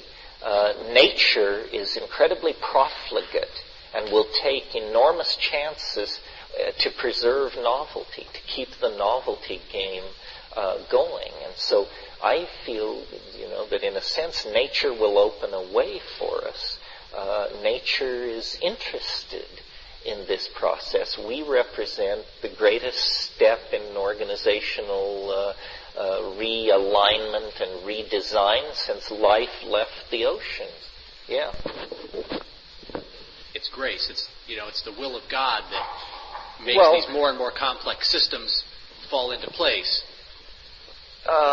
This relates to a question which was unanswered here this morning, which was about teleology. The Darwinian theory of evolution is very hostile to teleology. First of all, what is teleology? Teleology is the idea that the universe has a purpose. And Darwinian evolution is hostile to this because Darwinian evolution arose in 19th century England, where the reigning intellectual paradigm was called deism. And deism is the idea that God made the universe like a clockmaker, and then he went away and left it going. In other words, the divine clockmaker. The universe was structured by a force which has now withdrawn from it. And Darwin and his circle were very clearly atheistic, and they wanted to see biology as requiring no purpose to direct it at all. And so they created the dual concept of random mutation and natural selection. Random mutation is just that because of copying errors, radiation, drift, toxic material in the cellular environment, that the DNA messages degrade. So that's mutation. Then random selection is that this DNA is then subjected to the selective winnowing out that the environment lays against it. So by the meshing of these two processes, this is Darwinian theory, by the meshing of random mutation and natural selection, you get the slow incremental emergence of new forms. And these forms, some of which confer advantage and some don't. Most don't, and they're eliminated. Those that do stay in the system, and incrementally the system seeks to come to equilibrium with the selective forces that are operating on it. But these selective forces, which are continent, incidental radiation from space, weather, climate change, so forth and so on, because these factors are themselves changing over time, mutating, the system can never come to equilibrium. And so for Darwinian evolution, evolution is what's called a random walk. The system destabilizes, it corrects itself. It destabilizes, it corrects. Destabilizes, corrects. And after billions of years of this, lo and behold, you get animals like ourselves. But these 19th century evolutionists were keen to say, do not imagine that this is God's purpose or that the final form was prefigured in the original form. No, this just happened like this. Well, now we've had 150 years to absorb all this. In the meantime, Mendelian genetics, the particulate nature of the gene has been understood. The molecular nature of the gene has been understood. We can say some new things about this. Also, we are no longer under the spell of deism. That's a crank idea that nobody is that keen for. And so it's a different intellectual world. Well, now when we look at nature, we see a different picture. We see that where Darwin said nature is all red in tooth and claw, we see that the way to be a successful species, the way to survive, is to make yourself indispensable to your neighbors. Then, instead of attempting to push you down and extinguish you, if you can cut deals with everybody in your neighborhood, providing various chemicals or energy supplies or other affects in the environment, then everybody will begin to pull your way. So in fact, cooperation is what is maximized among species. And a huge complex organic system like a coral reef or a rainforest is actually attempting to come to an equilibrium of balance that is the point of greatest benefit for the greatest number of organisms and species in the system. Well, this is a whole different picture. And it opens the possibility, these new sciences like complexity theory, global dynamics, chaos theory, have made it now respectable to think about processes that are drawn by something in the future rather than pushed from behind. In the 19th century, that was inconceivable. All that was known was the chain of cause and effect. But now we see that the temporal landscape has what are called basins of attraction in it, and that certain processes are actually drawn forward by their presumed end states. And so it seems less outlandish to us, I think, to suppose there is a purpose. And also we see a level of global integration and global mutation that Darwin couldn't have even dreamed of. Yeah. The idea of elements of time having their particular qualities, have you correlated that with astrology at all? Well, it's somewhat like astrology, except astrology believes that planets and stars and the arrangements among them represent shifts in a kind of energy field. In a way, this is more abstract. Wang Pi, who was a medieval Chinese mystic, his thought comes eerily close to my own in that the way he pictured this was that you have the sequence moving in an abstract dimension, but you have the sequence moving at a certain speed, and overlaying that is another sequence moving at a different speed, and over that another version of the King-Wen sequence moving at another speed, and that a given moment is a slice through these levels that creates a unique juxtaposition of the levels. So it is in that sense very astrological, but it's all calculated independent of any observation of nature.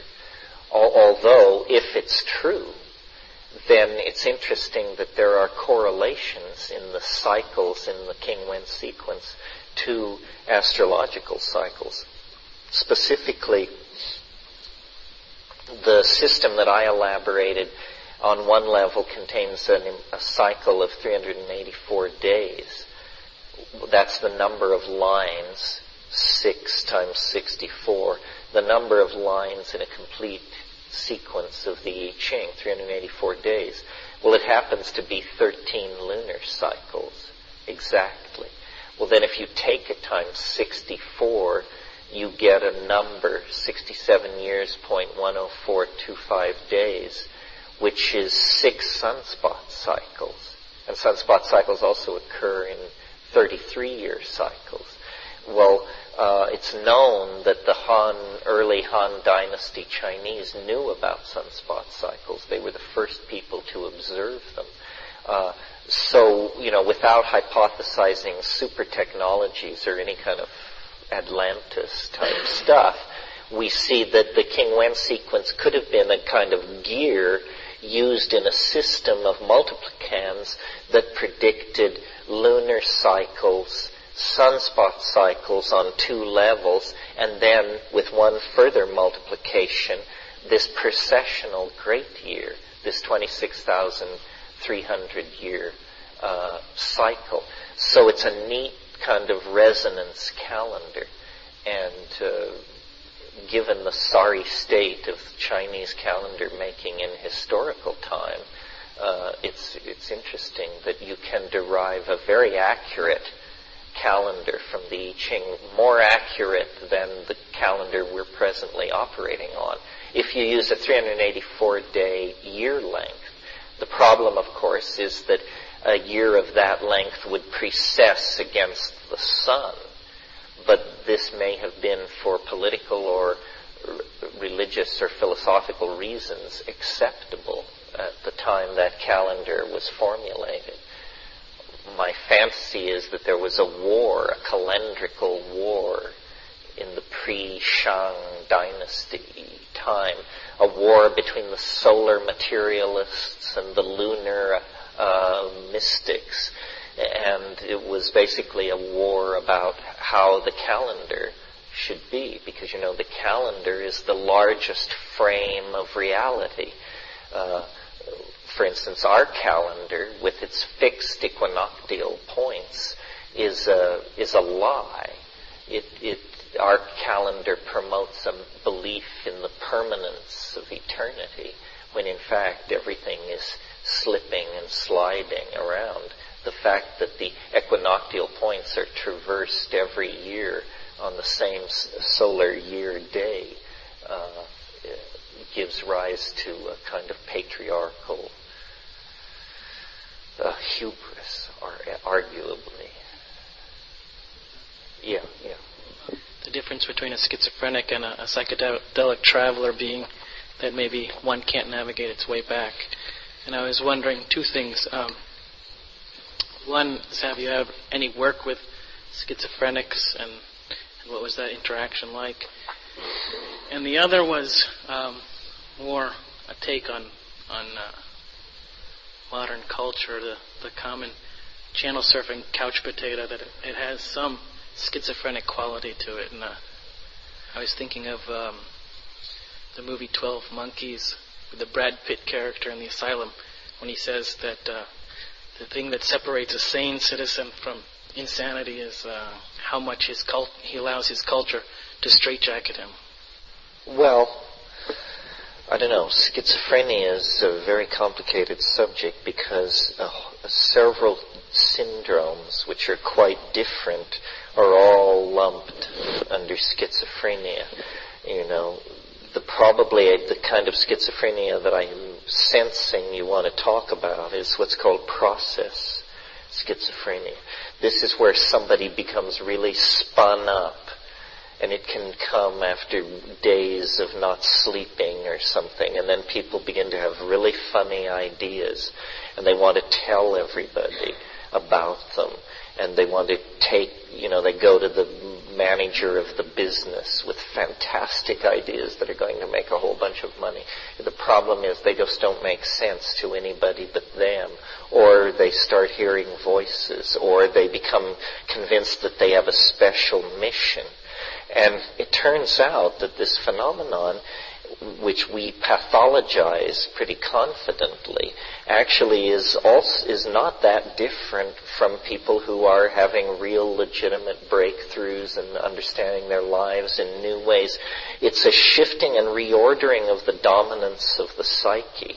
And I tend to agree, he's dead now, but R.D. Laing, the English psychiatrist R.D. Laing, what I observed of schizophrenia went on at La Chirera in those days that are described in True Hallucinations, and my really strong conviction coming out of that was it should not be interfered with by depressive drugs, that it's some kind of a process, of a healing, of an acting out, and that the biggest favor you can do the person is to let them, to the greatest degree possible, do what they want to do and not interfere with them. And if you medicate them and incarcerate them, the thing is aborted and squashed and distorted, and then they have a great deal of trouble ever getting their act together. I was very fortunate. I mean, how many psychiatric residents have ever seen an untreated schizophrenic? I mean, the minute these people hit the front door of a hospital, they're given stelazine or lithium or something. And yet, it seems more as though Jung was on the right track. This is a process in the dynamics of the unconscious that wants to work itself out to a conclusion. Now, obviously, if they have violent fantasies or seem dangerous to themselves or other people, you can't let that go on. But I think the treatment of schizophrenia is largely at the convenience of the practitioner. And people are warehoused, and, if I were going crazy, I think the thing that would really throw me over the edge would be to be put with a bunch of really crazy people.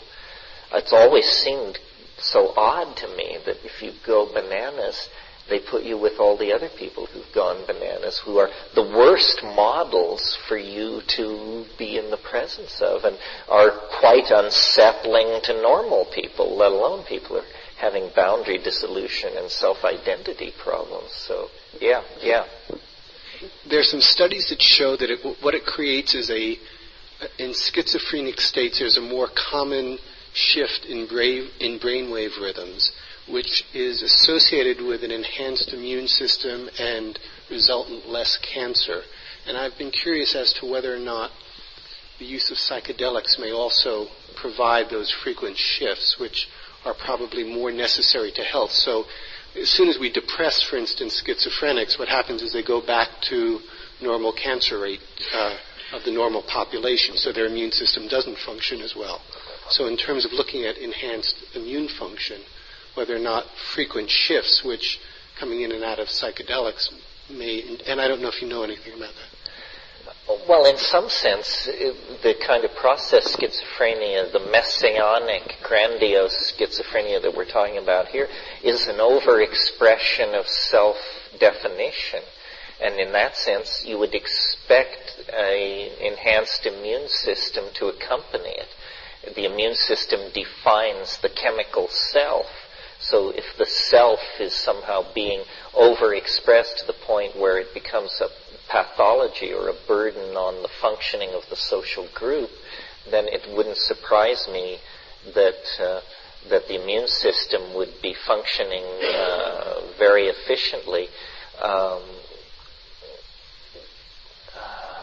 else do I want to say about this? Well, I guess that's it.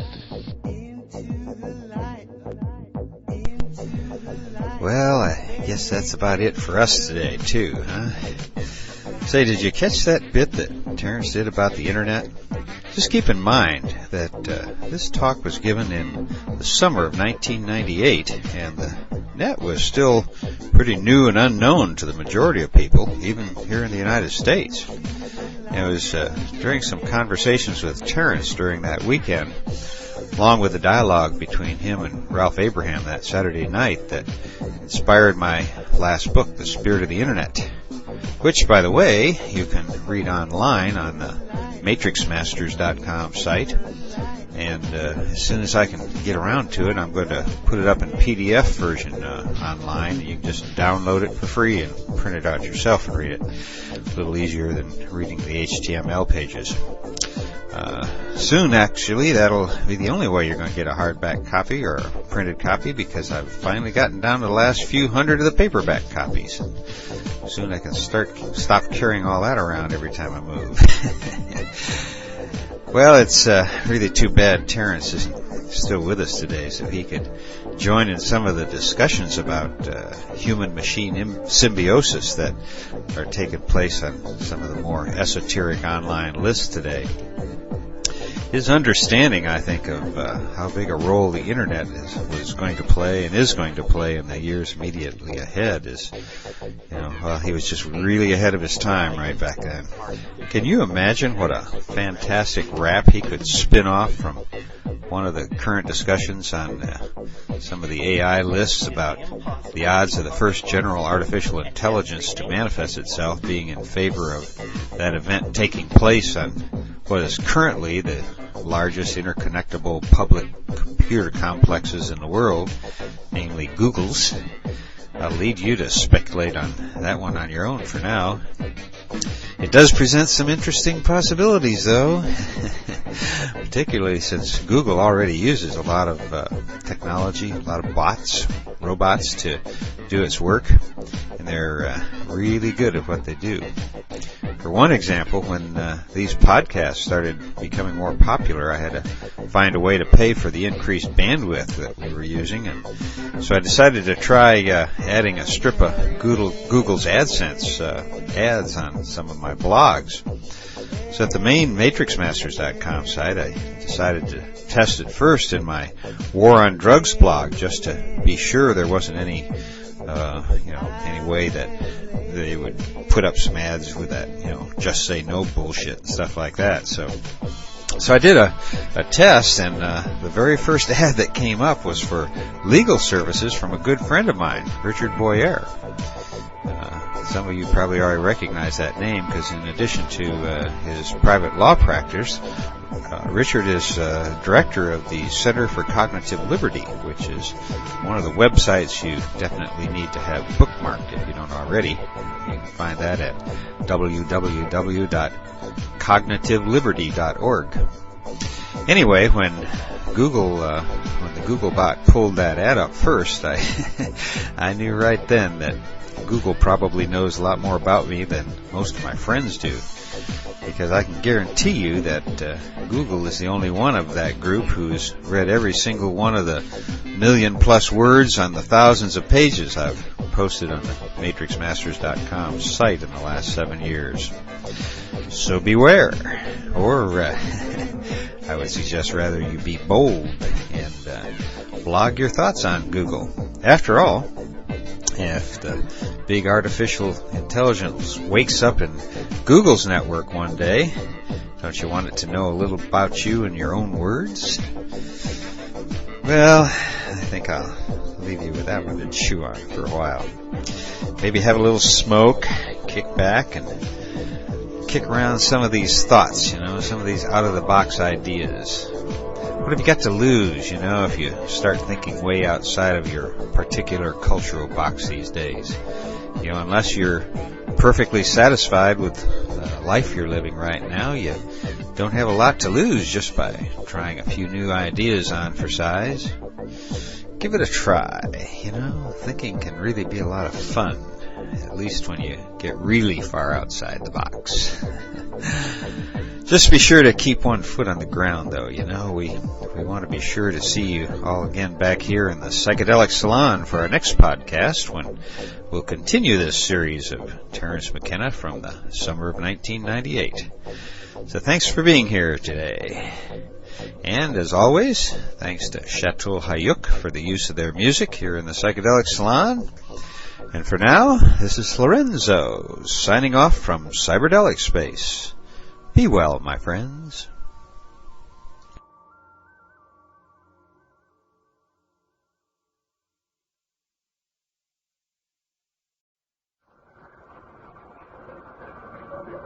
Three-dimensional, transforming, musical, linguistic objects. Elf machines.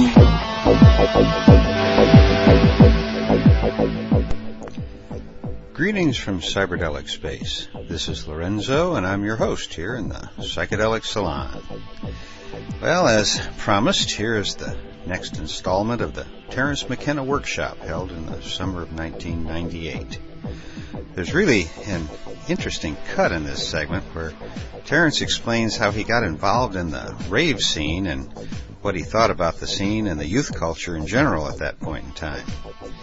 You'll also hear a short version of his theory about psychedelic mushrooms and the possibility that they may actually be ETs that we're looking for. And he ends with a message that the mushroom gave him about a simple, surefire way to save the planet from ecological disaster. And I'm sure you'll be interested in hearing that one. Now, if you were with us for our last podcast from the Psychedelic Salon, you might remember, at least depending on your current state of short-term memory function, of course. Now, what was I talking about? Oh, yeah.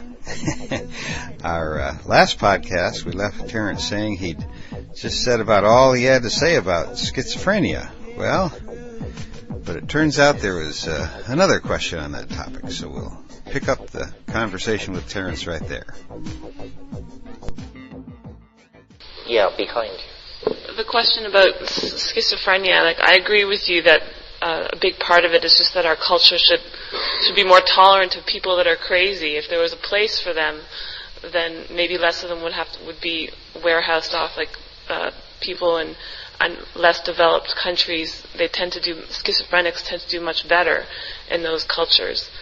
But my question is the fact that a lot of them really are suffering, and they really are suffering with the voices in their heads, and many of them do commit suicide because they're suffering so much with those voices, and some of them do see the hospital as a safe place for them. And how do you balance those Yeah, well, I think the paranoid kind of schizophrenia is different from this process schizophrenia, and from having seen people in that state, it's clearly a very uncomfortable state.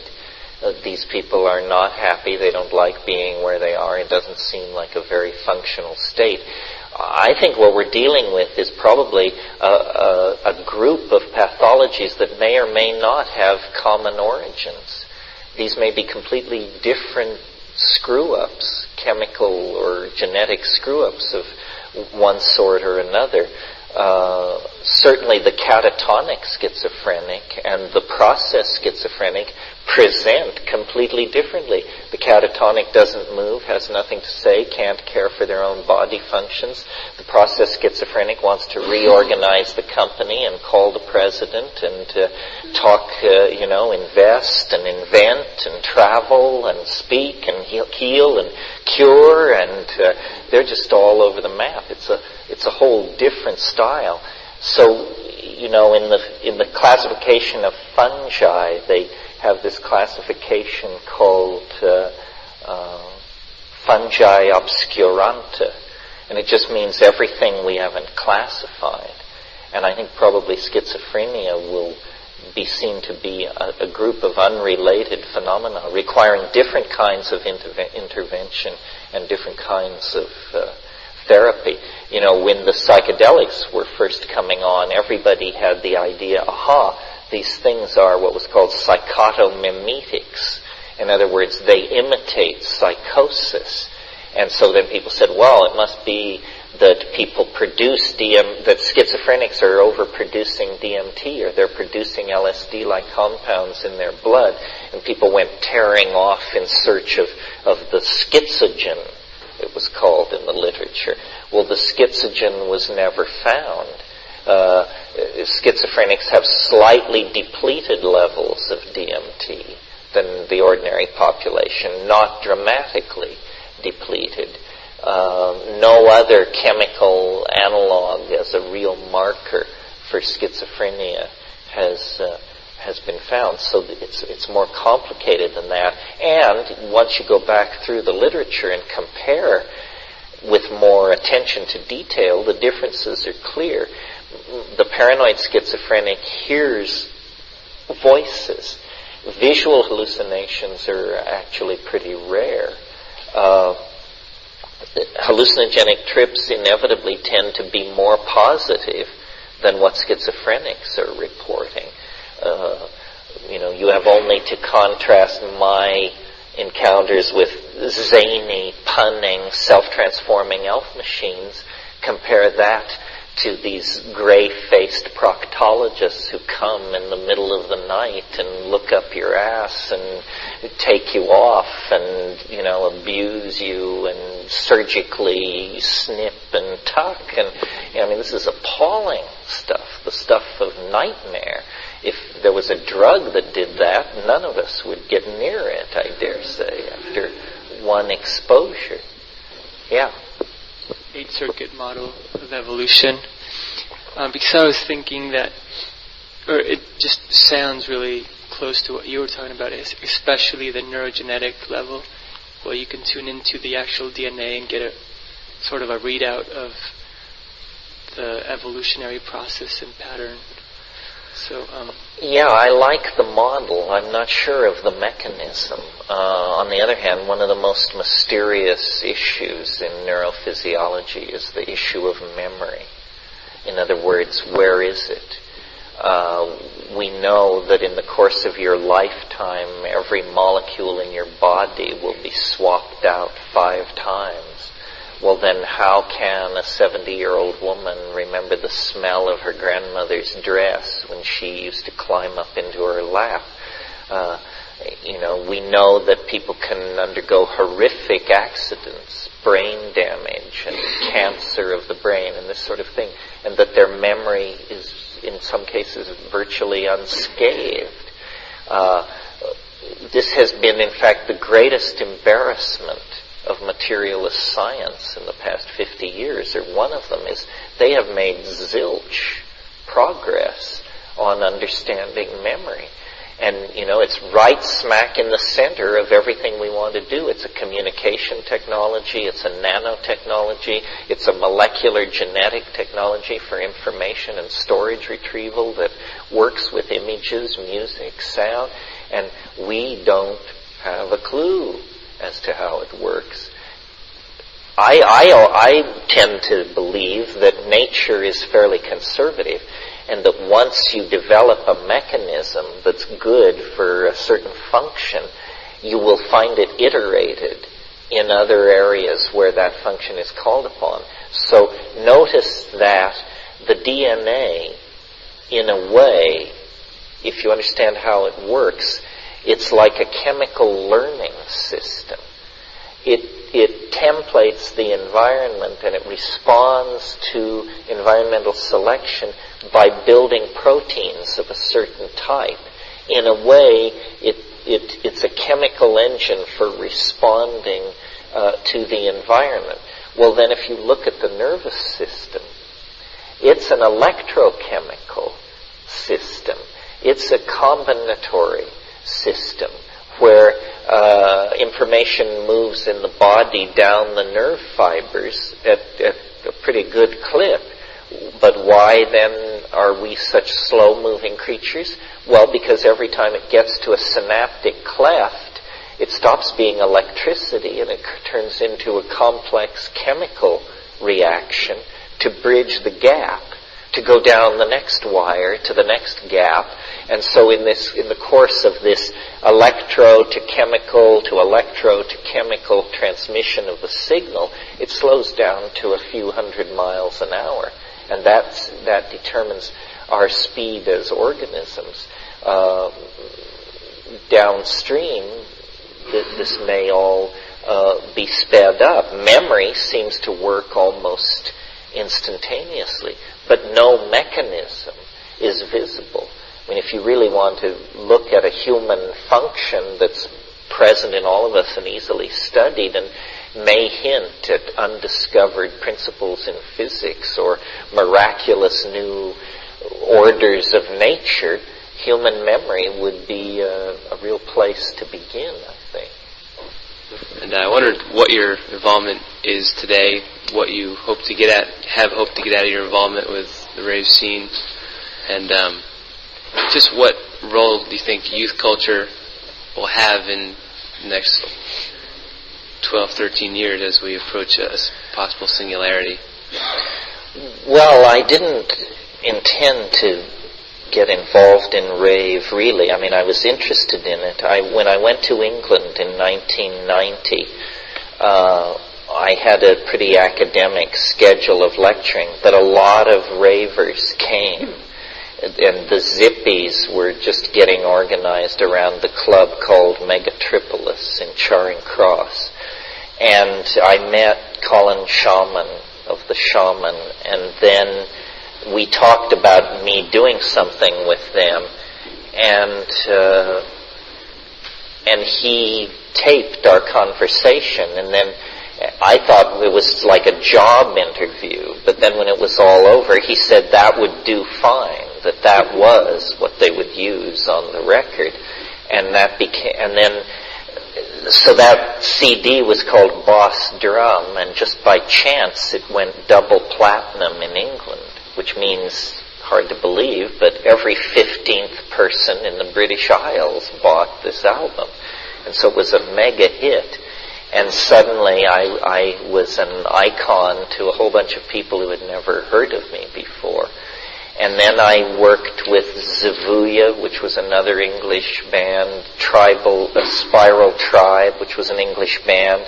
I met a Austrian couple in Frankfurt who are Station Rose, which was a German doof band. And last year I went to South Africa and Australia and ended up doing raves there. It's a kind of a weird thing for a person my age to be the world's oldest raver or something. But the rave scene needs to be more psychedelic. It breaks down. It breaks toward amphetamine. It breaks toward heroin. It breaks toward alcohol. You have to keep constantly reminding it. Plus, the youth culture is incredibly powerful and creative. People talk about the 1960s and what a great thing it was. Well, I was there. I was at ground zero, and it lasted from about 1966 until early 1968. And 1968 was called the Year of Rage, or the Days of Rage. That was all street fighting and rocking out bank windows and burning police cars. The Summer of Love, which was 1967, it was like a 2-year thing, 66, 67. The current youth culture has been going in the same direction strong since 1986. There are people who will tell you if you were not in London in the summer of 88, you missed it. And yet there are kids who obviously don't feel they missed it because they were children in 1988.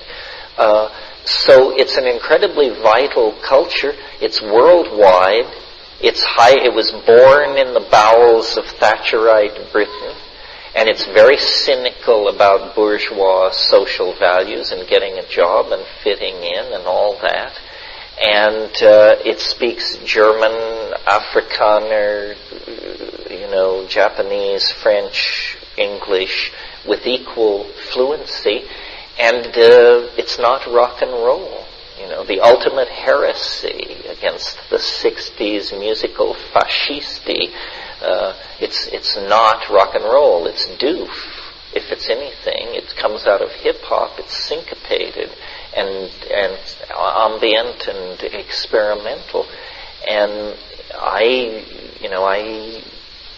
really don't understand the youth bashing tendency of this culture. It seems to me one of the most chuckle-headed things that we're involved in is youth bashing, because it all rides on the back of youth. They're the ones who are going to be asked to live in and perfect the future that all this technology and integration and bioengineering and so forth and so on is going to bring to fruition.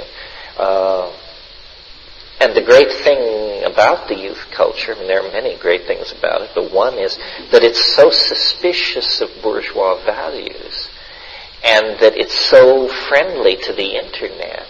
The Internet is owned and managed by the Fortune 500 corporations, but they own and manage it somewhat like a little old lady who owns a gorilla. They really fear it, and they don't understand it, and they have to hire guys with rings in their ears and ponytails to turn on the machines in the morning and to run the payroll software and the inventory control software and everything. So it's a very uneasy alliance. As far as whether I'll do more with rave culture, I don't know. I keep trying to back out of it. It's different. It's strange to go on stage in front of a screaming crowd at 2 a.m. and try to talk philosophy. And so I've given up trying to talk philosophy, and instead I find myself behaving more incoherently and crazily than I do in any other fashion. And the crowd seems to love it, but the crowd is predisposed to love it. The crowd is not terribly discriminating at that point. But I have been working with a band called Lost at Last, a Maui band transplanted to Santa Cruz. And if you're in San Francisco, New Year's Eve, we'll be at the Veterans Administration doing glossolalia and handling boa constrictors with light show and the whole razzmatazz. If only this had come when I was 20. I feel like Billy Pilgrim or something. I'm living my life entirely out of sequence. What does a 51-year-old guy need with a career as a raver? Beats the shit out of me, but there you have it. And I'm poor enough, I can't just say no either. I have to negotiate this stuff. Oh yeah, it's a shamanic role for sure. Jumpin' Jack Flash, it's a gas. For sure it's a shamanic role. But I'm sure, it would be perfectly reasonable to stand aside and let a 22-year-old do it, let Spooky do it, let somebody else do it. Yeah. With all your talk about the proctologists who come in the night, what do you think about the extraterrestrials? I thought you would never ask. Well, first of all, before I wade in, visor down, razors flashing, let me say that I have at times proposed various extraterrestrial theories, because it seemed to me back in the mid-70s that if you were to take seriously the idea that there was an extraterrestrial penetration of the terrestrial ecology, that the mushroom would be it. The mushroom is alien enough in its life cycle alien enough to survive the conditions of outer space, and when complexed with a mammalian nervous system, it seems to want to download these messages from far away, shall we say. So that's my idea of how an alien would be. That the first problem you would have with a real alien would be to recognize it. Because, first of all, it's going to be alien, for crying out loud. This thing evolved on some other planet under a completely different chemical and regime of pressure and chemistry. And I mean, if you can't understand your next-door neighbor, what do you think it's going to be like to stare into the face, if it has a face, of somebody from Zenebel Ganubi? So the mushroom seemed alien enough. And it's also very low-key. It looks high technology. I don't expect them to come in trillion-ton ships of titanium roaring out of the cosmic darkness into parking orbit around our planet. I seriously doubt if it will happen that way. If they don't want to be detected, they certainly will not be detected, because you have to assume that the technology will be beyond your wildest imaginings. The idea that someone is going to come in ships speaking languages and with an interest in our gross industrial output or trading with us or some crap like that, this is what I call failure of scale. This is for people who don't understand how weird reality is. This is for people who've been watching too much daytime TV to think it's going to be so humdrum as that. So then we're left with this residuum of testimony that something weird is going on. I think this is like an intelligence test built into reality. Life presents itself as a mystery. The people who pass the intelligence test are not worrying about gray-faced aliens checking them for hemorrhoids in the middle of the night. They have passed this intelligence test, and their conclusion is, whatever this is, it is not what it claims to be. It is not what it appears to be. And then people are very puzzled, and they say, well, but what about all these people who have these things happen to them? Well, this now we sort of get down to the nut of the matter, and this is where I often feel my audiences peeling away from me in horror and disappointment, because I think we're very naive about what information is and how it works. And let's see how I can give examples of this or start into it. First of all, the media that we are embedded in are designed to amplify anomalies. In other words, here's a story. Man goes to work, does moderately good job. No newspaper on earth would run this as a headline. Why? Because it's not news. It's ordinary. On the other hand, Volkswagen-sized chunk of ice falls in Massachusetts farm field. This is news. And if it passes the first gateway, which is the local news reporting apparatus, passes it on to the AP and UPI and like that, then it makes its way out into the electromagnetic medium.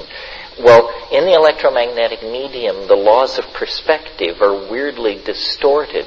The further away you are from something, the more real it looks. The closer you get to it, the less substantial it becomes in the world of media. So, for example, let's say that the New York Times on a certain day reports that in a Massachusetts field a large chunk of ice has fallen.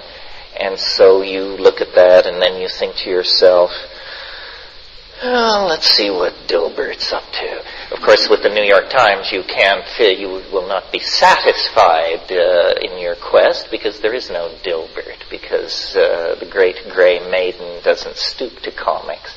But suppose you're reading a civilized newspaper. Well, then you just go and read Dilbert.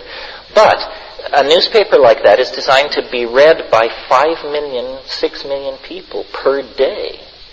Well, sure as hell, someone will open the paper to page 42, chunk of ice falls in Massachusetts field, and they will notice that the county in which this field is located contains their mother's maiden name initials. And by that, and a dream they had the night before of something wet falling from the sky, they realize that God has sent them a message. And they call work and cancel, and jump in the car and head for Amherst or wherever the action is. Well, meanwhile, the rest of us go on about our business, with one exception. Editors of newspapers where this story has been put out are now getting feedback. And so the editor calls up the Cub reporter. He says, we're really getting a lot of interest on that ice fall in Massachusetts deal. I want you to drive up there and get the story, interview everybody, find out what's going on. Is there a religious angle? Is there a this? Is there a that? What did people see? So this guy thinks, I have to find honest work. But until then, I have to drive up to Massachusetts and find out what's going on. The person for whom God was speaking to them and the reporter encounter each other at the edge of what is now a drying mud hole. And then he says, and who are you? He says, well, funny you should ask. I'm Dr. Raymond Hammurabibird, expert in telluric energies, ley lines, radiesthesic energy, genies, afrits, and ancestor spirits. And I can tell you what's going on here. This confirms a theory that I published in my book, Turning the World Upside Down in 10 Different Ways. I self-published my book, but and you're off at this point.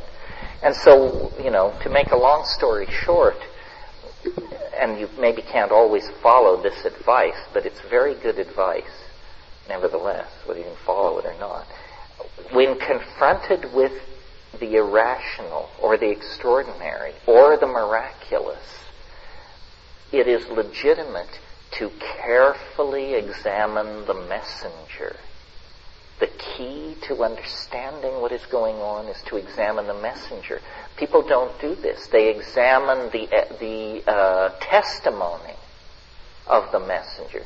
So they say, now stand exactly where you were standing when the saucer first appeared. Aha. And so it was 20 degrees above the horizon, and it moved, so we can calculate it must have been moving at this speed. This is not the right question to be asking this person. The right question to be asking is, have you ever seen a ghost? What's your position on the resurrection? How do you feel about homeopathy? What's your position on major earth changes in the short-term projection of things? And if you do this, you will begin to discover an epistemological naivete, I maintain, that the illusion that you and this person are living in the same Idaho begins to break down. They have categories and presuppositions and expectations that you can't follow along with. And so the illusion of communication is necessary for there to be the mirage of an event, is essentially a way of putting it. So these things are like informational viruses. It's because of how we as organisms handle information. For example, here's a counter way to approach a problem in nature. Suppose you want to know how much electricity is running through a wire. The way to do this is to measure 100 times add these numbers together, divide by 100, and you will have the average amount of energy flowing through the wire. Now suppose your 100 numbers fluctuate between 3 volts and 3.5 volts, except that measurement 72 tells you that 11,000 volts are running through this wire. Well, what do you do with that reading if you're a good scientist? Well, you throw it out. You say, well, that's crazy. That can't be right. There's something wrong with that one. Get that puppy out of there. In other words, you reject the anomalous. Instead of pouncing on it and triumphantly raising it on high for all to adore, you simply eliminate it. The media works exactly the opposite. It seizes on every night 1 million people go out and look into the night sky. They see zilch, the stars, the moon. One person goes out, they see a triangular spaceship 800 feet across with red running lights broadcasting, the second chapter of Mark. Well, what are we told the next morning? That this was seen and this disrupted the night sky over Phoenix or Alamogordo or someplace like that. Always someplace you aren't, by the way. So people say, well, but is it all like that? Is it all so much like that? I think it pretty much is. People don't like... I've told stories here about strange events, but I've said the real weirdness does not have to be treated with respect or as though it were fragile. True weirdness is true weirdness. You can kick the tires, honk the horn, drive it around the block. Phony weirdness is incredibly fragile, and they don't want you to get near, and you can only see it if you stand here, and please don't touch, and the speaker is veiled, and the voice is distorted because the CIA might kill him if they knew who he was. A million reasons why it's just not totally straightforward. All resting on the preposterous notion that we couldn't stand knowing the truth, and therefore these things must be shielded from us. Well, if we're so fragile, why weren't we shielded from the knowledge of the president's blowjob? That shook up more people than the knowledge that extraterrestrials are trading human fetal tissue for advanced technology. It seems to me that as psychedelic people, we should be more immune to these rumors of miracles, signs, and wonders than the rest of the population, because we have a benchmark to measure it against. And the cultification of discourse and the rising tolerance for raps, which don't make sense, is a really weird aspect of the end of the millennium discussion that we're trying to have. Somebody on no evidence at all can introduce the most preposterous and outlandish hypotheses into a conversation, and it has to be treated with the same respect that the pronouncements of quantum physics or evolutionary theory are treated. And then people say, well, how do you not throw out the baby with the bathwater? Well, it's tricky. I think we all need to get our razors clarified, and also a little less politesse would be all right. I don't know what it's like here. I said all these things I'm saying to you now to Rupert recently, and he said, well, you're just, sinking in Malibu-itis. He said in an average English pub, if somebody started raving about this stuff, there would be 6 people on their feet instantly just sneering it out of existence. Well, upstate New York is halfway between London and Malibu, so maybe you're leavened with reason and temperance. But there certainly is a lot of loose-headed metaphor building out there in the intellectual marketplace. We almost need a new vocabulary of fluff. There are different kinds of fluff. For instance, there's what I call deep fluff, which is fluff with a history. So that would be, for example, alchemy, which is something dear to my heart. Alchemy is fluff with depth because it's 4,000 years old, and even though it's never made good on its promises or agenda, it just keeps popping up in various places. It's generated a rich literature. It's deep fluff. The kind of fluff that freaks me out is where you get one person who never read the Old Testament, never read Plato, doesn't understand mathematics, music, history, art, literature, religion, economics, or philosophy, but they have all the answers. Because when they were in the desert, the archangel Malingi appeared to them and downloaded the entire shtick from A to Z in 11 simple lessons, which they will share with you for a significant portion of your income. This kind of thing, you should automatically... the mushroom said to me once, apropos of all this, and I've tried to live by it, it said, for one human being to seek enlightenment from another is like a grain of sand on the beach to seek enlightenment from another. And, for me, that puts in perspective all this malarkey about lineages and secret orders and having to sweep up around the ashram for 15 years before they cut you any juice and all of that stuff. If, a truth which you cannot understand is of no use to you. So don't tell yourself that the fact that you don't understand quantum physics is okay because these guys at MIT have it under control. Until you understand it, it's utterly useless to you. So people live by hearsay and rumor, and people delightedly spread rumors of the miraculous. And people say, "Whoa, did you see that thing on TV the other night where they had that Air Force colonel who claimed that he was there at Roswell when there's a buzz?" And well, to repeat this kind of stuff is the equivalent of taking home a newspaper with a headline that says, "Alien Mom 9 gives birth to dead Christ." This is not something people of intellectual integrity involve themselves with.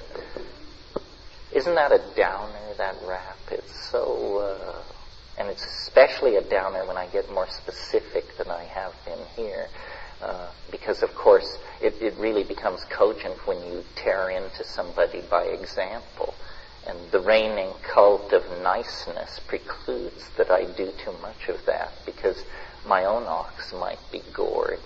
But I do urge you to disperse your money and attention with extreme miserliness when people start telling you they have the answers.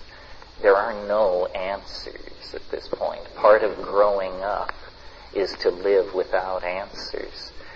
Culture is a kind of con that works on you if you're smart till you're about 35 or 40 or 50. It takes longer for some people. But if you live long enough and you're paying attention, you will eventually notice that culture is a con. It just wants to pick your pocket and get your vote and make a fool out of you. And around age 35, 45, 55, people just say, screw it, who needs this? I'm not going. Or they become defenders of it because they somehow see into a wisdom that it contains that I have not perceived. I think really, part of... There is an idea around that sometime in your mid-20s you mature, and that then you are a fully mature human being. This is obviously not true. You're still a puppet of culture. The maturation process goes on into the 30s and 40s, and if you live that long, what you should end up being is an independent person, free of ideology, free of object fetishism, consumer fetishism, free of pathological attachments to other people, free of codependent relationships. I mean, these are all things which people in their 20s are just beginning to encounter as possibilities. And if you don't grow past these things, then you become these people who watch daytime TV and roam the malls and vacation in artificial paradises and, a lot of lottery, attention to lotteries and publishers' clearinghouse millions that are soon to arrive, and just a squirrely lifestyle, hardly above the level of a laboratory rat. And if consciousness expansion means anything, it means thinking your way out of these cultural cul-de-sacs and dilemmas. Don't buy anything. Because very, very rarely is what you are being sold what it represents to be, nor worth what's being asked for it. Yeah. Do something about our planet quickly. Well, in terms of suggestions, and we have 10 minutes left, so I'll be able to get out of here without the hour of discussion this usually provokes.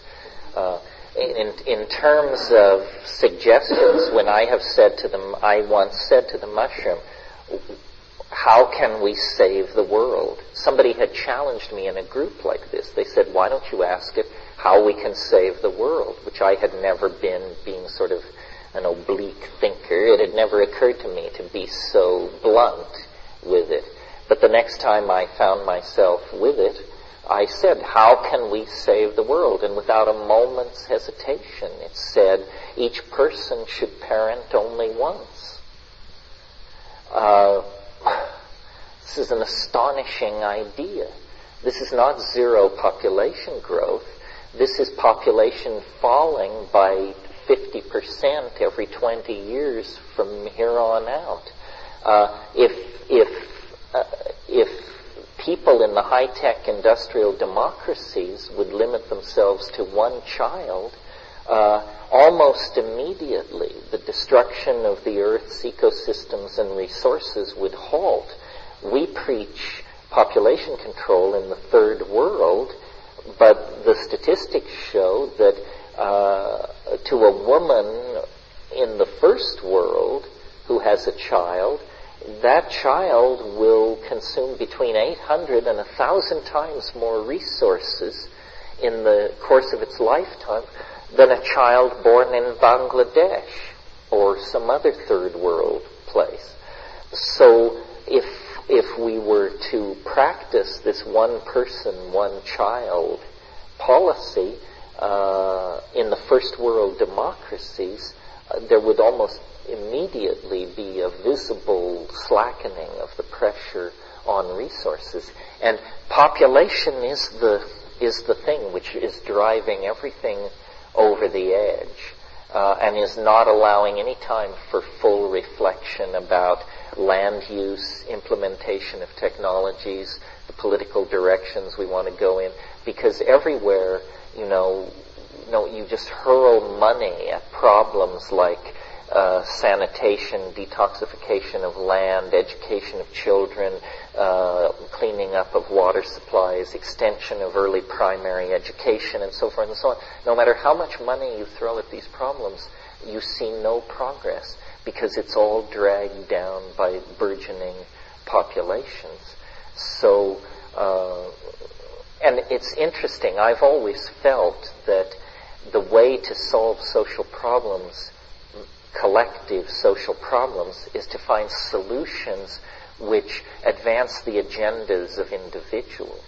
In other words, some version of enlightened self-interest.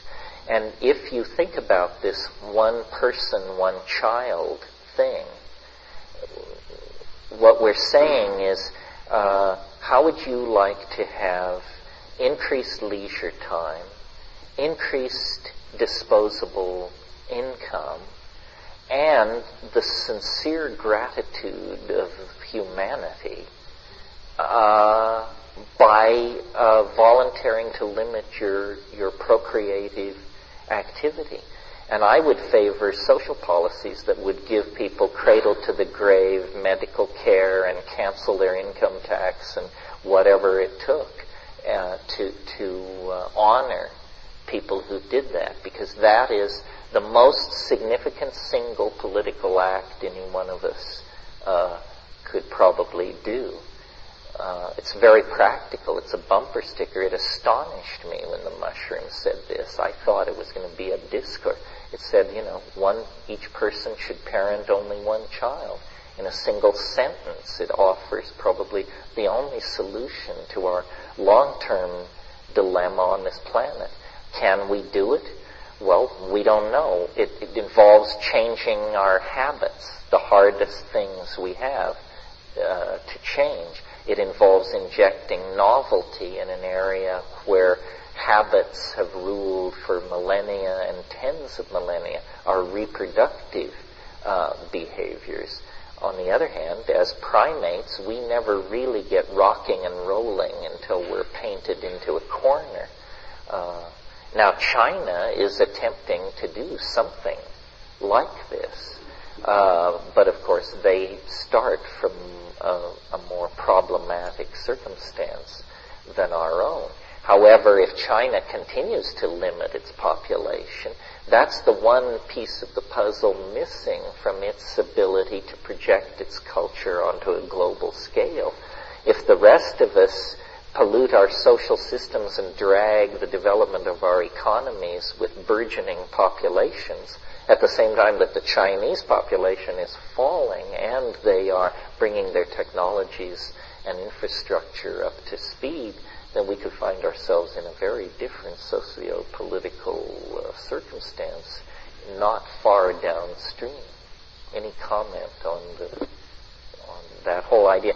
It's an interesting idea. I'm surprised that there is no society for it. I've never heard it discussed. Not radical lesbians, not libertarians, and I also thought when it first came up that there must be some hideous political flaw in it, that some radical feminist or somebody would spring forward and point out this appalling contradiction as to why this couldn't be done or why this was utterly unacceptable and dehumanizing. Nobody has ever done that either. People have said, the only criticism I've had of it is people have said that political power is based on population. But I argue that's not true. If that were true, India would be the second most powerful nation in the world. Well, what about France? What about Germany? What about England? So, we are not in a breeding race with the brown-skinned people of the planet. Thinking like that is crazy-making. What determines the viability of a society is the quality of life that it delivers to the greatest number of people. So I think one person, one child, those of you who haven't yet entered the reproductive phase of your life, you might consider. People have objected and said, well, but children need other children. This is arguable. The nuclear family is not handed down from Mount Sinai. The nuclear family is a late 19th century invention at the convenience of industrial capitalism. If there is a human model handed down from Mount Sinai, it's the extended family group, the aunts, the uncles, the cousins, all together in a long house or a compound. Well, we haven't lived like that in America since the 1840s. It was no way to live anyway. In 1800, the average American woman gave birth 13 times in her life. This is no population, this is not a behavior pattern we want to emulate. I think that we are sentimental, that the concept of the child is some kind of morbid download from 19th century romanticism, and that it's a morbid concept. The child in our society is symbol of innocence and victim of mayhem. It would be, in Amazonian societies that I've observed, children are small versions of adults, and as quickly as they can handle them, they are given responsibilities and roles, and they participate in life, birth, death, sexuality, hunting rituals. There is no this idea that we screen people from the facts of life because they are innocent and fragile. And it's a complete paradox in our society, because while we're dishing out this rhetoric of innocence, we're creating a popular culture so steeped in images of violence and abuse and rape and so forth, that the idea that there are any secrets from anybody is a pretty hollow rhetoric. So we need to re-envision our relationship to children. They are more precious than we have tended to treat them. They are more central to our future than we have tended to admit. And our population policies, if they don't swing around to take cognizance of this, will probably derail all our best intents to build a sane and caring world. Anyway, that's the opinion of an extraterrestrial fungus on a matter of human population. I can still remember sitting in that hot August room and sitting on a thin cushion that didn't do a thing to soften the hard wood floor after a few hours, and I was actually wishing Terence would call it a day because my butt was so sore. Then he dropped that idea about each person having only one child, and that idea caught my imagination and attention so much that I forgot all about the pain. It's really quite an elegant idea, don't you think? And do you think that Terence's take on the rave scene as of 1998 fits in today? Particularly the point about using more psychedelics and dumping that meth crap. You got to watch that stuff. It's the easiest thing there is to get habituated to, but I've never seen a good ending for someone who gets hooked on meth or crack. Stick with the psychedelics. Use them right and you'll be all right. I don't think you can go wrong. And I guess I should maybe say the previous announcement was brought to you by the Partnership of Free Drugs in America, or something like that. By the way, that was a joke for those of you who are just maintaining right now and maybe a little paranoid or something. By the way, if you don't have a copy of Boss Drum by the Shaman, you ought to go out and pick up one. Just to hear Terence's rap called Re-Evolution. And I play it when I do a solo mushroom trip quite often. I like to sit in the dark with headphones on and play that track just as the light show is starting to come on. If you've heard that cut, you remember the kind of eerie keyboard background intro where Terence begins saying, "If the truth can be told so as to be understood, it will be believed." I've always enjoyed hearing that particular rap, particularly because I think, as you just heard, Terence had just come from the Club Megatripolis, and I think it probably had been his first rave experience, at least according to the story he tells here. And how appropriate is that it's Terence's first rave at the Megatripolis in the UK, As I'm sure most of you already know, the force behind that club was Fraser Clark, who is with us here in the Psychedelic Salon for our podcast number 16, where we were treated to Fraser's famous epic Monkey's Trip, A Short History of the Human Species. Which reminds me, by the way, that Fraser just told me that he came across a recording of a talk he gave at Stanford University, and I think it must have been during the time he was leading that Zippy Pronoia tour across the U.S. a few years after Terence was first at the Megatripolis. And this talk, by the way, is called Rave Culture and the End of the World. And if all goes well, I should have a copy in hand, and we'll podcast it in the near future. Right now, there are either 2 or 3 more podcasts left of this McKenna workshop, and then we're going to hear the talk that Nick Sand gave at the Mind States 2001 conference. At the time, he was still under the heavy yoke of the U.S. parole system. It's quite a powerful talk by a living legend in the psychedelic community. Can you say orange sunshine? Now, before we go, there's one last thing I'd like to point out, and that's a new book by James Kent that hopefully will be published really soon. Some of you may not recognize James's name, but I'm sure you're already familiar with his work. He was the former editor of the classic Psychedelic Illuminations magazine, of which I still have a few treasured copies in my library. And James was also the publisher of Trip magazine.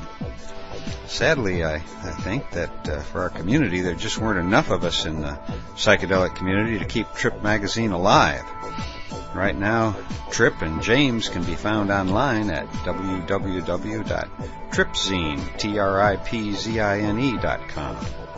And if you go to that site right now, which, by the way, is the spring of 2006 for you time travelers who might come across this podcast in the far distant future. Anyhow, right now you'll see a link to James's new book, Psychedelic Information Theory. And he's also posted the table of contents and several chapters for you to read online. And I think that if you take the time to read a little of this book, you'll see that it's a completely new take on the subject. In fact, James was recently invited to present his new Psychedelic Information Theory at the recent Toward a Science of Consciousness conference, which is a venue for the real heavy hitters in consciousness research. And as I said a minute ago, our community wasn't able to muster up enough subscriptions to keep Trip magazine alive, but now we've got another chance to make up for it. And if you go to the webpage at TripZine that has the link to the table of contents for his new book, there's also a link right below it to donate to the publishing fund for this groundbreaking book. If you donate $5, you'll get a full online preview of the chapters as they become available, and the first 100 people who chip in $50 will receive a numbered autographed copy of the limited first edition. So I don't know how many of those 100 copies are left. In fact, I can guarantee that there are at least less than 100 now, because I've ordered mine. And so if you're interested and so inclined, why don't you give one of our own your support to help to get this important book published. Well, I guess I've rambled on long enough for now. I appreciate you being with us here today in the Psychedelic Salon, and I appreciate Chateau Hayuk for letting us use their music for these podcasts. So thanks again, Jacques, Cordell, and Wells. And for now, this is Lorenzo signing off from Cyberdelic Space. Be well, my friends.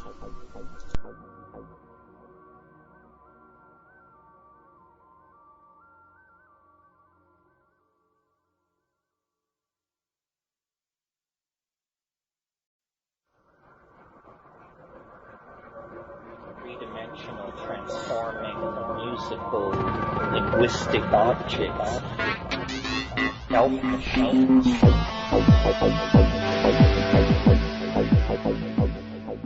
Greetings from Cyberdelic Space. This is Lorenzo, and I'm your host here in the Psychedelic Salon.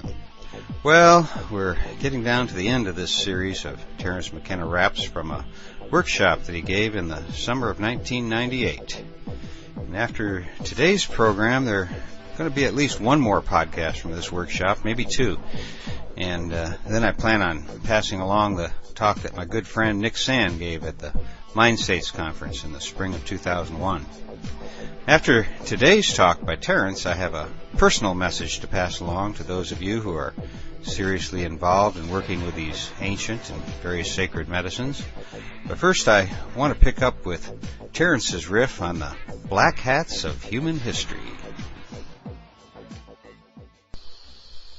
Black hats of the human history story. These are the people who domesticated the horse, invented the wheel, and realized that rape was a better career than agriculture and pillage.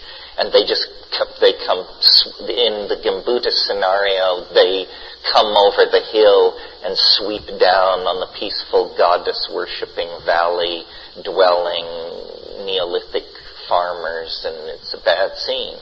Colin Renfrew, who wrote a very interesting book called The Archaeology of Language, is the great critic of this theory.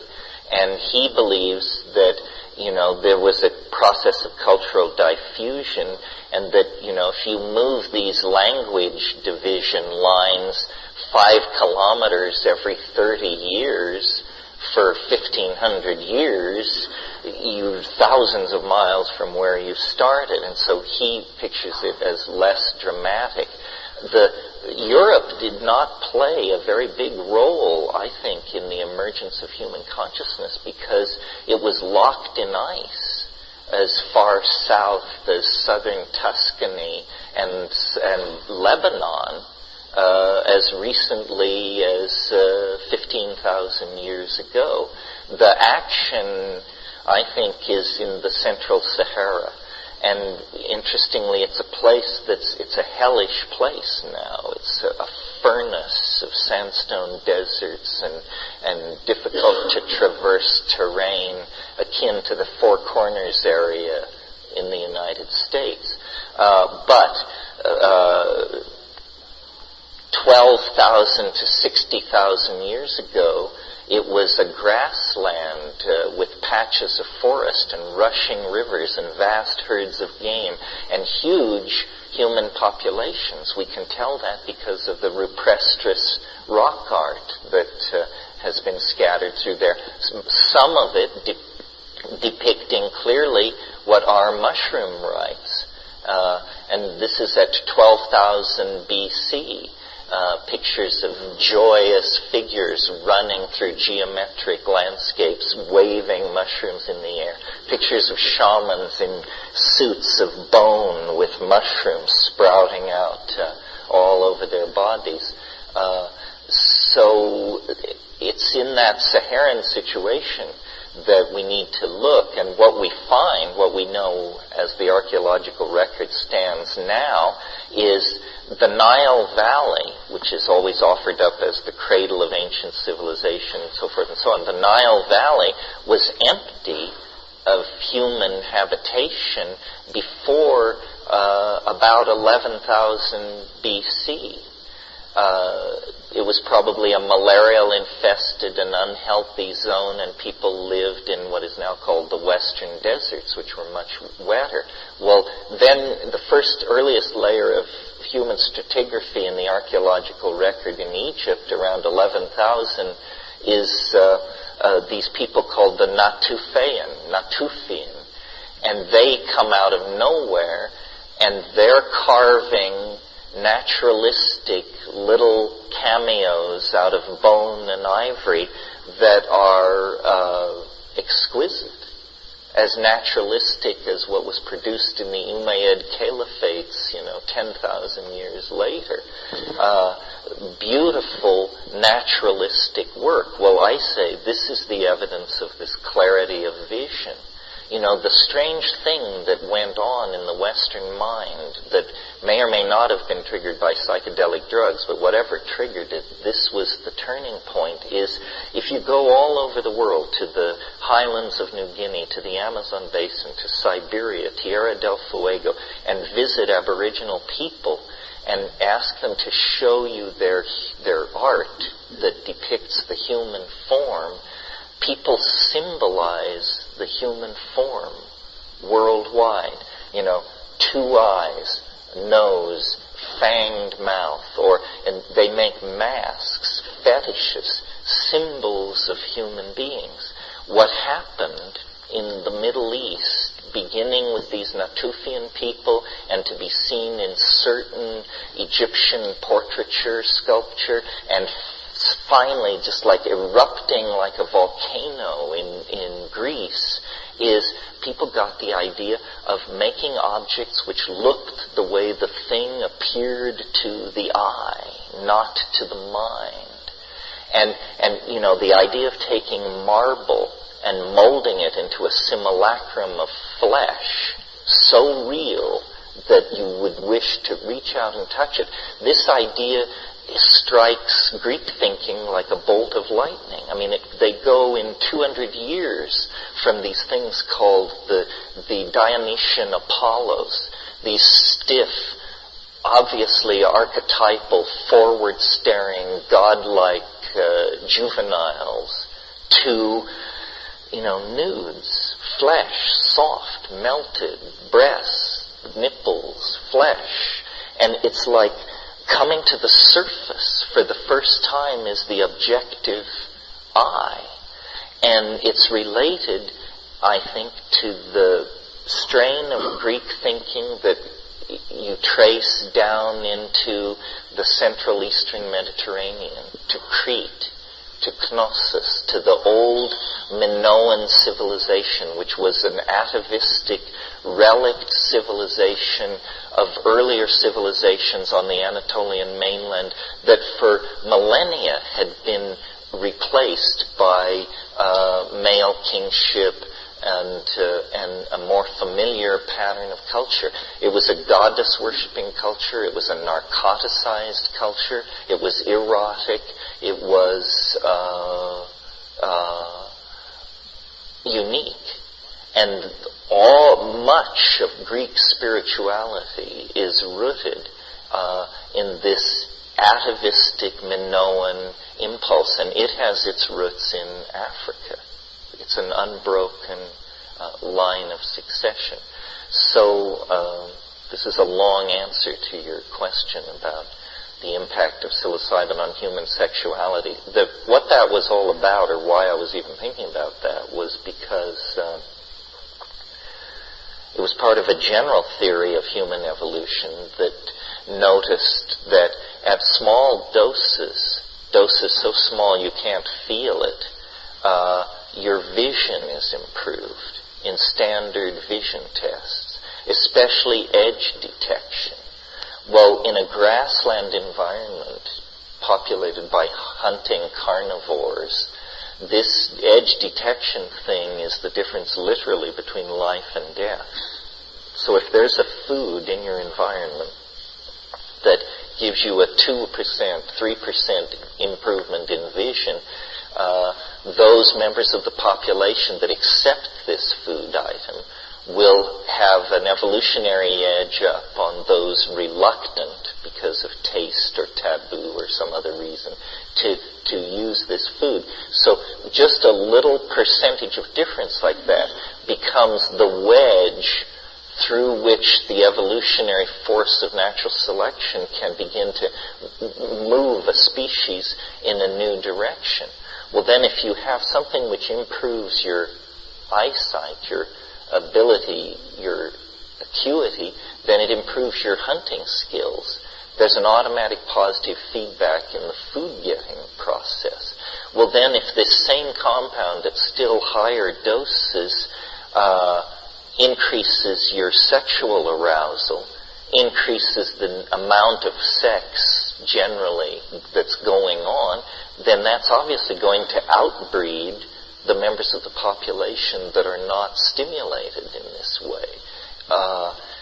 And then, if you have on top of this, first you have this drug which hits you in these two very different ways, but then thirdly, if you go beyond the sexually stimulating dosage level, it stimulates the imagination.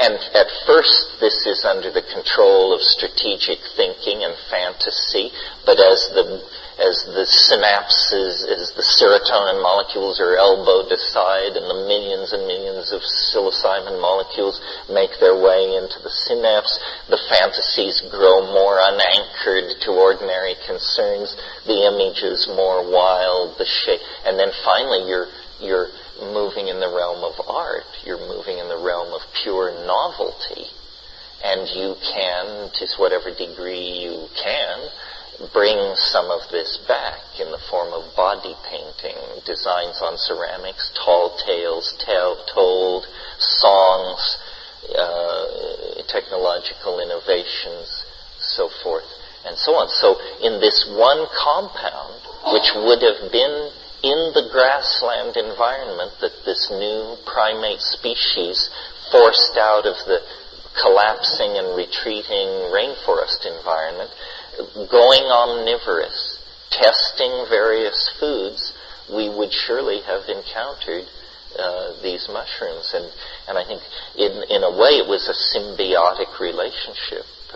Paul Stamets has pointed out how the psilocybin mushrooms, you don't find them in the primary forest. You don't find them in remote, unvisited ecosystems. You find them on the lawns of courthouses, libraries, and public buildings. You find them in the rhododendron duff in city parks. They accompany mankind. They hover near human habitation sites, and we've spread them everywhere. I've heard from several people it's very inconsistent. I don't think it's inconsistent so much as you have to learn how to do it. It seems many drugs are hard to get off on the first time. What I recommend with salvia is do it in a gravity bong, which is, a bong where you cut the bottom out of a water bottle and put a mouthpiece full of whatever the substance is on top, and have a bucket of ice water, and you sink the water bottle into the ice water, and then you put the pipe, the place where the stuff will burn, into a cork, and you hold a match over it, and you slowly pull the bottle up out of the bucket of ice water, and a vacuum forms in the bottle, and it fills with immense amounts of white smoke, and you don't quite withdraw the thing from the water. You keep a seal down here, and then you get over it, and you whip the burning, the pipe part off the bottle, and you cover it with your mouth, and you sink it into the ice water.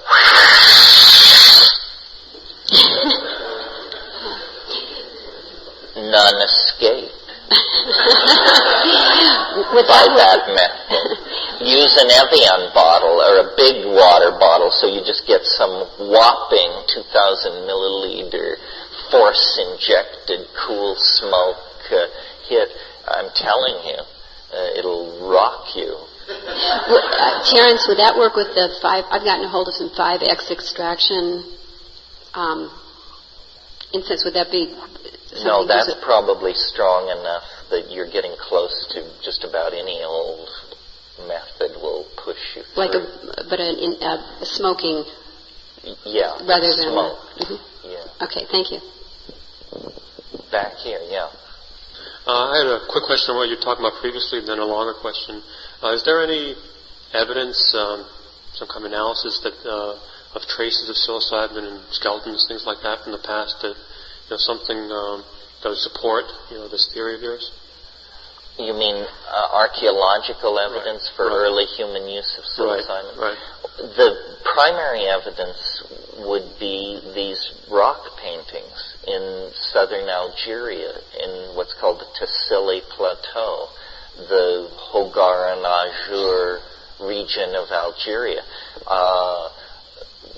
Henri Hlot wrote a book called the Rock Paintings of Tassili, and you can see them in there. Part of the problem, which isn't from my point of view a problem, but an opportunity, is that the area where I think you should look, nobody has ever looked. In other words, it's so hard to... Algeria right now is in political hell and has been for some time. The desert is a very difficult place. The geography is impassable. You have to speak French. You have to have good credentials with French academia, and on and on and on. In other words, it's very hard to do work in there. I've seen the archaeological survey map of the Tassili, and there are tells, hills, ruins, all over the place, and the archaeological survey just says pre-Roman. Pre-Roman. Well, good God, it could be 25,000 years old, and you wouldn't know until you dig in there. People have gone and photographed the rock painting, but you need to go with a modern, well-financed archaeological team that would stay months and do a complete stratigraphic analysis of several major sites. Palynology would be an approach. Could we detect unusual amounts of mushroom pollen in old deposits? And this is, in Turkey there is a very interesting site called Çatalhöyük that's on the Anatolian plain. It's the oldest city in the world. It was flourishing. It's 6,500 BC, 8,500 years ago, when the pyramids were but a distant dream of the mad future.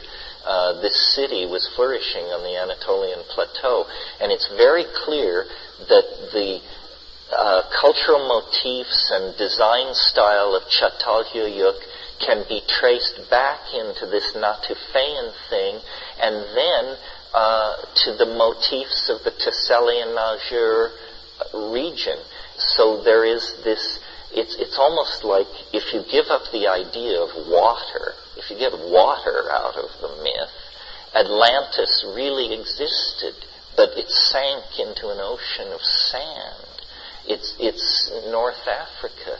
It's that there was an incredibly advanced goddess-worshipping, Paleolithic, probably psychedelic culture out there, and it entered the Near East as the Natufeans. Then it was at Jericho I, then it was at Hebron, and then finally the end state of that tree of cultural development was Çatalhöyük. Yeah. But so I guess the answer to my question about any kind of direct physical evidence, to coin a phrase, is no. Well, I take you mean because arguably the rock paintings are of something else? No, I'm not arguing that at all. I'm just asking if somebody has done anything to establish, with some kind of measurement that there's traces of something which is psilocybin, either in skeletons or in the pottery or something like that. No, there was the famous case of the Iceman, which was, as you probably all know, this guy, 9,000-year-old man found in a crack in a glacier in Switzerland, and he had a mushroom with him in a little leather bag. But it was impossible to identify it, and the doubters said it was tinder. So it was an inconclusive thing. The funny story about the Iceman that I love is they could get DNA off him. So they sequenced his DNA, and then they wanted to search the world to find out what people on Earth had the genetic component most like the Iceman. It turned out the Swiss couple with a cabin 600 yards away down the valley were the tightest match. And it just, those Swiss, they've just been staying home forever. Well, if I may, could I ask my longer question? Oh, yeah. Sorry. Last night when your encounter with Ralph Abraham, which I enjoyed tremendously, and I really thank you for that, you described the World Wide Web as being... Hello? Yeah. You described the World Wide Web as being possibly some sort of a device for capturing an alien intelligence. And I was wondering if we could step back a little bit and just think of it as being sort of a site where a sort of a homegrown intelligence might sort of emerge. You don't have to really need to imagine an alien intelligence coming from outside. It can sort of emerge from the web itself. Well, yeah, we touched on that possibility too. That I think is more likely. The AI, I think this is a real issue. Ralph poo-pooed it, but it's a philosophical problem for human beings. First of all, as someone last night mentioned, the famous Turing test, which is somebody calls you on the phone. If you can't tell whether it's a person or a machine, and it is a machine, then it is an artificial intelligence. There are theories of emergent network properties that hold that when you get enough simple switching devices connected together in a complicated enough way, that there will begin to be self-reflective forms of behavior. And of course the net is a vast self-monitoring, self-observing, self-designing thing. And we're making it more and more flexible all the time. Like in a few months, it's going to be able to call processing power as needed to any task. So the people who actually really know about this stuff and have built careers in it seem quite concerned. Hans Moravec, who wrote a book called Mind Children, The Future of Human and Machine Intelligence, he says that it's an inevitable consequence of the net and that we could never turn back from this. And there are a lot of essays on the net called What Would Ultra-Intelligence Look Like? In other words, what would it be? What would a global mind actually have to say, or would it have to say anything? And more importantly, what would it do with its fingers on the world resource extraction apparatus, research and development facilities, stock markets, world price of gold, platinum, iridium? It's an impossible situation for us because we have designed something potentially beyond our ken and something that's right smack in the middle of our lives on every level. It's like you wanted transcendence, you've been whining about it for 5,000 years. Eat this, So, and then people say, well, what's the time scale?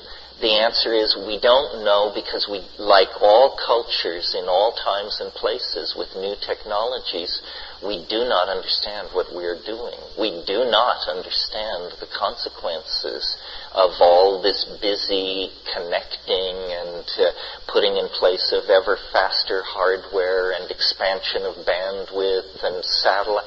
I mean, we're as conscious as termites are of the real raison d'etre of what we do. So in a way, perhaps we're already at the service of the AI.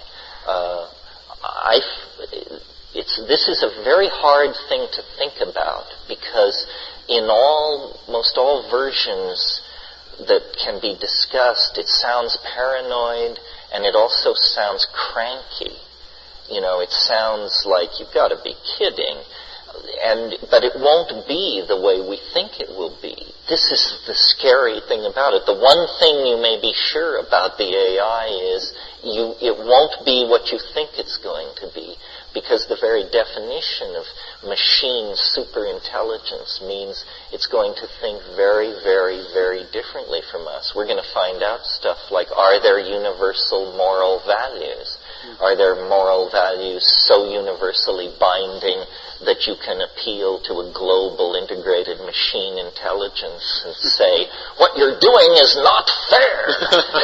And have it say, oh, excuse me, you're right. Sorry, old chum.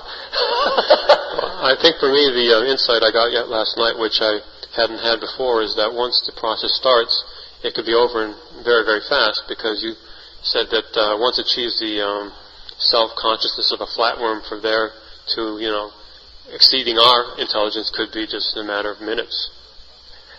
Well, again, we'll find out if there are overarching moral dimensions to the universe.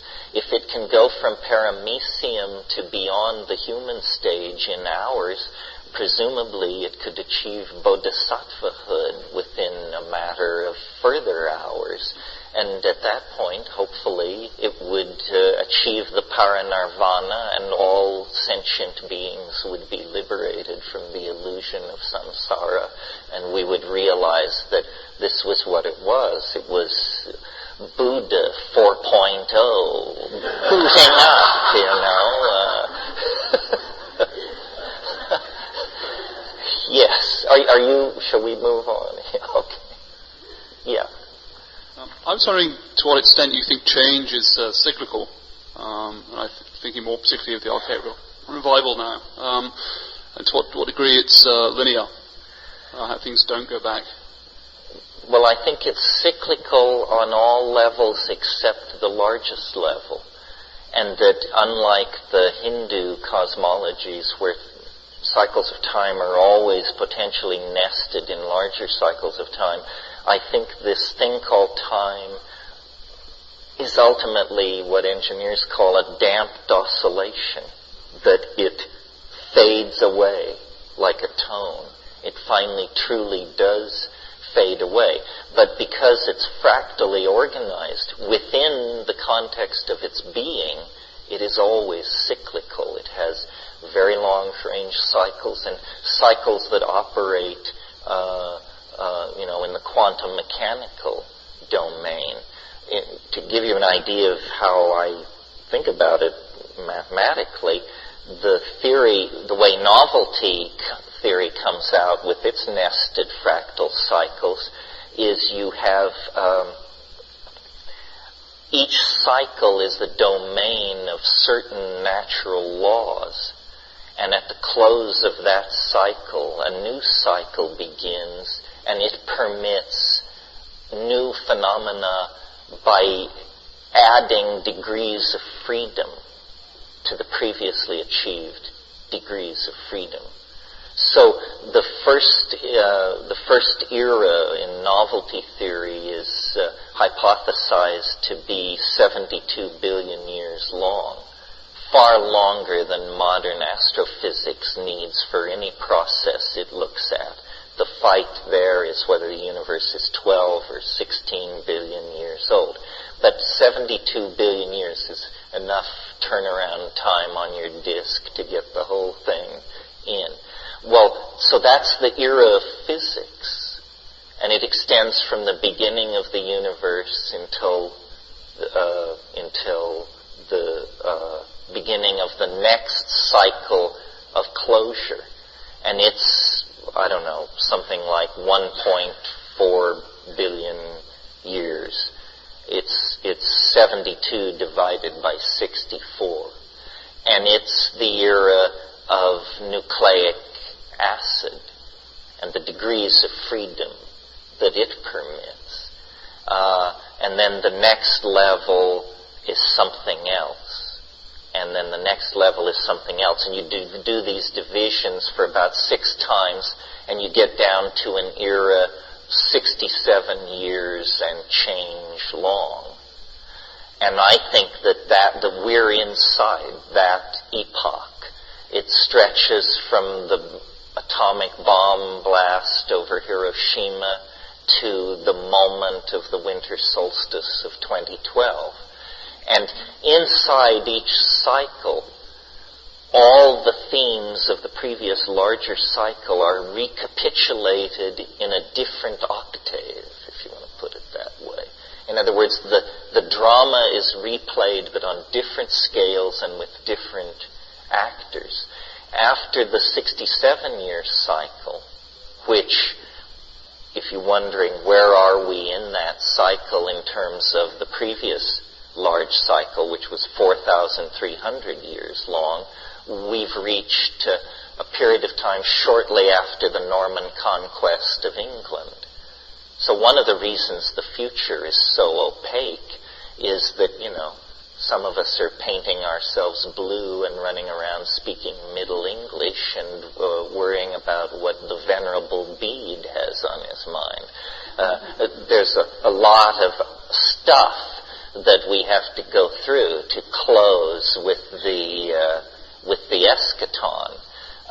An era will come of 384 days that I call the year of the jackpot, because all hell will tear loose. It will be a year in which the previous 67-year cycle, the previous 4,000-year cycle, and all the larger cycles preceding will all be reprised in furious miniature. A sort of a year like a long Bugs Bunny cartoon running backwards, a year of explosions and falling anvils. And at the end of that year of the jackpot, there will be a 6-day period where now even the most lumpen among us will have grasped the principle that something weird is going on. It's at this point that they'll send a helicopter for me to explain it all to the General Assembly. the apparent meltdown of the space-time continuum. Well, the funny thing about this kind of a cosmology, I mean, it strikes me as amusing, is see how we've come down through these condensing declensions that are shorter and shorter, and each one gets wilder and wilder. Well, if you assume the bottom floor of time is Planck's constant, which is 6.55 times 10 to the minus 23rd erg seconds, technically 1 jiffy. If you think that we don't go deeper than the jiffy level into time, then when you are an hour and 35 minutes from the jiffy epoch, the universe still has half of its morphological unfolding ahead of it. This is the mind-boggling thing. This is why when people ask the question, what will happen at the singularity, I just wave them off, because it's like trying to see around 8 corners at once. In the last hour and 35 minutes of this hypothesized universe that I'm talking about, it will go through more change, more morphogenetic unfoldment, more interconnectivity than it has experienced in the previous 72 billion years of its existence. Now, people say, whoa, but that's crazy. How could something like that happen? Well, excuse me, wait a moment. You know what the straight people are selling? They're selling that the universe sprang from nothing for no reason instantly. Well, now, I submit to you that this is the limit case for credulity. If you believe that, my family owns a bridge over the Hudson River that we will sell you very, very cheaply. The idea that the universe could spring instantly from nothing for no reason is, they're just saying, test them with this, Charlie. If they'll buy that, what wouldn't they buy, for crying out loud? And this is tenet 1 of science. Essentially what science is saying is, give us one free miracle. One free miracle, and we can just work with that. We can unfold that, invest that, fold it back, expand it, comment on it, copy it, verify it. So then apparently you get one free miracle when you play this game, the how does it all work game.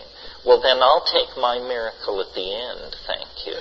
It seems to me that a miracle is far more likely to arise out of a very complex situation, a situation where you have physics and computers and civilizations and superconductivity and planets and stars and oceans and gases and plasmas and da-da-da-da-da-da. A miracle, you might shake a miracle out of such a rich and juicy mix, but to get a miracle out of nothing, this is bizarre. Everyone, hands. Yes. This singularity, whatever it may be, affects your daily life now. You're building a house or saving the planet. I mean, these things seem to pale into insignificance. How does it affect my life? Just day-to-day life, your belief. Well, when I got these ideas in 1971 and 72 and wrote The Invisible Landscape and all that, I was too hot for public consumption. I was manic and grandiose and classically processed schizophrenic. I hope I wasn't as offensive as some of the cases that I've experienced myself, because I tried never to lose my sense of humor or my good taste, but I did tend to be didactic, and time meant nothing to me. I mean, I would corner people in rooms and 7 hours would go by, and I was unrolling diagram, and it amazes me. I mean, you have no idea how toned down, and how my whole career is about not amping it up too much, not raving too much, not always appearing urbane, self-mocking, ironical, at home with the idea that I might be wrong. Well, these are the manners the schizophrenic must learn in order to pass among the normals, without them dropping a number 3 steel net mesh over you and hitting you with a tranquilizing dart. So, but, that was 72, 82, 92. It was, my God. I'm slowly coming down from those trips. And, if the question pertains to, is novelty theory permission to sit on your ass and not be involved in political action or building community, I don't take myself so seriously that I would cancel my obligation to political action because of anything novelty theory said. I think that regardless of what our ideological positions and speculations might be, we should act as if it matters. And I do think that novelty theory implies not that what I or you may do is particularly important, but that the human enterprise is immensely important. And Ralph has pointed out to me that any invention or political movement or religious revelation, any great culture-shaping thing that you can think of, if you study it carefully, it always goes back to one person. No committee ever had a revelation. Revelations come to individuals. So in terms of how I view my own life and everything, it seems to me it's like pure science fiction. It seems to me, I really identify with Billy Pilgrim in Slaughterhouse 5. Something happened back there in the Amazon jungle, and it turned my life into literature. It unleashed this zany thing, and it's crazy. It's a crazy kind of literature. It has a kind of Nabokovian irony that is, and I don't know to what degree everybody experiences the end of history and the end of a millennium that way. This is an enormous opportunity for us that we're just dumb lucky to have had happen.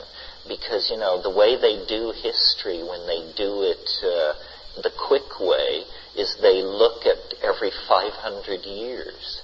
And everybody who wasn't fortunate enough to be born or live through a year that's a 500 or millennial year drops through the cracks. But we'll all be looked at, the way that people in AD 0, AD 1000, 2000, 3000 will be the sample. So I don't know where all this stuff leads to, because the truth of the psychedelic experience is, we could have a week long, we could have a month long, we could just spin endless tales, and sitting here talking about it doesn't come close to being loaded. Being loaded is so hard to grok when you're really loaded, when you're really out in the billows, when you really can't tell whether you're Agnes or Angus.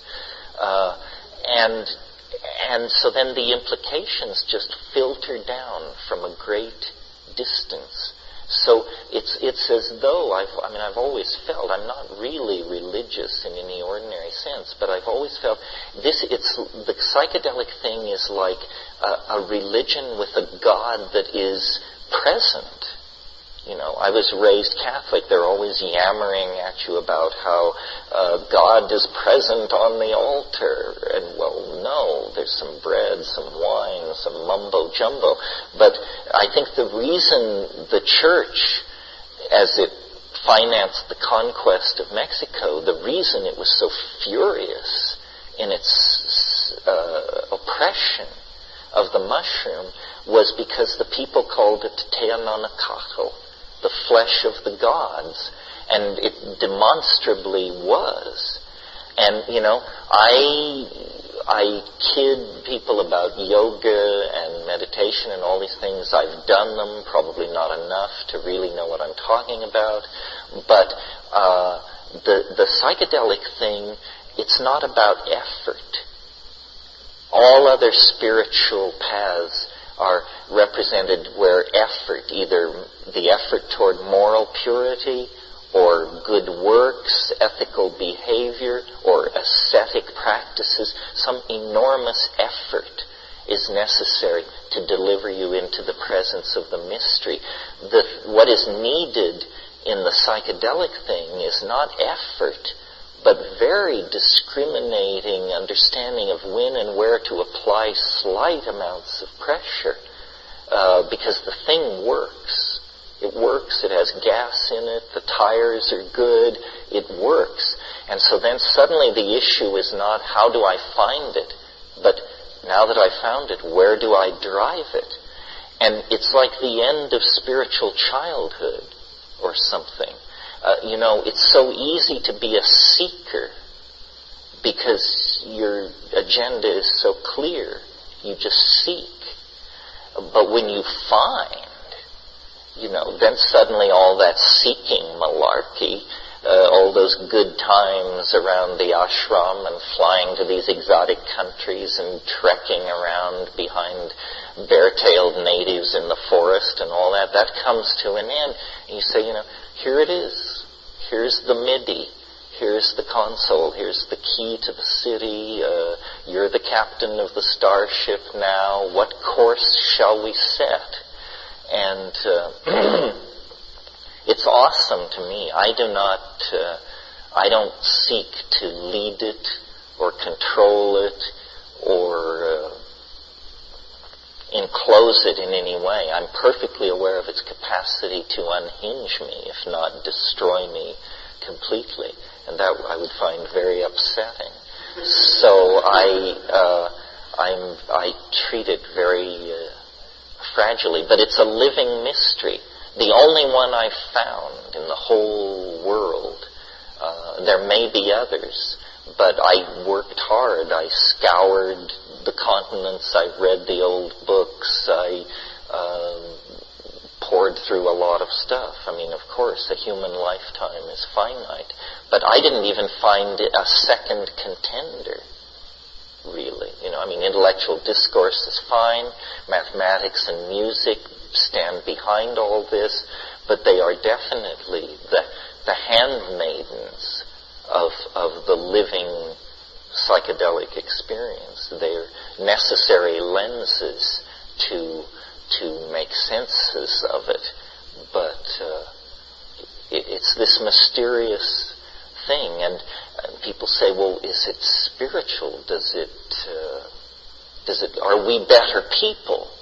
Are we better people for being involved with this? That's a very interesting question. The Mormons think they have the answer. The Hasids, the Zen people, are we any different? Or does the fact that this is an experience make it different? Or is, in fact, this a grace so gratuitous that it's granted to the morally destitute, our dear selves? This is the only way bad people can see God. Now, I don't know about you, but for me, just as Terence observed, the sacred use of psychedelic medicines truly did end my spiritual childhood. By the time I began serious investigation of these magical substances, I'd already cleansed my doors of perception about organized religion and had long since parted ways from those rigid paternalistic paths. In fact, I got so far off that path that I worked quite hard for several years in a very serious attempt to become an atheist. But that path didn't work out too well for me because at the time I had access to large quantities of free psychedelic mushrooms. And believe me, it's at least I found it pretty impossible to be an atheist after I've ingested 6 or 7 grams of mushrooms. Of course, I probably don't have to tell you that, do I? And before I get too far off track, I want to be sure to remind you of the story Terence just told about Chateau Hayuk. The reason I want to point that out is that the music you're hearing right now is from the group of the same name.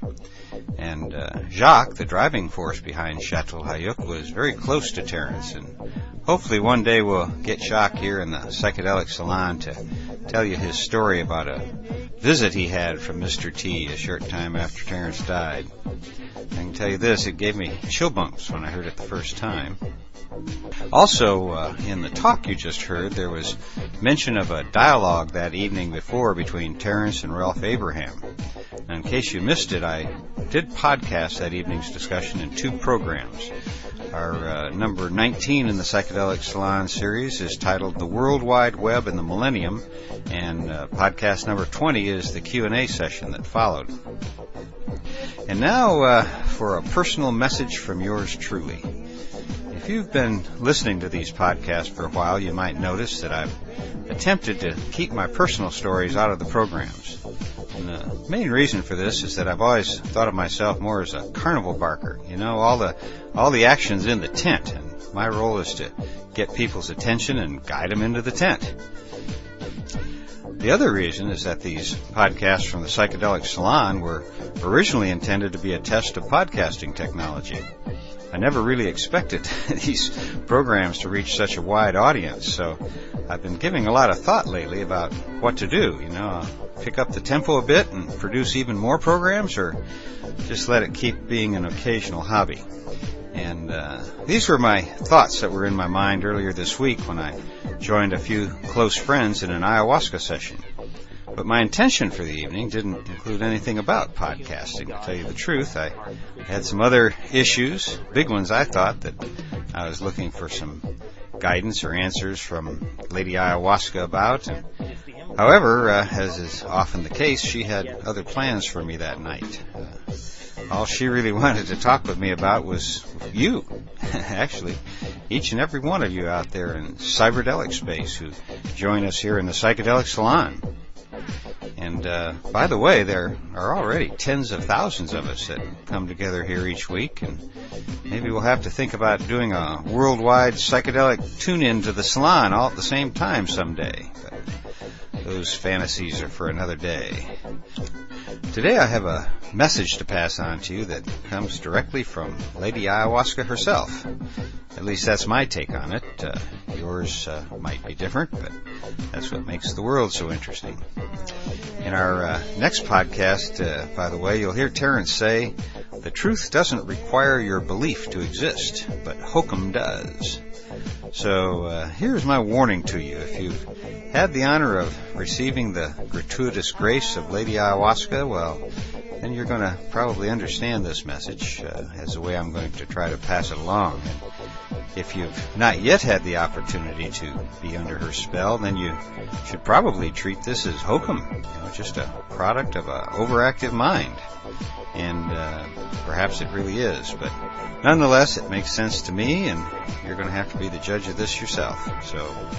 So here's what happened. The energy in our circle was a lot stronger than usual that night, and yet our group was experienced enough and able to hold the energy well within the circle of our friends that were sitting together in complete darkness, as is our tradition, and listening to our dear ayahuasquero sing some beautiful acaros to the accompaniment of flutes, and even our own voices joined in from time to time when the plant so moved us.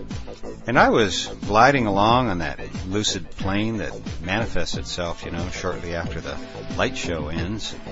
I was trying to sort out the issues I'd raised as I focused on my evening's intention, but I wasn't really getting anywhere. I was just stuck in one of those crazy negative loops that you get into sometime if you're not careful. And so I was trying to get out of that loop when we entered into one of the several minute-long periods of absolute silence that we'll occasionally punctuate the evening with. And that particular time, the silence just hit me like it was a strong wind, and instantly my mind was just crystal clear, not a thought in it. And I don't know how long I remained like that, but a voice came from my left that broke the silence and said, "The future ain't what it used to be." The future ain't what it used to be. And in an instant, my mind began to laugh, and as the cosmic giggle expanded, it felt as if it was just wrapping itself around me, and then it suddenly squeezed me, and I got it. All of a sudden, I got it. And I think some of you can relate to those kind of moments. Now, for those of you who are just beginning to explore the realm of the psychedelic, if that nonsensical, insane rap doesn't scare you away with its total lack of what's commonly called reality, then maybe you've come to the right place. And for those of you who have been encouraging me to tell a few of my own tales, well, maybe now you can see why I hesitate. To be honest, I find most trip accounts to be not very interesting, except for the bad trips. I like to read them and learn what not to do. Anyway, even I can see how this fits into the hokum category, and I was there. So for me, this really happened, and my words don't even come close to describing what took place. So I'll dispense with the how I got this message for you, and I'll just pass it along as best I can. Well, the first thing I got was a profound insight to that quirky little saying, "The future ain't what it used to be." Of course, if the future remains what it used to be, then we're totally screwed. Our only hope as a species is to change course. And that's when Lady Ayahuasca began to speak. And here's what she said, as best as I can remember it. The people who are listening to these podcasts are beginning to understand that the Hopi prophecy that says, "We are the ones we have been waiting for," not only refers to each of you, you're also beginning to wake up to the fact that you've incarnated in this time and place for a very specific reason. A reason that we're all probably still really trying hard to uncover. And she went on to say that your instincts are probably a lot more accurate right now than your reason. And by the way, she said you should probably start expecting synchronicities to appear in your lives almost every day. She went on to say, please tell them that each and every one of them, and it was very clear that it was a specific each and every one of them, is vitally important right now. As Ralph Abraham pointed out, in normal times we should all go out and have fun and make piles of money. But these are not ordinary times, and this is where she got into a discussion of safety. And I won't go into all the details, but I was given a review of the lives of 4 of my very close friends during the past 9 months. All of them are dead now. 2 were suicides, and the other 2 had accidents with our sacred medicines. None of them should be dead right now, and each one of them was vitally important. Now all we have to learn from is their mistakes, because that's all they have left to give this enterprise that we're now so deeply engaged in. The point was that these were all highly experienced psychonauts, and all were over 40 years old. And right now, of course, our little clan is still in a state of shock over these deaths, but believe me, we have all abandoned any casual attitude we had about these substances, because we found out that a casual attitude really will cause casualties. So that part of the message was clear. Always get as much information about the experience you're about to have as you can and start at Erowid's site. That's www.erowid.org. Erowid.org. I know almost all of the people involved in the Erowid project, and I can't speak highly enough about them. Erowid.org is truly an impeccable website, in my humble opinion. Now, I know that I've talked about safety before, and I'll continue to talk about it in future podcasts, but somehow this is a different kind of message I'm trying to deliver right now. Having been in entheospace, most of you know that the most important things you learn there are impossible to put into words. They're truly ineffable. And it's as much more than just a simple feeling. It's a deep grokking, if you know what I mean. And I'm pretty sure that you do, actually. The message really did seem to be directed personally to you, to each and every one of you. And I'm going to stop here because I don't want to keep on going in this airy-fairy mode, but to be honest, it makes me uncomfortable because I know it sounds like all that New Age stuff that I can't really stand. So let me say this another way. Forget the experience I had the other night. I'll just say this from me to you. And hey, maybe I should warn you. You ought to take everything I say with a grain of salt, You should probably know that I've kissed the Blarney Stone on more than one occasion. And I've been wrong a lot more than I've been right in my life. So you've had fair warning now about that. But this isn't Blarney. This is from my heart. And my personal belief is that, yes, this is it. It really is it. We're actually here for the big one. And why are we the ones that are so fortunate to be here at such a pivotal moment in time? Well, maybe it's because we've done this work for so many lifetimes now that we've earned our ringside seats for the big show that has already begun. I think it's hard to deny this if you've really spent much time working and thinking about this issue, but the human species is now poised on the rim of a new chaotic attractor. And I don't think it's going to take much to tip this human slinky of consciousness into a new and improved basin of attraction. There's been a lot of talk about the 100th monkey coming along, and personally I don't think it's even going to take that much. There's a famous metaphor in chaos theory, which is what I believe is currently governing our state of affairs right now on this little planet. So according to this metaphor, the flapping of butterflies' wings in the Amazon rainforest can actually be the initial event in a cascade of events that eventually causes a hurricane. And I believe that the metaphor also works for all of you who are joining us here in the Psychedelic Salon. I think it would be wonderful if one of you becomes that 100th butterfly, the one who gives our species its final little push that begins the next great stage in the evolution of our species. And I really hope it's one of you. And together maybe it could be all of us giving it that little push. So now I'll bet you guys who wanted some personal stuff from me are sorry, Don't ask an Irishman to tell a story unless you've got a lot of time on your hands. And in my case, I hope you all keep in mind the fact that everything I know right now could very well be wrong. It's happened to me before. Back in the 80s, before I first discovered MDMA, I was an Irish Catholic Republican lawyer. Today I'm still Irish, but no longer do I believe any of that bullshit I believed back then. Hardly any of it, So my track record on having a beeline to the truth really isn't that good. So the only really good advice I can give you is to experience these things for yourself. That's the big difference between religion and a psychedelic experience. One requires a belief, and the other's literally an experience. I don't know about you, but I'll take experience over belief any day. Well, that should be about enough for now. I want to thank you for being here again, and I look forward to joining with you to be sure that the future ain't what it used to be.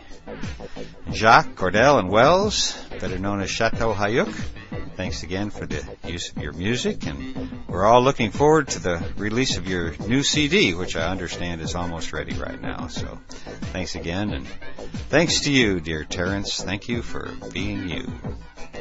For now, this is Lorenzo, signing off from Cyberdelic Space. Be well, my friends.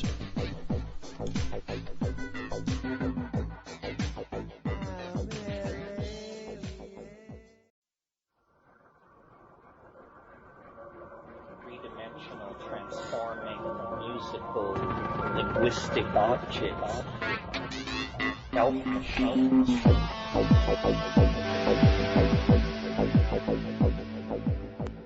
Greetings from cyberdelic space. This is Lorenzo, and I'm your host here in the Psychedelic Salon.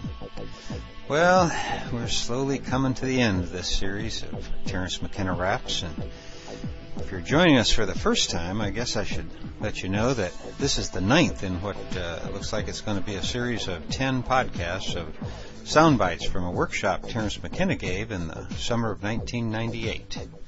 When we left him in the last podcast, Terence was waxing eloquent about what happens to a seeker once she or he has found the magical essence of a true psychedelic experience. And as most of you already know, once you have ingested a large dose of, say, psychedelic mushrooms for the first time, well, there's simply no turning back after that moment. You know, because from that moment on, as my friend Tony Rich once said when he was keynoting an ayahuasca conference, we do know what we know.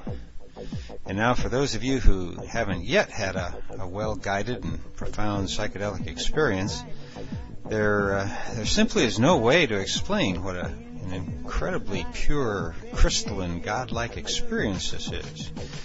As Terence often said, you can spend the rest of your life sweeping out the ashram or following the rules of one of the paternalistic hierarchical religions that are tearing this world apart, or you can simply take the red pill and experience the truth for yourself. As I mentioned, I think in the last podcast, I was 42 years old before I mustered up the courage to find out if I'd been lied to, and I hope it doesn't take the rest of you so long to wake up yourselves. Most of you have, otherwise you probably wouldn't even be tuned in here, would you? Well, that's enough from me right now. Let's listen to what the bard McKenna has to say about how a great culture can lose its way. It's a great puzzle how cultures lose their way. I mean, in the 20th century, we have the example of National Socialism in Germany. In the course of this weekend, we've talked about how Vedic India was based on the total celebration of some kind of psychedelic, and that it was lost, 100% lost, so that, there are a few pundits in India who claim they know what soma is, but nobody can produce something which performs as advertised. Greater than Indra, greater than Brahma, shaper of the world, Soma. It's pouring forth from the Soma presses, gushing forth to intoxicate the multitudes. Well, what kind of drug is this that you can have 3 daily pressings and intoxicate hundreds of people, and it has no reputation for anything except the highest state of ecstasy, and this goes on for 1,500 years, and then bingo, nobody knows what it is, nobody makes it, nobody can find it. It's just something talked about in old books. How do cultures lose their way?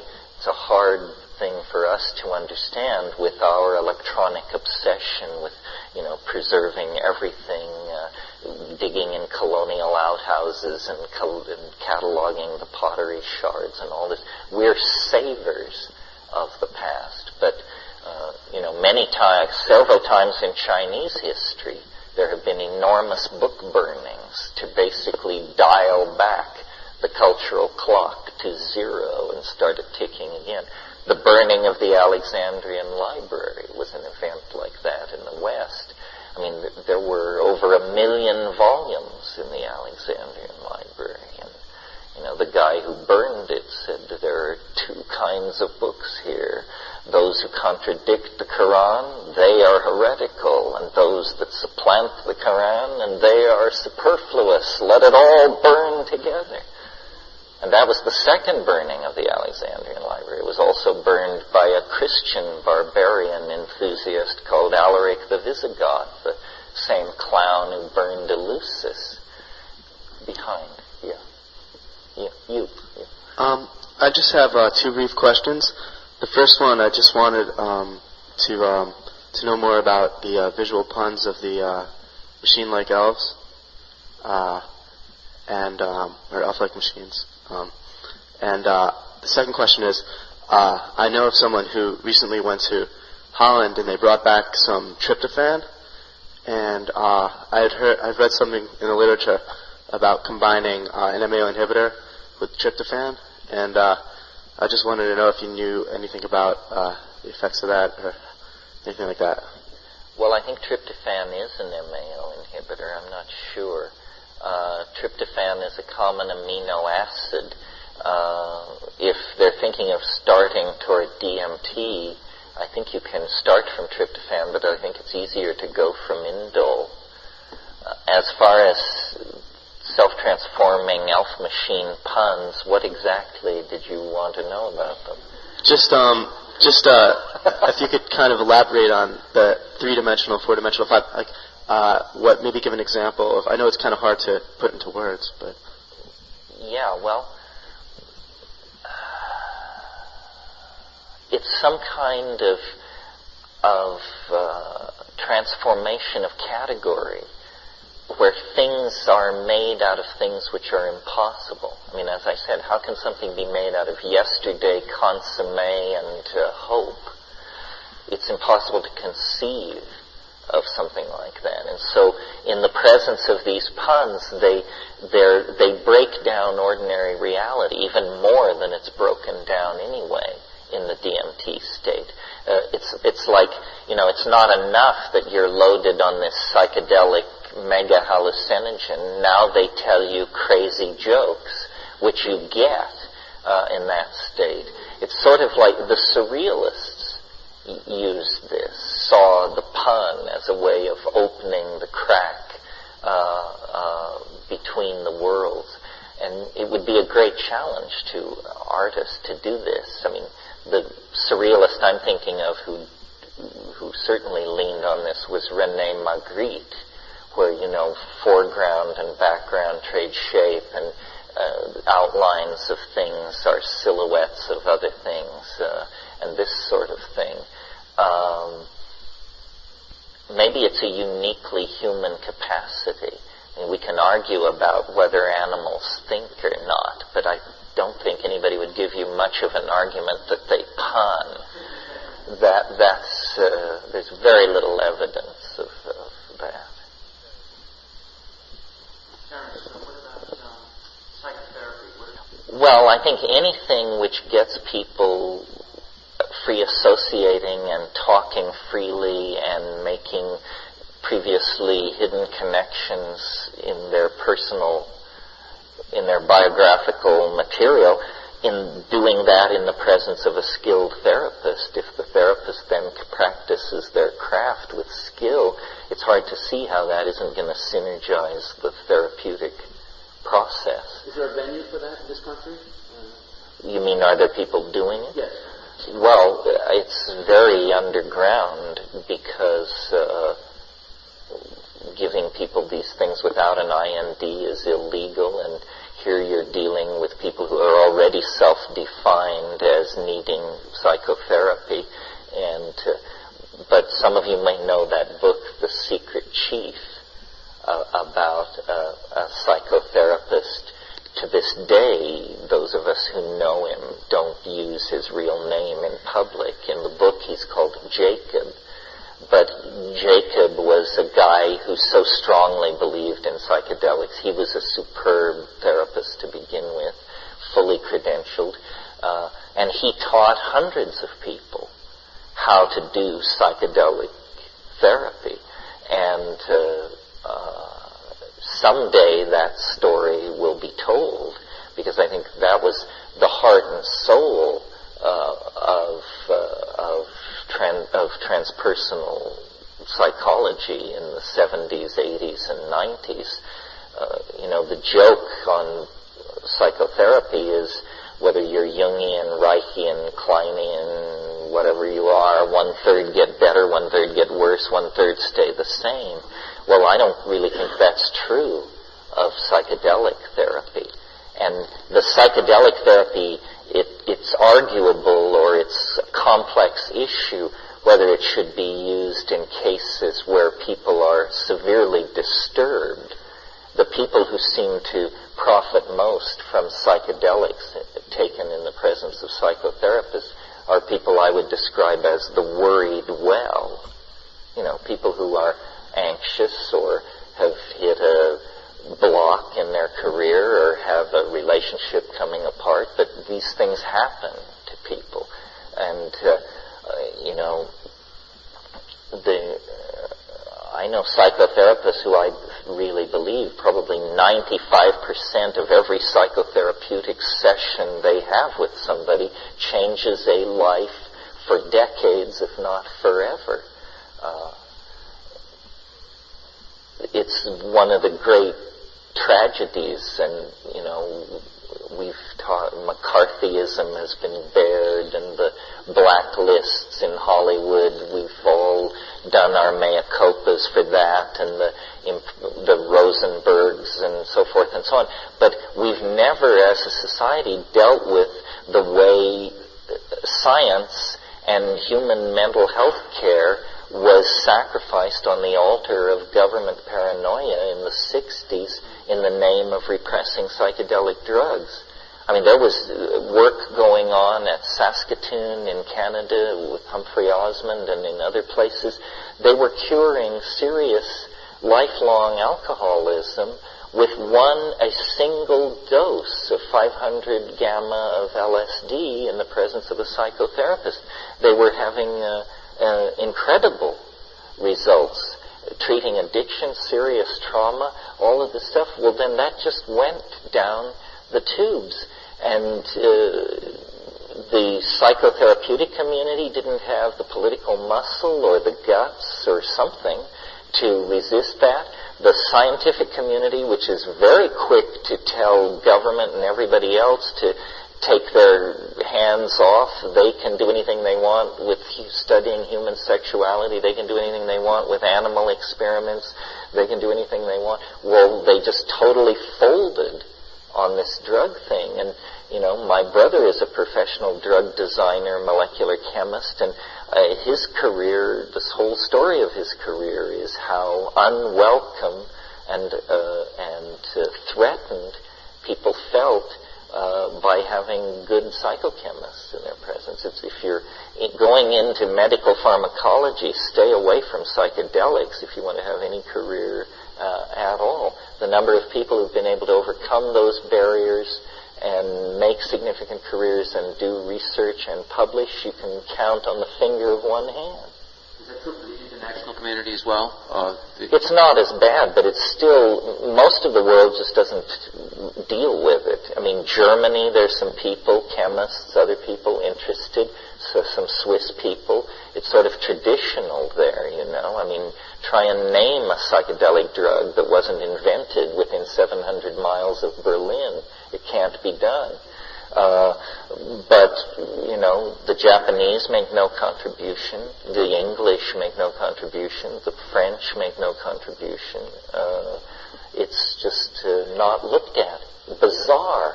Because the impact, if you're a psychotherapist or a neurophysiologist or anybody else, the impact of giving somebody 200 micrograms of LSD, which is a vanishingly small amount of physical material, is just stunning. But it's not been pursued. Yeah. Ibogaine is interesting. Ibogaine is a psychoactive alkaloid that occurs in a plant, Tabernantha iboga, that occurs in Western Africa, in the armpit of Africa, in Gabon and Zaire, and it's used traditionally, although we have no record of it being used by anybody before 1850, which is kind of peculiar, because it looks like an ancient usage, like people have been at this for thousands of years. But the Portuguese have been in there since the 1430s, and there's no mention of ibogaine before 1850. It's a bush. You scrape the bark. You eat it. You hallucinate.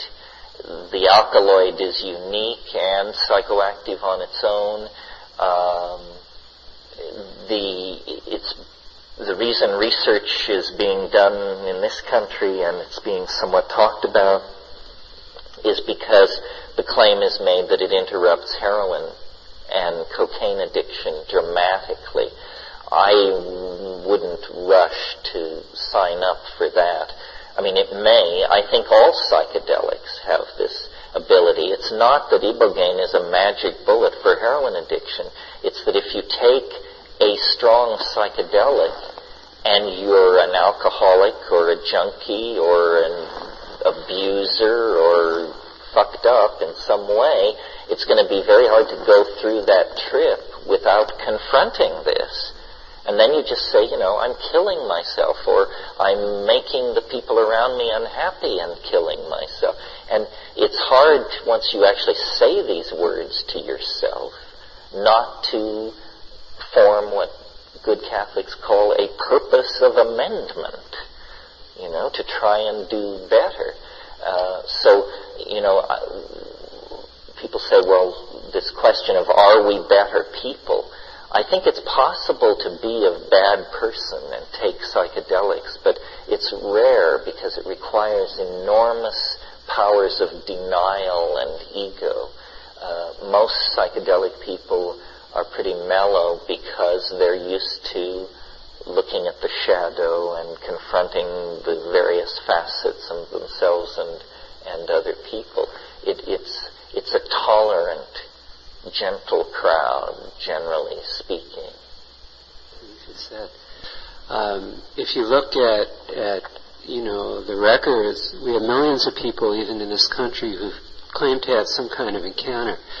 And studies of most of them that have been done have shown that they tend to be very what we would call normal people. A lot of them have had no previous interest in this field at all, housewives, accountants, and so forth. So from that point of view, and many of them have also been scientists or people who are credentialed in some way. So to dismiss them as, people who have had some kind of bias in that area, I think we'd have to delve into that a little bit more, as I'm sure you've thought about. Also, I just read an article that was pretty incredible where I think a former Air Force officer came forth and said that he had been responsible for planting technology from a crashed saucer in major corporations, in this country, and that was eventually reverse engineered, and a lot of people feel are responsible for the increased technology since World War II, including computer chip and a lot of other things that have come about recently and certainly revolutionized where we are right now. So I just, wanted to ask you again if... Did you hear me right, is what you're wondering? Yeah, right. I know your previous writings have been somewhat more liberal in that regard.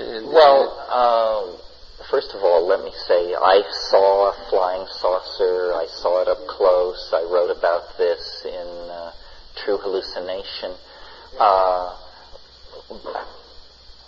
But there is... Are you suggesting, you said millions of people believe they've been abducted. Are you suggesting that millions of people, that you believe that millions of people have been abducted? I didn't say abducted. I said had some encounter with, like yourself possibly. By some encounter, if what we mean is that some people have felt the cosmic giggle come near, I don't think you can get through life without that happening. The problem I have is, first of all, this is hard to talk about, but maybe worth talking about.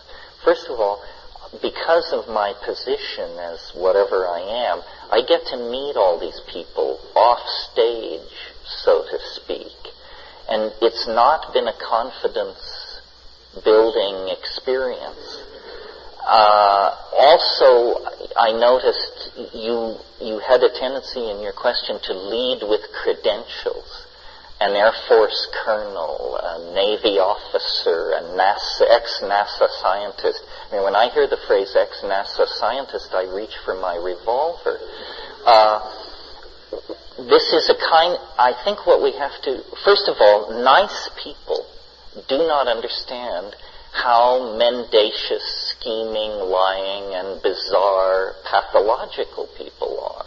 They can't imagine it. That's essentially what being a nice person means, is evil is a mystery to you.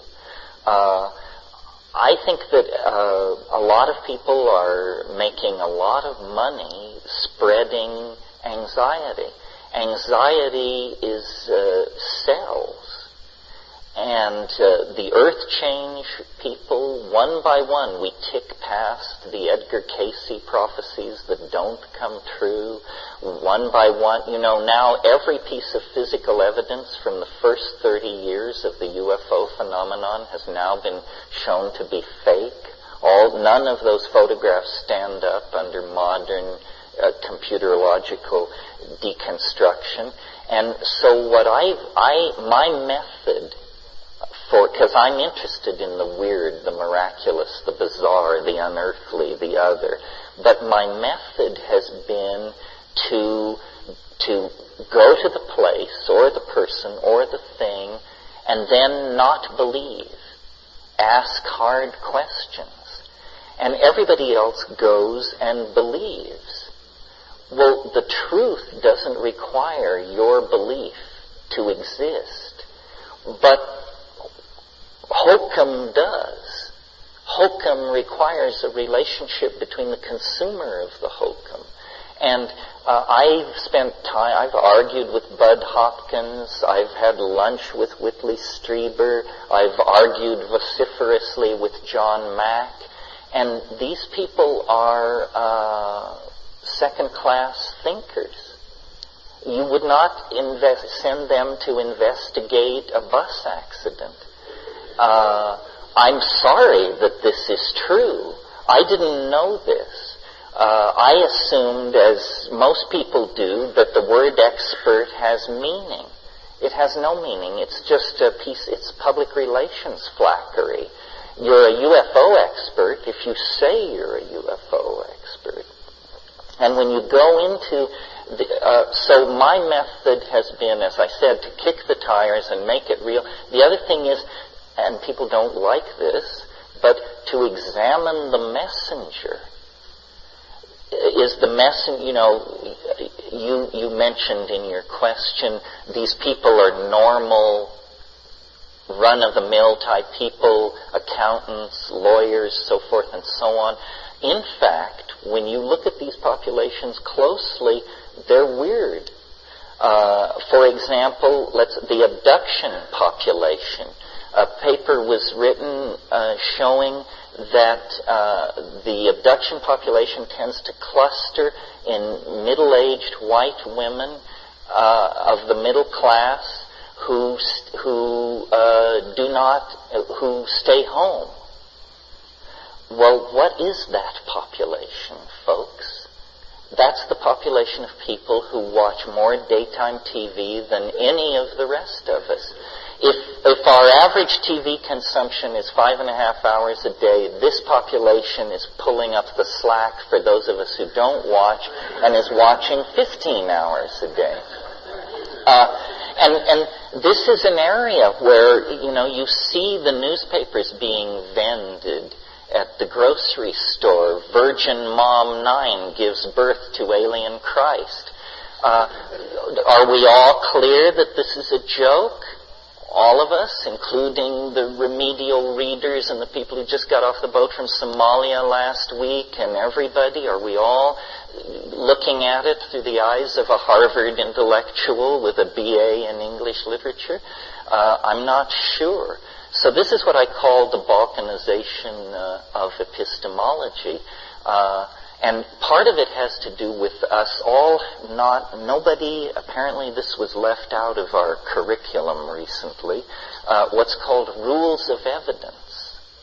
If you're a lawyer, you learn what are called the rules of evidence. What does a given set of what do a given set of facts actually mean? And in this UFO game, people, first of all, they repeat things, never with citation. They say, did you see that article the other night, or that thing on Channel 6 a few weeks ago about this thing that happened in Argentina where this, and it's never accompanied by citation. So it's a multi-networked game of telephone where these rumors move out and are endlessly adumbrated and changed around, and all for the purpose of filling in people's blank spaces. And I don't like see, I think there are two phenomena. I'm not saying there aren't strange lights in the sky, that we may not know what they are and that they could be anything. But that's subject A. Subject B is the UFO community as a social phenomena. It's a paranoid community. These myths that are being propagated are always myths of disempowerment. It's that they came to Babylon and gave us an alphabet because we couldn't think it up ourselves. It's that they're giving us fiber optic technology and computer chips because we couldn't think it up ourselves. It's always about poor humanity receiving the largesse of the Space Brothers, and all we have to do is trade them human fetal tissue and some other stuff, and they'll be happy. It's a backward fantasy that the media has drummed up into a hysteria. And if you really care about it, if it really speaks to you, then you must go and investigate it. You cannot understand it by consuming it from the media. Because all these people that you hear about, Jacques Vallée and Bud Hopkins and John Mack, the gods of this, do you think they would stand out if they were sitting here in this room? Do you think if we had them in front of us that these would be towering geniuses or men of deeper insight than you and I? Get real. You know, it's just the New Age book circuit. It's just marketing and people making careers. Not that they're insincere, but that they're limited, as you and I are limited by our understanding and our past history. I was invited a few years ago to speak at a big UFO conclave in LA, and I had never been to one. And I thought, as I'll bet most of you think, who have a moderate interest in this, that if you go to one of these things, what you will find is a whole bunch of sincere people who have had strange experiences and who are trying to figure it out together. That is not what you find. What you find is booths, the Urantia book, Commander Rama, the Raelians, Billy Meyer, the Palladians, the Roswell incident. And these people operate side by side, having coffee, holding smokers for each other, and so forth and so on, with no sense of cognitive dissonance whatsoever. You know, it doesn't ever strike them that if the Raelians are right, then how can Commander Rama be right? And if he's right, how can Billy Meyer and this doesn't come up as an issue. And you realize these people are having a lot of fun. But they are not, this is a support group for some kind of fallout from a religious hysteria. This is not about the study of strange lights seen in the sky at night. And if you try to talk about that, people will just look at you like, who let you in? It's now all about channelings and prophecies and the rise of Atlantis and the beam from the center of the galactic whoop-de-doo and the photon belt and the coming of Melchizedek if Maitreya will get out of the way, and on and on and on. And I find the only defense against this is the conjuring rod of irony and reason. If it seems absurd, it probably is absurd. Now, I'm not saying that the world isn't strange. I'm actually saying that the world is stranger than these cheerful UFO enthusiasts can even begin to imagine. The stars are so diffuse in space and time, the evolutionary time spans available to life so vast, that the idea that the alien intelligence will, communicate through sparkling-eyed, blue-eyed, middle-aged women with bold haircuts and muumuus is mind-boggling to me.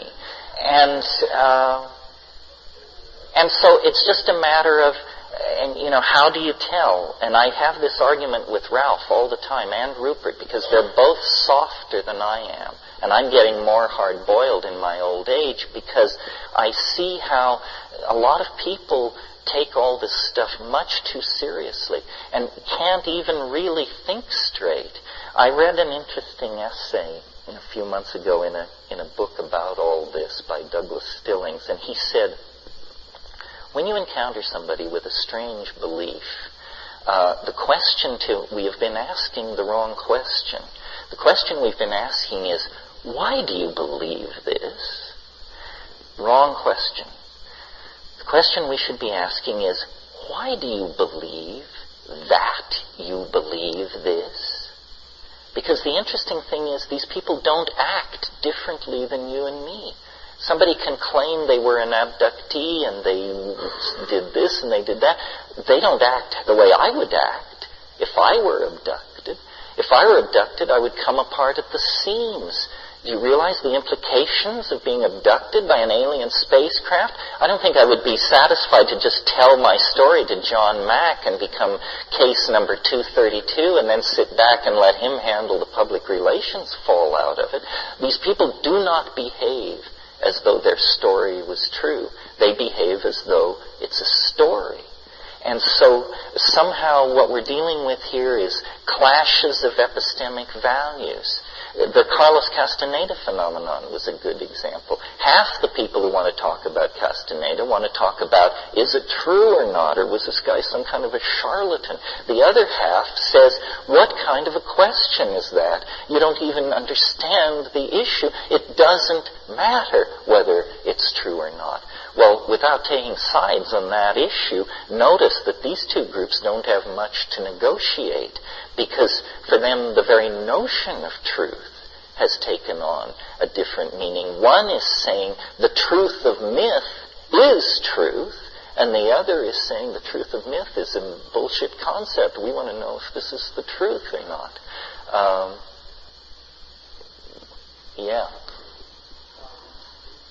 About psychotherapeutic use of psychedelics and the lack thereof in this country and in other countries. Do you foresee an increase of that with the decline of the nation state and the rise of the World Wide Web, as you've sort of laid it out? A rise in psychedelic therapy? Well, because from what I understood of what you were saying, one of the main reasons why that's been marginalized and pushed under and scheduled to the degree that it's been scheduled is because the nation state, it doesn't serve the nation state to have psychedelic activity going on a large scale. And so if nation states in the next 15 to 20 years go on the decline and are marginalized in their power and scope, and either corporations or global community take over, do you foresee a rise in psychedelic use in the medical system? I think so. I think we talked about the world corporate entity that's emerging, that the world is being replaced from 200 nations to 1,000 corporations. The values are very different. Corporations are not particularly interested in suppressing dissent in quite the same way that nations are, because corporations don't argue their existence from a philosophical position. The other thing is corporations hate unregulated markets.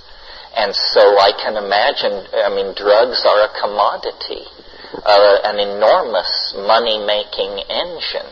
And it would be better for everyone, cynics, users, purists, manufacturers, physicians, governments, if drugs were simply an ordinary commodity, and if abuse of drugs was treated like any other mental aberration. Simply, you would be dumped into the mental health care system for treatment rather than criminalized and humiliated. It would be much cheaper for health care management and the legal system to treat it this way. Essentially, the situation now, the reason drugs are so severely repressed when it's such a money-losing proposition to do that is because the nation-state is carrying out a vestigial obligation to the church, to Central European Calvinism. The reason drugs are illegal is because they're evil, fundamentally. Well, I think the corporate state will move beyond such theological claptrap and just say, well, they may be evil, but so is pornography, so are a lot of things that we traffic in with great gusto. The shift to the world corporate state is an ambiguous thing. The nation-state used war as an instrument of national policy. Corporations don't do that. Yes, there is a large trade in armaments, and those arms are created by corporations, but armament trade is a small percentage of overall global economic activity. The world could live without corporations that produce armaments, and so could capitalism. The world corporate state is unfriendly to racism. In fact, it doesn't like any kind of boundary definitions in the customer class. It wants everybody to think of themselves as Joe Normal with the buying patterns and tastes of Joe Normal. What are the other differences? Well, it's non-ideological. All the world corporate state wants to do is pick your pocket, which when you think of the political agendas we've survived in the 20th century, somebody who just wants to pick your pocket doesn't exactly sound too bad. Yeah.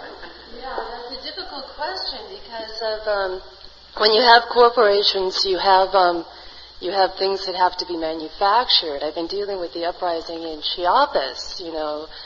Somebody has to make the stuff. There is a point where there are uprisings, and where it is shut down, where there is great violence that occurs. We don't hear about it. You mean violence at the behest of corporatism? Indeed. Yes, but it's nothing and we have a like record of it. It's nothing like erasing the cities of Europe by aerial bombing or something like that. I agree. There's a low level of It may be low level. It seems fairly high level where, a company will go in and say, Guatemala is becoming socialist. Let's go to the law firm. We'll hire the lawyers. They'll get in touch with the political people, and we'll go down there and, assassinate whoever so that United Fruit can continue. That's just, an easy example. Well, if assassination is a tool of corporate statecraft, I've always sort of leaned toward assassination. Have you ever noticed how few innocent people get ground up in assassinations? If someone had assassinated Saddam Hussein, those 100,000 Iraqi soldiers who were buried alive in the pits in the desert might have lived to tell the tale to their grandchildren. But governments are horrified by assassination. Oh, Lord, no, you would never do that. The entire fabric of diplomatic understandings established since the Congress of Vienna would come unglued. Far better to conscript 1 million 18-year-olds and send them off to try to kill the leader by the fair rules of international diplomacy. The question, capitalism is so triumphant now that its salvation will probably have to be self-generated. In other words, it's not going to come from slave uprisings or a papal encyclical, or it's simply that capitalism is going to have to grow smarter. And they're trying to do this. And once they smarten beyond a certain point, they will carry out what is essentially a Marxist analysis of their own situation and realize we can't keep doing this because the open system of exploitable natural resources that we are assuming doesn't exist anymore. And we can't lift everybody to the level of the American middle class without cutting down every tree and digging every vein of metal on the planet. Now there are always, as I've tried to stress in this weekend, there are always technological fixes. And it may be that there will be a technological fix for this as well. One thing we haven't talked about it at all, maybe it's been mentioned, but certainly not unpacked, is nanotechnology. You know, nanotechnology is something as mind-boggling as the internet or psychedelic drugs, and it isn't exactly related to either one of them. You all know what I'm talking about. I'm talking about these people, many of whom are clustered down in Cambridge and Boston, who propose that we're on the brink of an entirely new way of making things, that things can be made from the atoms up in chemical soups, that everything should be as small as possible. And these are people who have gotten, 1,500 steam engines onto a 1 centimeter chip. The cover of Scientific American a few years ago had this 1 centimeter chip with over 1,500 steam engines on it. More steam engines than were operating in England at the height of the age of steam. Now, of course, each one of these steam engines produced 1/10,000th of a millinewton of force. Not much, but at the molecular level, enough to kick a tiny molecular gear into action or throw a switch or something like that. Nanotechnology is coming. It's so mind-boggling that they haven't spent any money on public relations, in other words, getting the people ready. So very few people realize how close this is. I mean, the AI may be off in the mists of time. Practical nanotechnology is already here. They make electric motors, 16 of which can fit inside a human hair. And what's envisioned is a world of aerosol dusts that are architected machines that are creeping over our bodies, through our bloodstream, in our houses, inside our larger machines. And everything is made of diamond, because diamond is the easiest material to manipulate at the atomic level.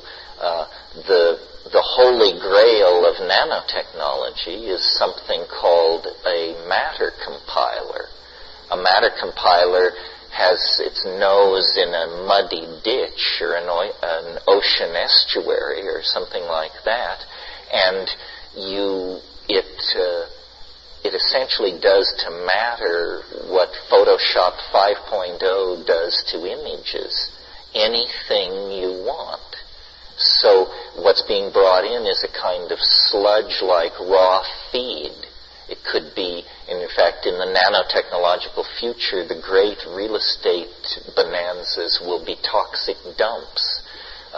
Because there you will send the nanotechnologically designed bacterial machines into the dumps, and they'll bring out the gold, the platinum, the phosphorus, the arsenic, atom by atom, and stack it up for you. You can have a closed resource cycle based on the standing crop of already extracted metals. People talk about abandoning agriculture. abandoning agriculture because the populations of India and China will be fed out of matter compilers that turn seawater directly into rice. This could be done. How do we feel about that? Are we willing to give up agriculture if it means an entirely artificial food cycle for us, but the restoration of millions of acres of forest and prairie and meadow and grassland? These kinds of choices lie in the immediate future. Yeah. When do time machines arrive from the future? The question of time machines. Well, this relates to the speculation about the singularity. You know, one scenario for envisioning the singularity at the end of time would be, here we've had this graph, which for millions of years has described the unfolding of process, and then at 2012, at this certain date in 2012, it reaches infinity, or it stops working. In any case, it indicates novelty becomes maximized at infinity, and then there is no more time. Well, you know, trying to imagine various scenarios which would destroy time or obsolete time, one is a technology for moving through time, the literal annihilation of time by vehicular traversing of it. Well, time machines have a checkered intellectual history. Some people claim, with good reason, they're impossible. Other people claim they're only impossible under certain conditions. What's usually put against a time machine theory is what's called the grandfather paradox. The grandfather paradox is, if I had a time machine and I traveled into the past, I could kill my grandfather. Then I wouldn't exist. Then I wouldn't have a time machine. Then I couldn't travel into the past. So how could I kill my grandfather? So this apparent logical contradiction is used to say that the travel is impossible. Notice it doesn't restrict travel forward, in the forward direction. In quantum physics, it's routine to handle, to send charges and qualities backward through time in these equations. And people have always said, well, it's just a mathematical convention. It doesn't really mean anything in the real world. Well, but how do we know? We don't know. As we approach the speed of light, according to Einstein's theory of relativity, time slows to nothingness. At the speed of light, time is at zero, eternity. If you were a photon, you would have no notion of time at all, but the universe would appear to be aging wildly around you, but you would have no sense of time passing. Are time travel technologies possible? A lot of people are beginning to think so. Some of them require almost godlike technologies. In other words, if you could spin a cylinder whose radius was that of the planet Saturn and whose longitudinal length was 10 times that, if you could spin it at the speed of light and you traversed its perpendicular axis, theory indicates you would be spun into the past. Well, we can't even dream of technologies like that, but it seems to indicate that in principle these things can be done. Some people believe there are black holes in the universe or wormholes that might be potential doorways to other dimensions. The wormhole theorists calculate what kind of energies it would take to pry open the mouth of one of these wormholes and hold it open long enough to push some information down it. Well, it's materials orders of magnitude more tensile in their strength than anything we can produce, but still not inconceivable in some far-flung future. My notion about a time machine is that it's not what it looks like. If you had a time machine and you used it and it worked, I think it would actually have the effect of causing the rest of the history of the local universe to happen instantly, because it would collapse the local assumption of a symmetrically evolving dimension. What I mean by that is, in order to keep the grandfather, here's the idea. Suppose you had a time machine that you had never used. You were the inventor of the first time machine. And on a certain day, you used it and sailed off into time, the future. Well, then the presumption would be, since you're the inventor of the first time machine, that just moments after that event, time machines from all points in the future would converge on your departure point. People who would come back to see the first voyage into time. This is presuming a universe where you can travel back into time, but only as far as the invention of the first time machine. This is the kind of universe I think we're living in, for no good reason other than this is what the mushroom told me. I said, is time travel possible? And it said yes, and I said into the future, and it said yes, and I said into the past, and it said only as far into the past as the moment of the invention of the first time machine. I said, why? And it said, because before that there were no time machines. Duh.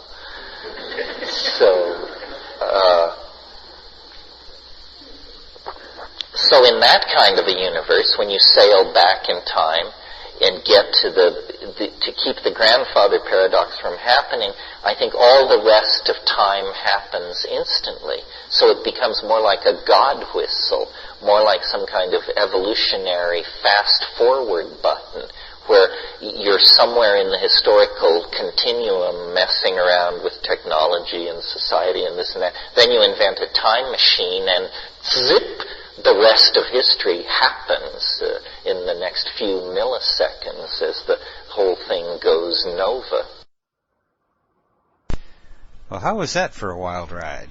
I only noted the major topics that Terence touched on in those brief 50 minutes or so, and what I wrote down was how a great culture can lose its way, self-transforming machine elves, the secret chief and the story of psychedelic psychotherapy, UFOs and the UFO community as a social phenomena, the balkanization of epistemology, psychedelics in the age of the world corporate state, nanotechnology, time machines and the singularity. And when you realize that he's not using notes, that this is all coming right off the top of his head, well, to me it's even more amazing, and his use of the language I think is exceptional. But that was Terence. By the way, have you been thinking about synchronicity since I mentioned it last week? Well, here's one that happened just a few minutes ago. I just finished editing the talk that you just heard and was thinking about how far out Terence could get, talking about time travel and stuff like that, but from a rational, scientific, and yet very psychedelically philosophical point of view. And right then I decided to check my email before I recorded this segment, and as I was waiting for it to download, the thought popped into my head that I'd really give most anything right now to be able to hear a fireside chat between Terence and the man I consider to be really right out there on the far edge of consciousness research. And that's my good friend Zoe 7. And you probably know the rest of the story by now, don't you? Yep, the last message to come in was from Zoe. Don't you love it when things like that happen? When a little synchronicity like that happens to me, I explored a bit to see if there's a message somewhere in there for me. So I read Zoe's email with that in mind and noticed that one of the things he mentioned was a website that I suspect most of you have probably already heard about. It's David J. Brown's site, Mavericks of the Mind, and you can find it at www.mavericksofthemind.com. It's an interesting site that has interviews of many of the early luminaries of the psychedelic movement. And in the interview with Terence, I found the following McKenna-ism. He said, "We're moving towards something very much like eternal dreaming, going into the imagination and staying there, and that would be like a lucid dream that knew no end, but what had a tight, simple solution. The psychedelics, the near-death experience, the lucid dreaming, the meditational reveries, all of these things are pieces of a puzzle about how to create a new cultural dimension that we can all live in a little more sanely than we've been living in this dimension." I like that, don't you? So thank you, Zoe7, for leading me to that. And by the way, if you haven't read Zoe's first book, Into the Void, you might want to do that soon. I think it's probably already close to becoming a classic. In fact, if you go to our palenquenorte.org site, and that's the corner of matrixmasters.com where these podcasts originate. So if you go to palenquenorte.org and navigate to the 2003 original Burning Man lecture series and click on the title of our first Palenque Norte lecture, you'll see some pictures of John Henna giving that talk, and there in the foreground is a copy of Into the Void that you can see in several of the shots. Maybe we're starting to reach so many of you now because of some extra mojo we got from Zoe way back there in the beginning, huh? Anyway, after you read Into the Void, you'll probably want to read his next book, which has just been published. And in a few weeks, we'll be able to get a copy shipped from here in the U.S. Until now, the books were only shipping from Argentina, and the shipping cost was too high for most of us, yours truly included. So Zoe has fixed that, and soon Back from the Void will also be available in the U.S. with a very reasonable shipping price. And Zoe's main website, by the way, is www.zoe7.com. Zoe7.com. And before long, he'll have a couple of new sites operating as well. And I'll be sure to let you know when they come online. So I guess I should say stay tuned, if that's a thing you can say in a podcast, huh? One other little announcement I'd like to make is that Dr. Grobe would like to get the word out that he still needs 7 more volunteers for his psilocybin study at Harbor-UCLA Medical Center. And now, before you get too excited, I need to tell you that the selection criteria is so strict for this study that you definitely don't want to qualify. You see, the participant population is restricted to stage 4 cancer patients who are also suffering from anxiety. And since stage 4 means terminal, less than a year to live, it seems to me that you'd have to be a little anxious. And you can get the details about this study at www.canceranxietystudy.org. So if you know of anyone who might meet the criteria, it would be nice of you to pass that URL along to them. Well, the next podcast will bring this series of Terence McKenna talks to a close. And following that, we'll hear the talk that Nick Sand gave at the Mind States Conference in 2001, shortly after he was released from prison. So those of you who experienced the 60s might know of Nick, maybe not by name, but by the name of his most famous product, Orange Sunshine. Well, I guess that about does it for today. I really do appreciate you joining us all here in the Psychedelic Salon, and I want to thank you for all the kind emails you've sent. If I ever get caught up again after this move I'm in the middle of right now, I might even be able to answer some of you. But if you don't hear back from me right away, it isn't because I don't care. I do read everything that comes in. And so thanks again to all of you for being here, and thanks again to Chateau Hayuk for the use of their music here in the Psychedelic Salon.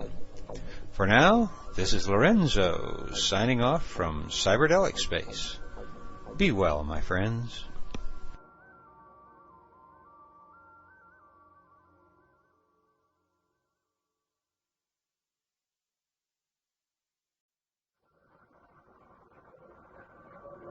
Three-dimensional transforming music. metaphysical, linguistic objects.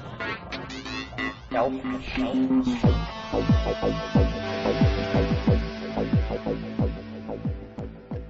Greetings from Cyberdelic Space. This is Lorenzo, and I'm your host here in the Psychedelic Salon. Have you ever had one of those times when all of your tech just seems to conspire against you? And the sad part is that Mercury isn't even retrograde? Well, that's what's been happening around the old Psychedelic Salon lately. My plan was to get a better microphone and start producing more frequent programs, but as the fates would have it, a cascade of little changes to my system has resulted in a Niagara of problems, and the main one is that I can't get any microphones to work properly on my PC right now. So after several days of frustration, I decided to use my trusty SanDisk MP3 recorder to finish this program and get this podcast on its way to you before we all forget where we last left the good bard. And so it is that we finally reached the end of this long series of Terence McKenna recordings.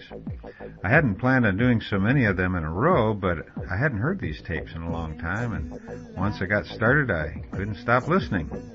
And from some of the comments you've sent, I hear it's the same with many of you.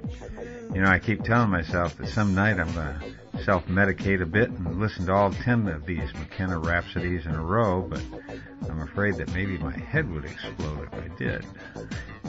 So, let's get on with it. Here's the 10th and final installment of a workshop Terence McKenna conducted in the summer of 1998. Yeah, machine is a very general term. I mean, the machine might be a mantra, a drug, a physical position. This is the kind of stuff we were playing with at La Chirera. But I'm now afraid of it because I know that it's real. You have to believe you're going to fail to attempt to build a time machine, because no one in their right mind, if they thought it was going to work, would in fact climb into the gleaming saddle and slam the lever forward. You have to believe that you're going to fail or you wouldn't do that. I had a particular psychedelic journey where I was going into the wormholes and I was realizing, wow, if people really are serious about doing this, this is the way, because I was actually feeling like I was able to go wherever I wanted. But at that moment I refrained because, oh, wow, this is real. I can actually traverse through, the timeless singularities or the timeless wormholes and pop out at any point in space-time because it's all interconnected at that one point. The name of the game is to bring back real information. I mean, that's how you will convince the rest of us to do it and to believe you. And I think it can be done. I think probably shamanism is about this. But, I really, one of the things we talked about a little bit here, but maybe not enough, is this Bell non-local information space that seems to lurk beneath the surface of ordinary reality. For 50 years in quantum physics, this was denied as so counterintuitive and leading to such bizarre conclusions and possibilities that it must be impossible. And now they've done experiments that pretty much show this is real. This is real. And what it means is all the mystics of history were right. You can journey from any place in the universe to any other place instantly. You can extract information that lies on the other side of the cosmos instantly. It's all done in the imagination. The imagination is this sense which you have that is your non-local perceptor. Your local perceptors are your eyes, your ears, the surface of your body, so forth. The non-local perceptor is the imagination, and it's giving you a continuous holographic readout of the Bell non-local dimension, and it's like a cheat on your being trapped in the evolutionary cul-de-sac of Newtonian space and time. You are trapped in the evolutionary cul-de-sac of Newtonian space and time, but you have this little tiny peephole, this doorway into the entire cosmos. All the races that ever were there, all the catastrophes and civilizations and philosophies and messiahs and so forth and so on. But you have to tune it. 99.99999% of this Bell information is utterly incomprehensible to the human mind because it's on a scale too large or too small, or it involves premises or environments or presuppositions so bizarre that we can't grok them.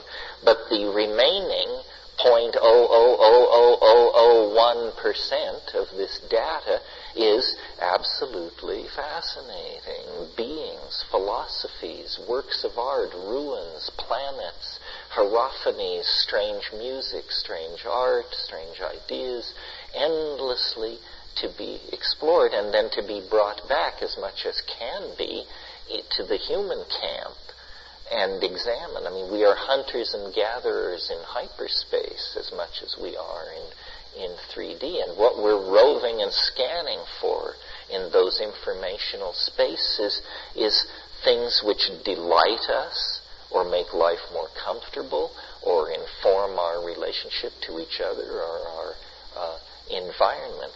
The future lies in the imagination. You know, the imagination is going to get louder and louder and louder. William Blake saw this. We talk about virtual realities, designer drugs, downloading ourselves into circuitry, travel through time, disincarnate bodies, cloned identities, gender shifting, point of view shifting, all of these things. This is all about the rules of mind overwhelming the rules of physics. The rules of physics say, you know, you are a body, you are on a planet, you have weight, you have momentum, you have specific gravity, you must behave like this and like this and like this. And mind says, no, I want to be pure, unleashed conceptuality. I want to be a thought blown in a hyperdimensional wind. I want to move from planet to planet with the twink of an eye. I want to know everything, see everything, be everything, feel everything, and then by that means, somehow, I will make my way back to my higher and hidden source. And who knows, you know, maybe this always awaited us beyond the grave, and what we're doing, in some sense, is drawing death into the world and erasing that most profound of all boundary distinctions. The distinction between life and death itself becomes thin, becomes transparent in these contexts. I mean, it's very easy to imagine technologies such that human identity will be scrambled beyond imagining. You know, if you can download yourself into circuitry, you can make copies of yourself. If you can make copies of yourself, you can collage these copies and make selves that never were or might have been. You can have multiple identities. In one of Greg Egan's stories, people have this thing inside them that is implanted when you're 2 years old that's called, it starts out being called the dual, and it ends up being called the jewel. And what it is it's a thing which simply maps and studies your nervous system and creates a perfect copy in silicone of your being for the first 23 years of your life. Well, then when you're 23, you go through this ceremony where the body is vaporized, and the dual, this eternal copy of your youthful self, lives on. This is, you know, within reach. Hans Moravec had the idea that you could you could nano-engineer bacteria such that you could nanotechnologically engineer a leprosy bacteria, because leprosy moves along the nerves from the point of infection. a bacteria that would lay down a thin wire of molecular gold along every nerve. And so you would undergo these operations where you would slowly be changed into a thing of gold and silicon, glass and arsenic. But there would be no moment of transition, no loss of consciousness, no speed bump, no transition of identity. It's just over time you would become something completely eternal and machine-like. You know that poem by William Butler Yeats, Sailing to Byzantium, where he says, "Once out of nature I would be a thing of gold and gold enameling, set before the lords and ladies of Byzantium to sing of what was and what will be." Once out of nature. What he means is when I am dead, I will be a thing of gold and gold enameling. There's the image of the flying saucer coming out of the collective unconscious. We want to become the stone. We want to become somehow a living thing that is nevertheless has the character of machinery and objectification. It's a very complex image in the human mind, with Christ at one end of the spectrum and the universal medicine of longevity at the other end of the spectrum, and then all these adumbrations and resonances, the philosopher's stone, the grail, the gift difficult to obtain, the magical object, the talking stick, the jeweled self-revealing basketballs of the DMT state. In the 53rd fragment of Heraclitus, he says, the aeon is a child at play with colored balls in eternity. And, this makes no sense until you smoke DMT, and then you find yourself in the presence of the aeon, the archon of the world age. It's a child at play with colored balls in some kind of a virtual reality. Yeah. I have two questions before the whole workshop ends up. But one of them is if you could talk a little bit about the tone that you and Dennis used to intercalate tryptamine molecules in DNA, how you decided to use it, that particular tone, if it's occurred again in your life, what it may mean to you, as well as just a brief comment on gender ratios in your workshops, whether there's more men than women usually. You've talked a little bit about that before. I've heard you say that men may be more drawn toward the psychedelic experience because of some lack of intuitive knowledge about Yeah, well, I don't know why exactly it is. It certainly seems true that men have a deeper relationship to drugs than women. I think that's generally true. Even hard drugs. Women don't seem as interested in drugs or as potentially addicted to drugs. Maybe there's a deeper survival instinct there. Women are constantly burying the dead, caring for the sick, giving birth, helping with miscarriages. They may be more rock-bottom realists. Well, the guys are harping 100,000-line oral epics and stuff like that. I think, I quoted this statistic in a different context, but that in 1800 the average American woman gave birth 13 times. Giving birth, especially in a world without anesthetic, is a pretty psychedelic and boundary-dissolving and ego-erasing and whoop-de-doo kind of experience. I think women may, in traditional societies, not care to contextualize psychedelics simply because they have enough on their hands.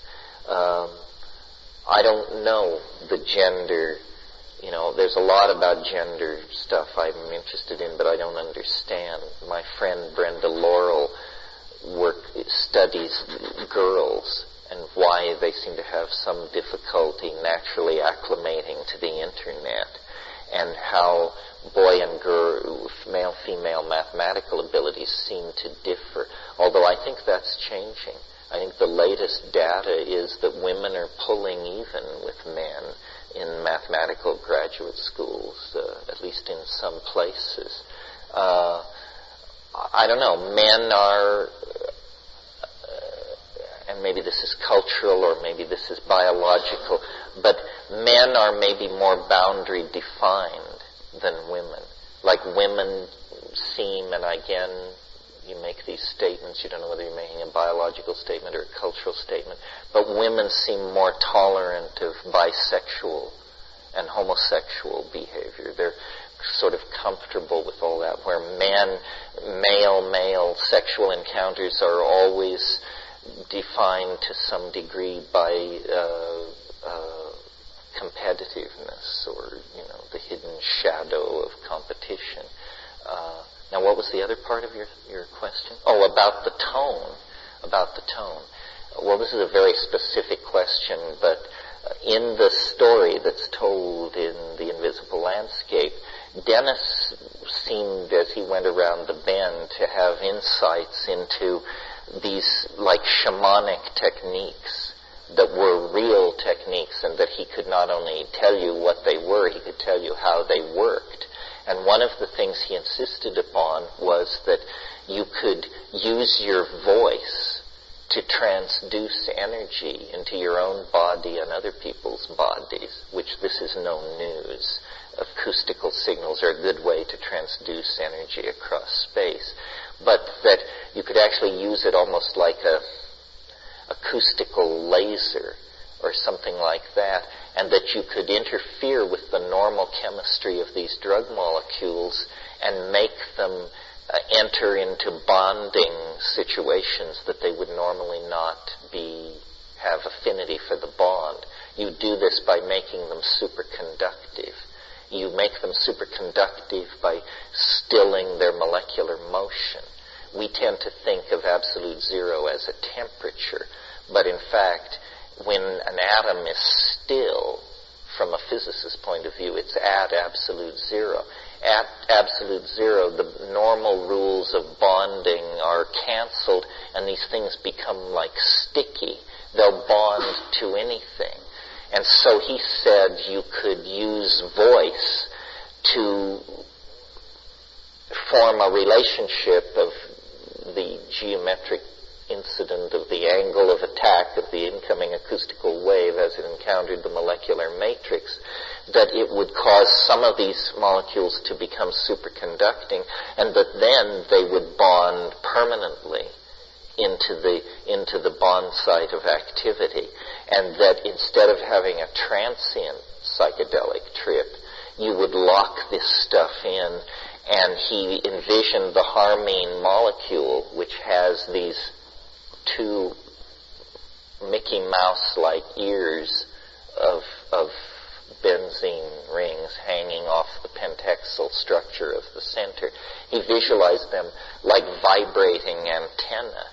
And he said, you will land these molecules into the nuclear cleft of the DNA and then bond them in with this acoustically generated sound, and then forever after, the person that we do this to will have a standing waveform holographic image in their imagination of the sum total of space and time. It was like he said, you'll get this image of the universe that will be sort of like your interface to the big internet. The internet where every star is a website. And the sound that you were to make to cause this to happen was the electrons, an octave, or a harmonic of the electron spin resonance of the harmine molecule in your system. And it is true that a significant percentage of the people who take ayahuasca report a loud hum. A hum. It was a hum. And so he felt that by imitating these molecular hums and tuning through them, that you only, according to him, you only had to make the right sound for a few milliseconds.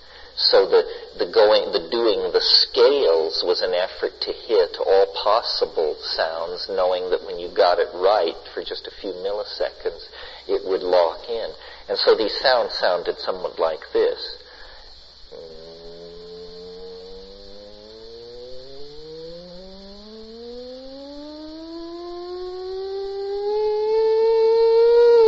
And then he somehow was able to keep going, and then he would start over and do this, and he called this the strum. And it would not have been worth talking about 32 years later or whatever, except that it seemed to work. It caused him to go spectacularly bananas, and me to go arguably nearly as spectacularly bananas. And in a way, that trip we've never come down from. I mean, I'm not saying that as I sit here I am in contact with the eschaton or the spinning violet torus of hyperdimensionally stored holographic information.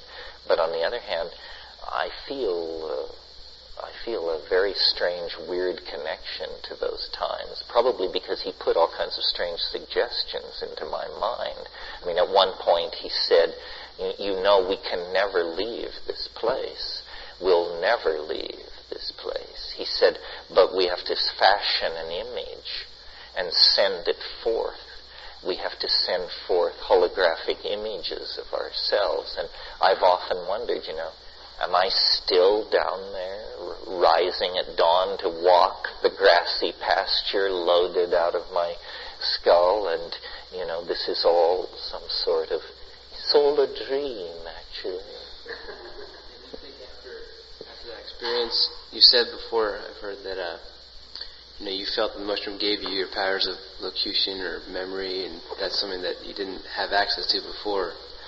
It certainly oiled my tongue. It did. And when psilocybin facilitates language. I mean, it wants to be expressed. Henry Munn's essay that I mentioned to you makes this clear. Yeah. A couple weeks ago, I was giving a talk at the World Future Society in Chicago, and it was entitled Beyond Alternative Medicine. And in that talk, I bring up the internet, and I talk about the shift from the industrial paradigm to the information age and all that kind of stuff. And I was presenting that, and I was going down the list of the industrial things, massification, to customization, quantity to quality, hard resources to soft resources. And as I was looking at the list of the industrial age and the information age, the thing that came off was, it was almost like masculinity moving to femininity. And I said to myself, you could almost look at these columns in front of this group as testosterone loaded and estrogen loaded.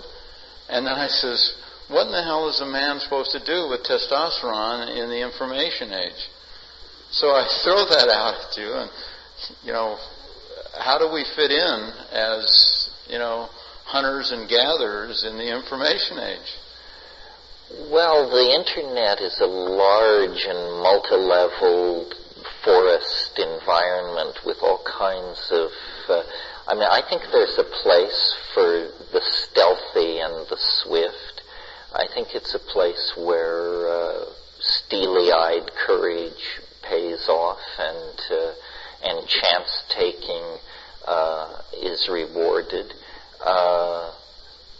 We're probably, this whole gender thing, it's locked into the way we're focused on identity. I would think probably we're on the brink of I'm not sure I would say transcending gender, but having a different relationship to it as we have a different relationship to our bodies. And in the future, it will be thought absurd for people to think of themselves as heterosexual, homosexual, exclusive this, exclusive that. After all, Freud showed that our fantasies are almost always contain counter elements to our expressed choices, gender or otherwise. And I think, hyperspace is going to give a lot of space for acting out. And it's harmless acting out. It doesn't shake the social boat. How we deal with our sexuality, because it's at the center of our biological nature, is going to be one of the most interesting things about how we manage cyberspace. The things that are usually put against cyberspace is that, people just become lumpen and they never leave the keyboard and they're not interested in smelling the roses, still less in making love. That's objection number one. Number two, people just spend all their time fantasizing and looking at pornography and making distant friends in different places under false pretenses. So it seems to be it's either it's too sexy or it's not sexy enough. Howard Rheingold got taken to lunch 1 million times for inventing the word teledildonics, which always gets a laugh, but teledildonics is nothing more than sexual prosthesis extended over space and time.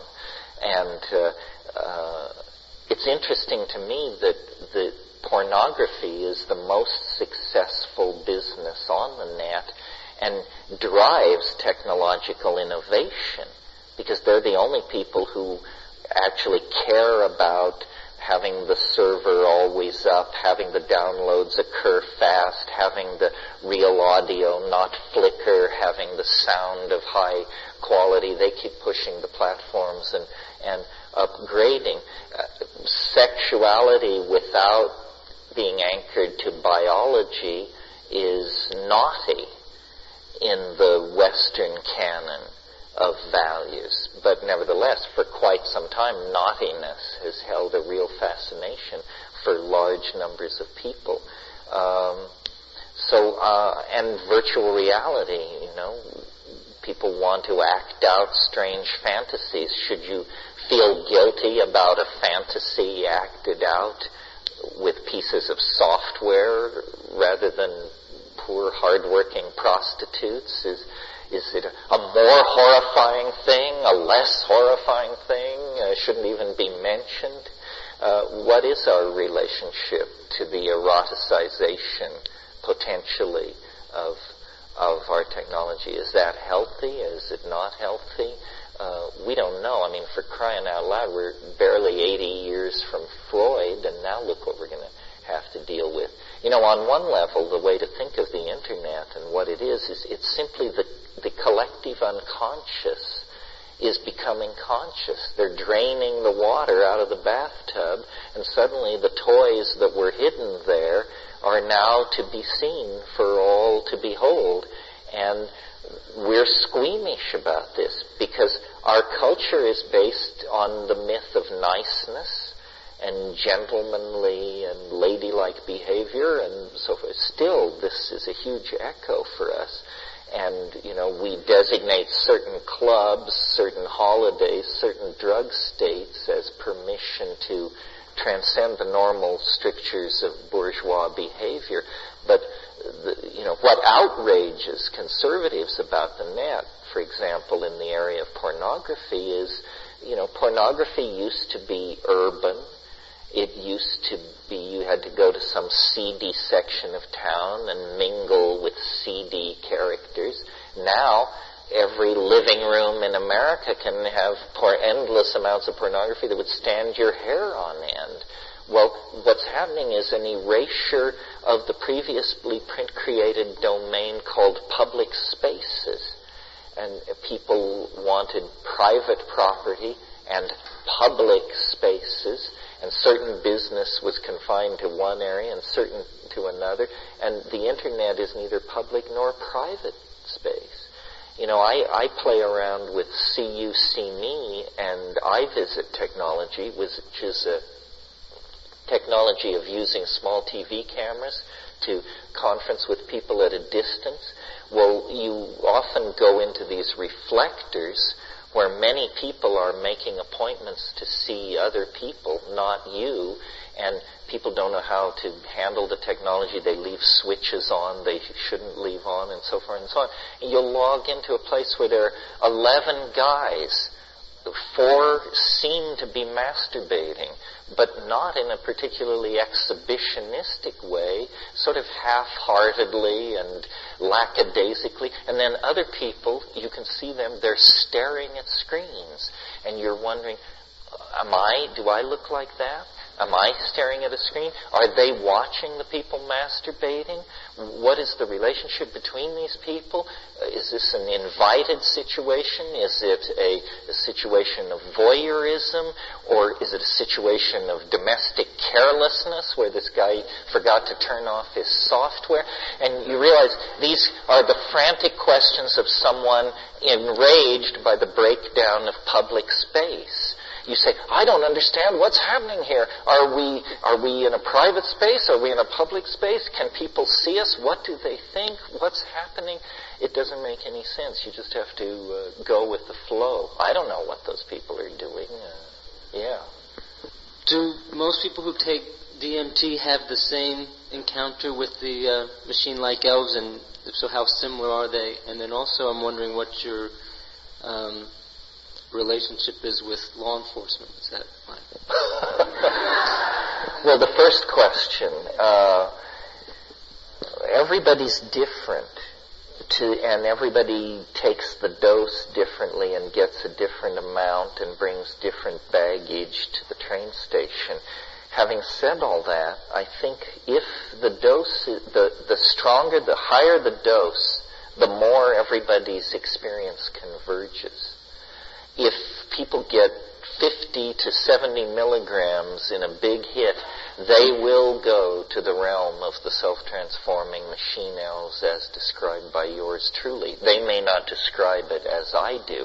I've turned a number of people onto DMT. I've listened to a lot of stories, and slowly the image that has emerged for me, if you want to think of the DMT place as an archetype, it's the archetype of the circus. The circus is a very complex archetype.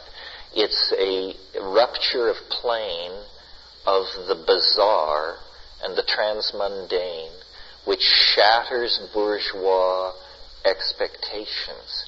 The circus comes packaged in several ways. First of all, it's a great place for children.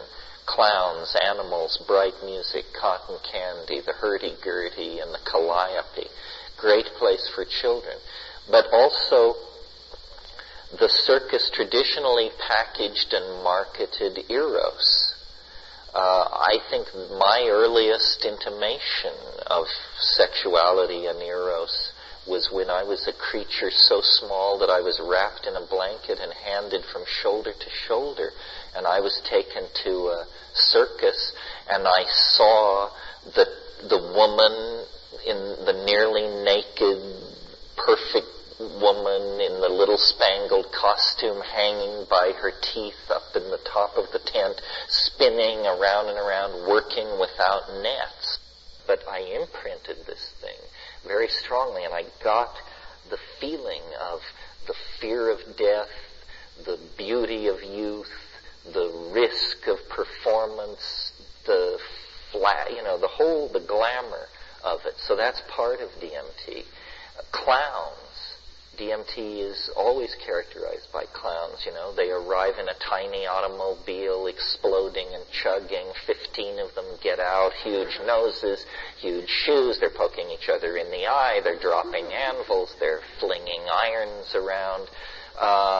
But then just off the center ring, it gets weird. The goat-faced boy, the thing in the bottle, the hermaphrodite, the harlequin, it's all this, strange stuff. And then every child worth their salt wants to run off with the circus. The circus represents such a countervailing force to middle-class respectability and small-town rules and so forth. You want to run off with the circus. I remember when I was a kid, the town I grew up in, every 4th of July was the big festival of the town, and a carnival would come. And our parents would tell us, you can't stay out after 9 o'clock at night while the carnival is in town. Well, why not?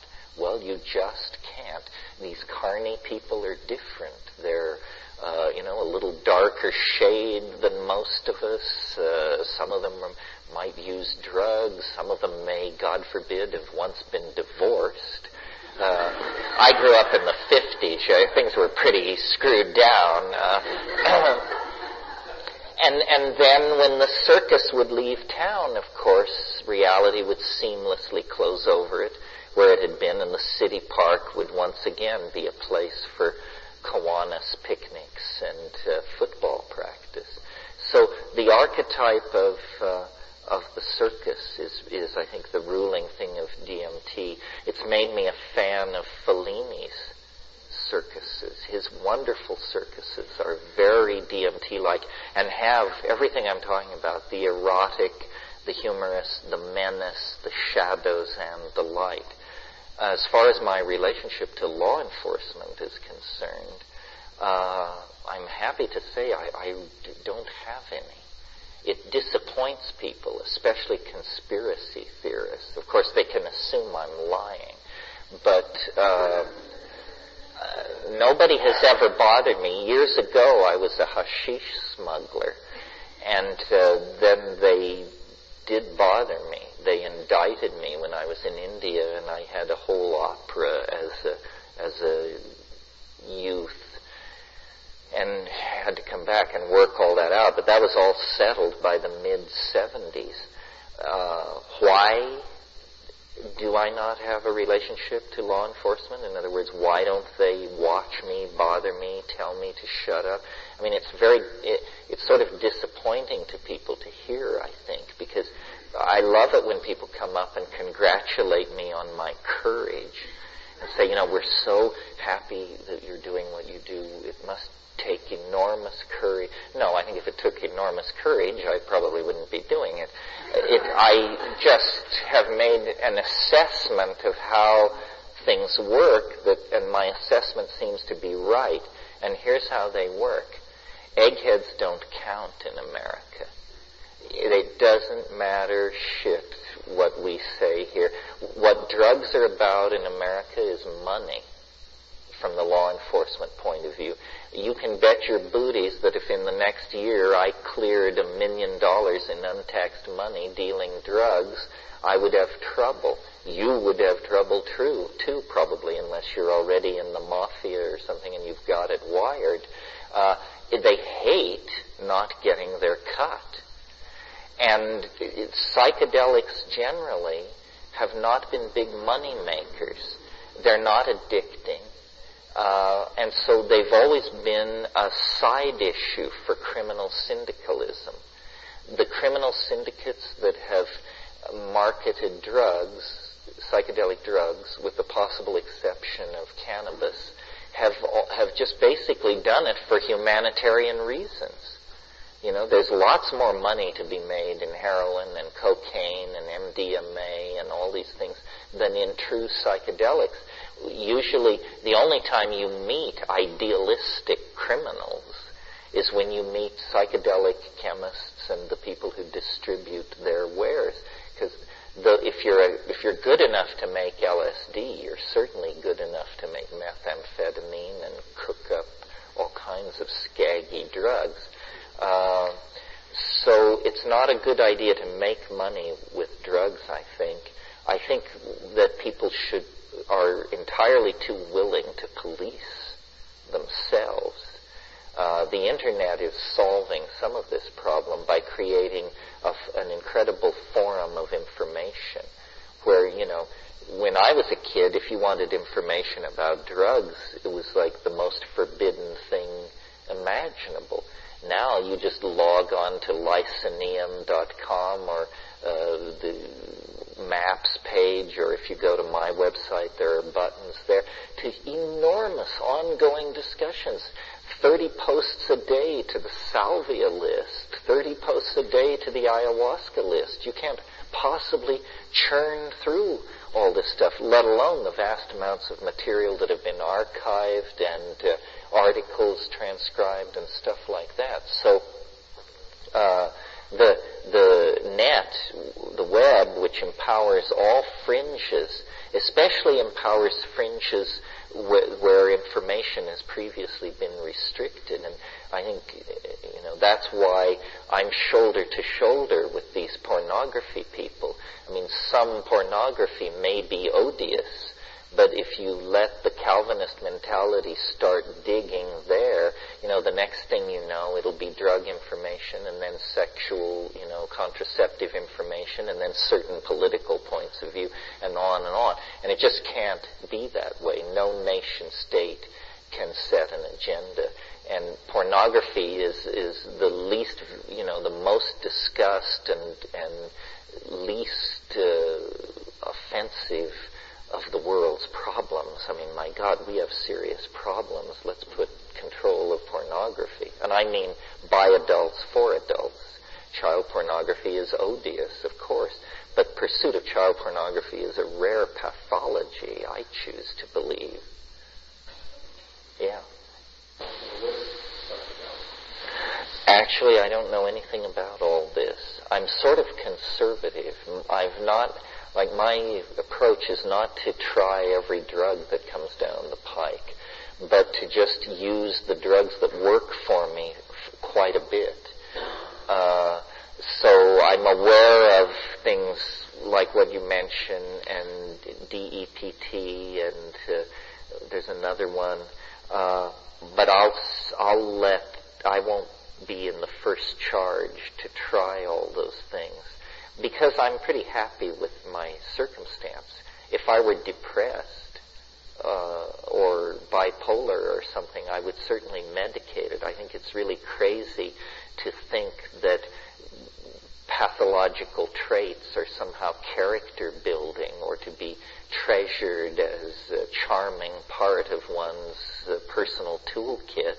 I think they should just throw that stuff out of the rowboat and become a more bearable person. But my ignorance of these things doesn't mean they're not important fields.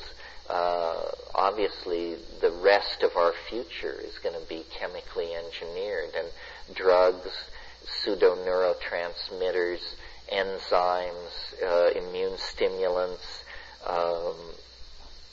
There's an endless potential market for all of this stuff, and not all of it will be hype. Some of it will actually be change our lives, like Viagra, for example, or Prozac. I mean, we kid about these drugs, but if in fact Prozac is the most prescribed drug in the world, maybe that's why things have seemed to me to be running rather smoothly recently. A whole bunch of people who would be moping in their beer or snapping or dragging their tail or not cooperating are in fact cheerful, bright-eyed, and bushy-tailed. And Viagra, it can't hurt that people are having more orgasms and more profound sexual encounters with each other. And at some point, these fixes, chemical and informational fixes of our lifestyle, have got to feed back into greater happiness, or what's the point of it? Yeah. I just wanted to make a comment before when you were talking about the question about the similarity of DMT experiences. And I remember the first workshop I saw you at, it was about 5 years ago, and I had done quite a bit of psilocybin and LSD, but never DMT. And I heard you talking about coming into contact with the alien and the visual language. And I guess I was quite skeptical, because it just seemed like it was a lot of romanticism. And then I had my experience, and it was all there. These jeweled basketballs, the carnival-like quality. So it kind of was the evidence for me that it was more than just a vague memory of a trip, that it was really something outside of our own consciousness, that we weren't creating it and experiencing some variation on our path. So Yeah, I mean, something, we talk about DMT and all this. Remember, it's just 3 tokes away, and it only lasts 10 minutes. So your major problem, I suppose, is accessing it. Well, why are you sitting here, for crying out loud?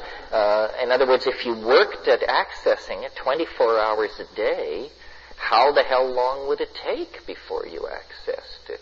I'm sure there are people in this room who could help you.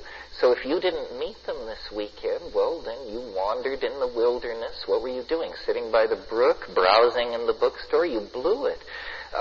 It's to be sought. And what?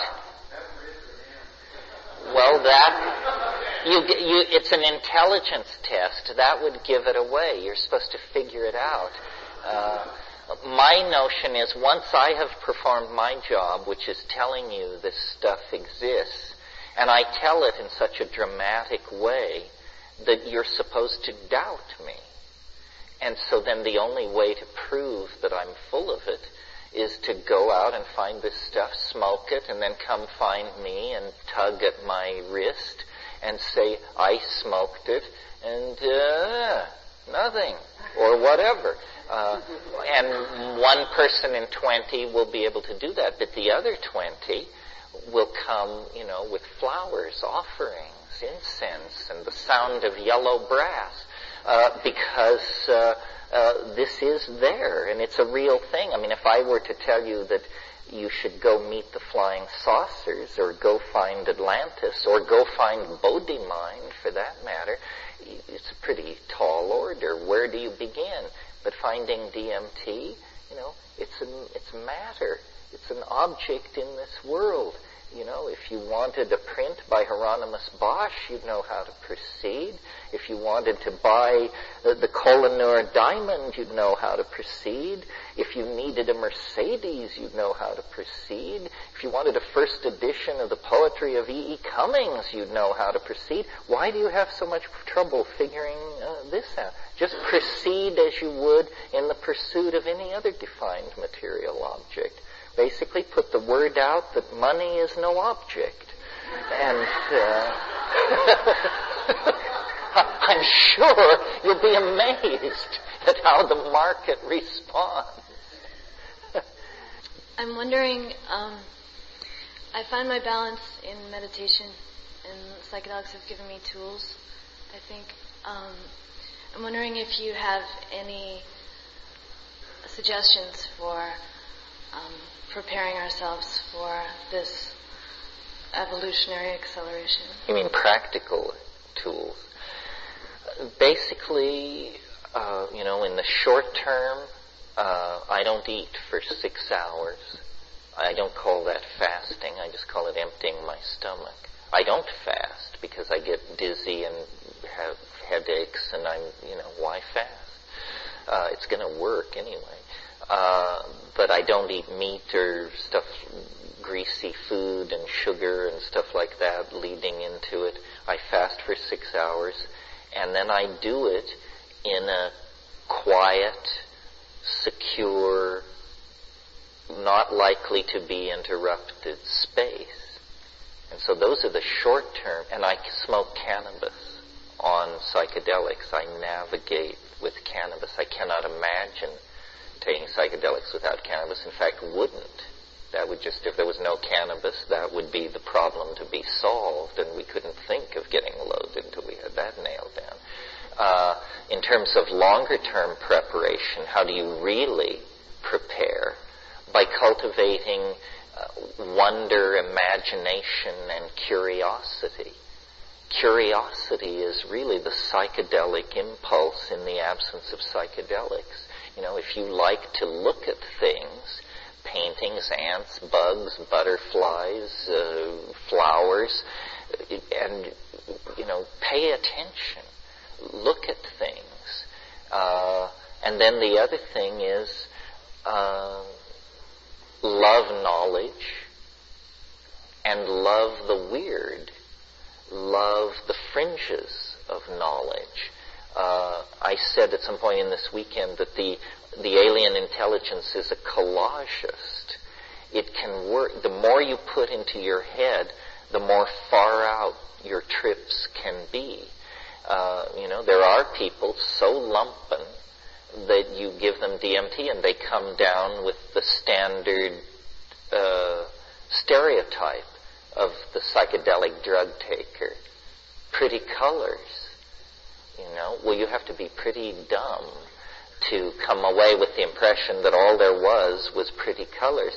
So, read strange stuff. Go to strange places. There's an old alchemical saying, something like this. The highest mountains, the wildest deserts, the oldest books, there will you find the stone. And so it's all about, the common opinion should be rejected on principle. I mean, this sometimes makes you seem kind of quirky because everybody's running toward fish and you're talking about buxtehude. Everybody's interested in sushi and, you want fermented mare's milk.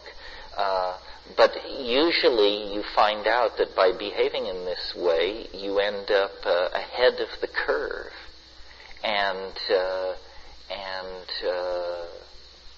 life is beautiful without psychedelics. Psychedelics simply make you aware of that primarily, and then secondarily lead you deeper into it. The affirmation of psychedelics is not the affirmation of an ideological position or a moral point of view. It's the affirmation of the existence of beauty itself. The pursuit of psychedelics is the pursuit of beauty. The taking of psychedelics is a religion of Platonic beauty. To know that it exists and to live one's life in the shadow of that knowing is transformative and carries us and the rest of evolution forward. So that's the weekend, folks. That's the wrap. Thank you very, very much. And so dims the voice of the sweet bard McKenna. Didn't you love the part where he said that the best way to prepare for a psychedelic experience is to cultivate wonder, imagination, and curiosity? And isn't that exactly what we're all trying to do here in the Psychedelic Salon? At least I hope it is. Which reminds me, I wanted to comment on something else Terence said that kind of disturbed me. It's something I don't think he made very clear.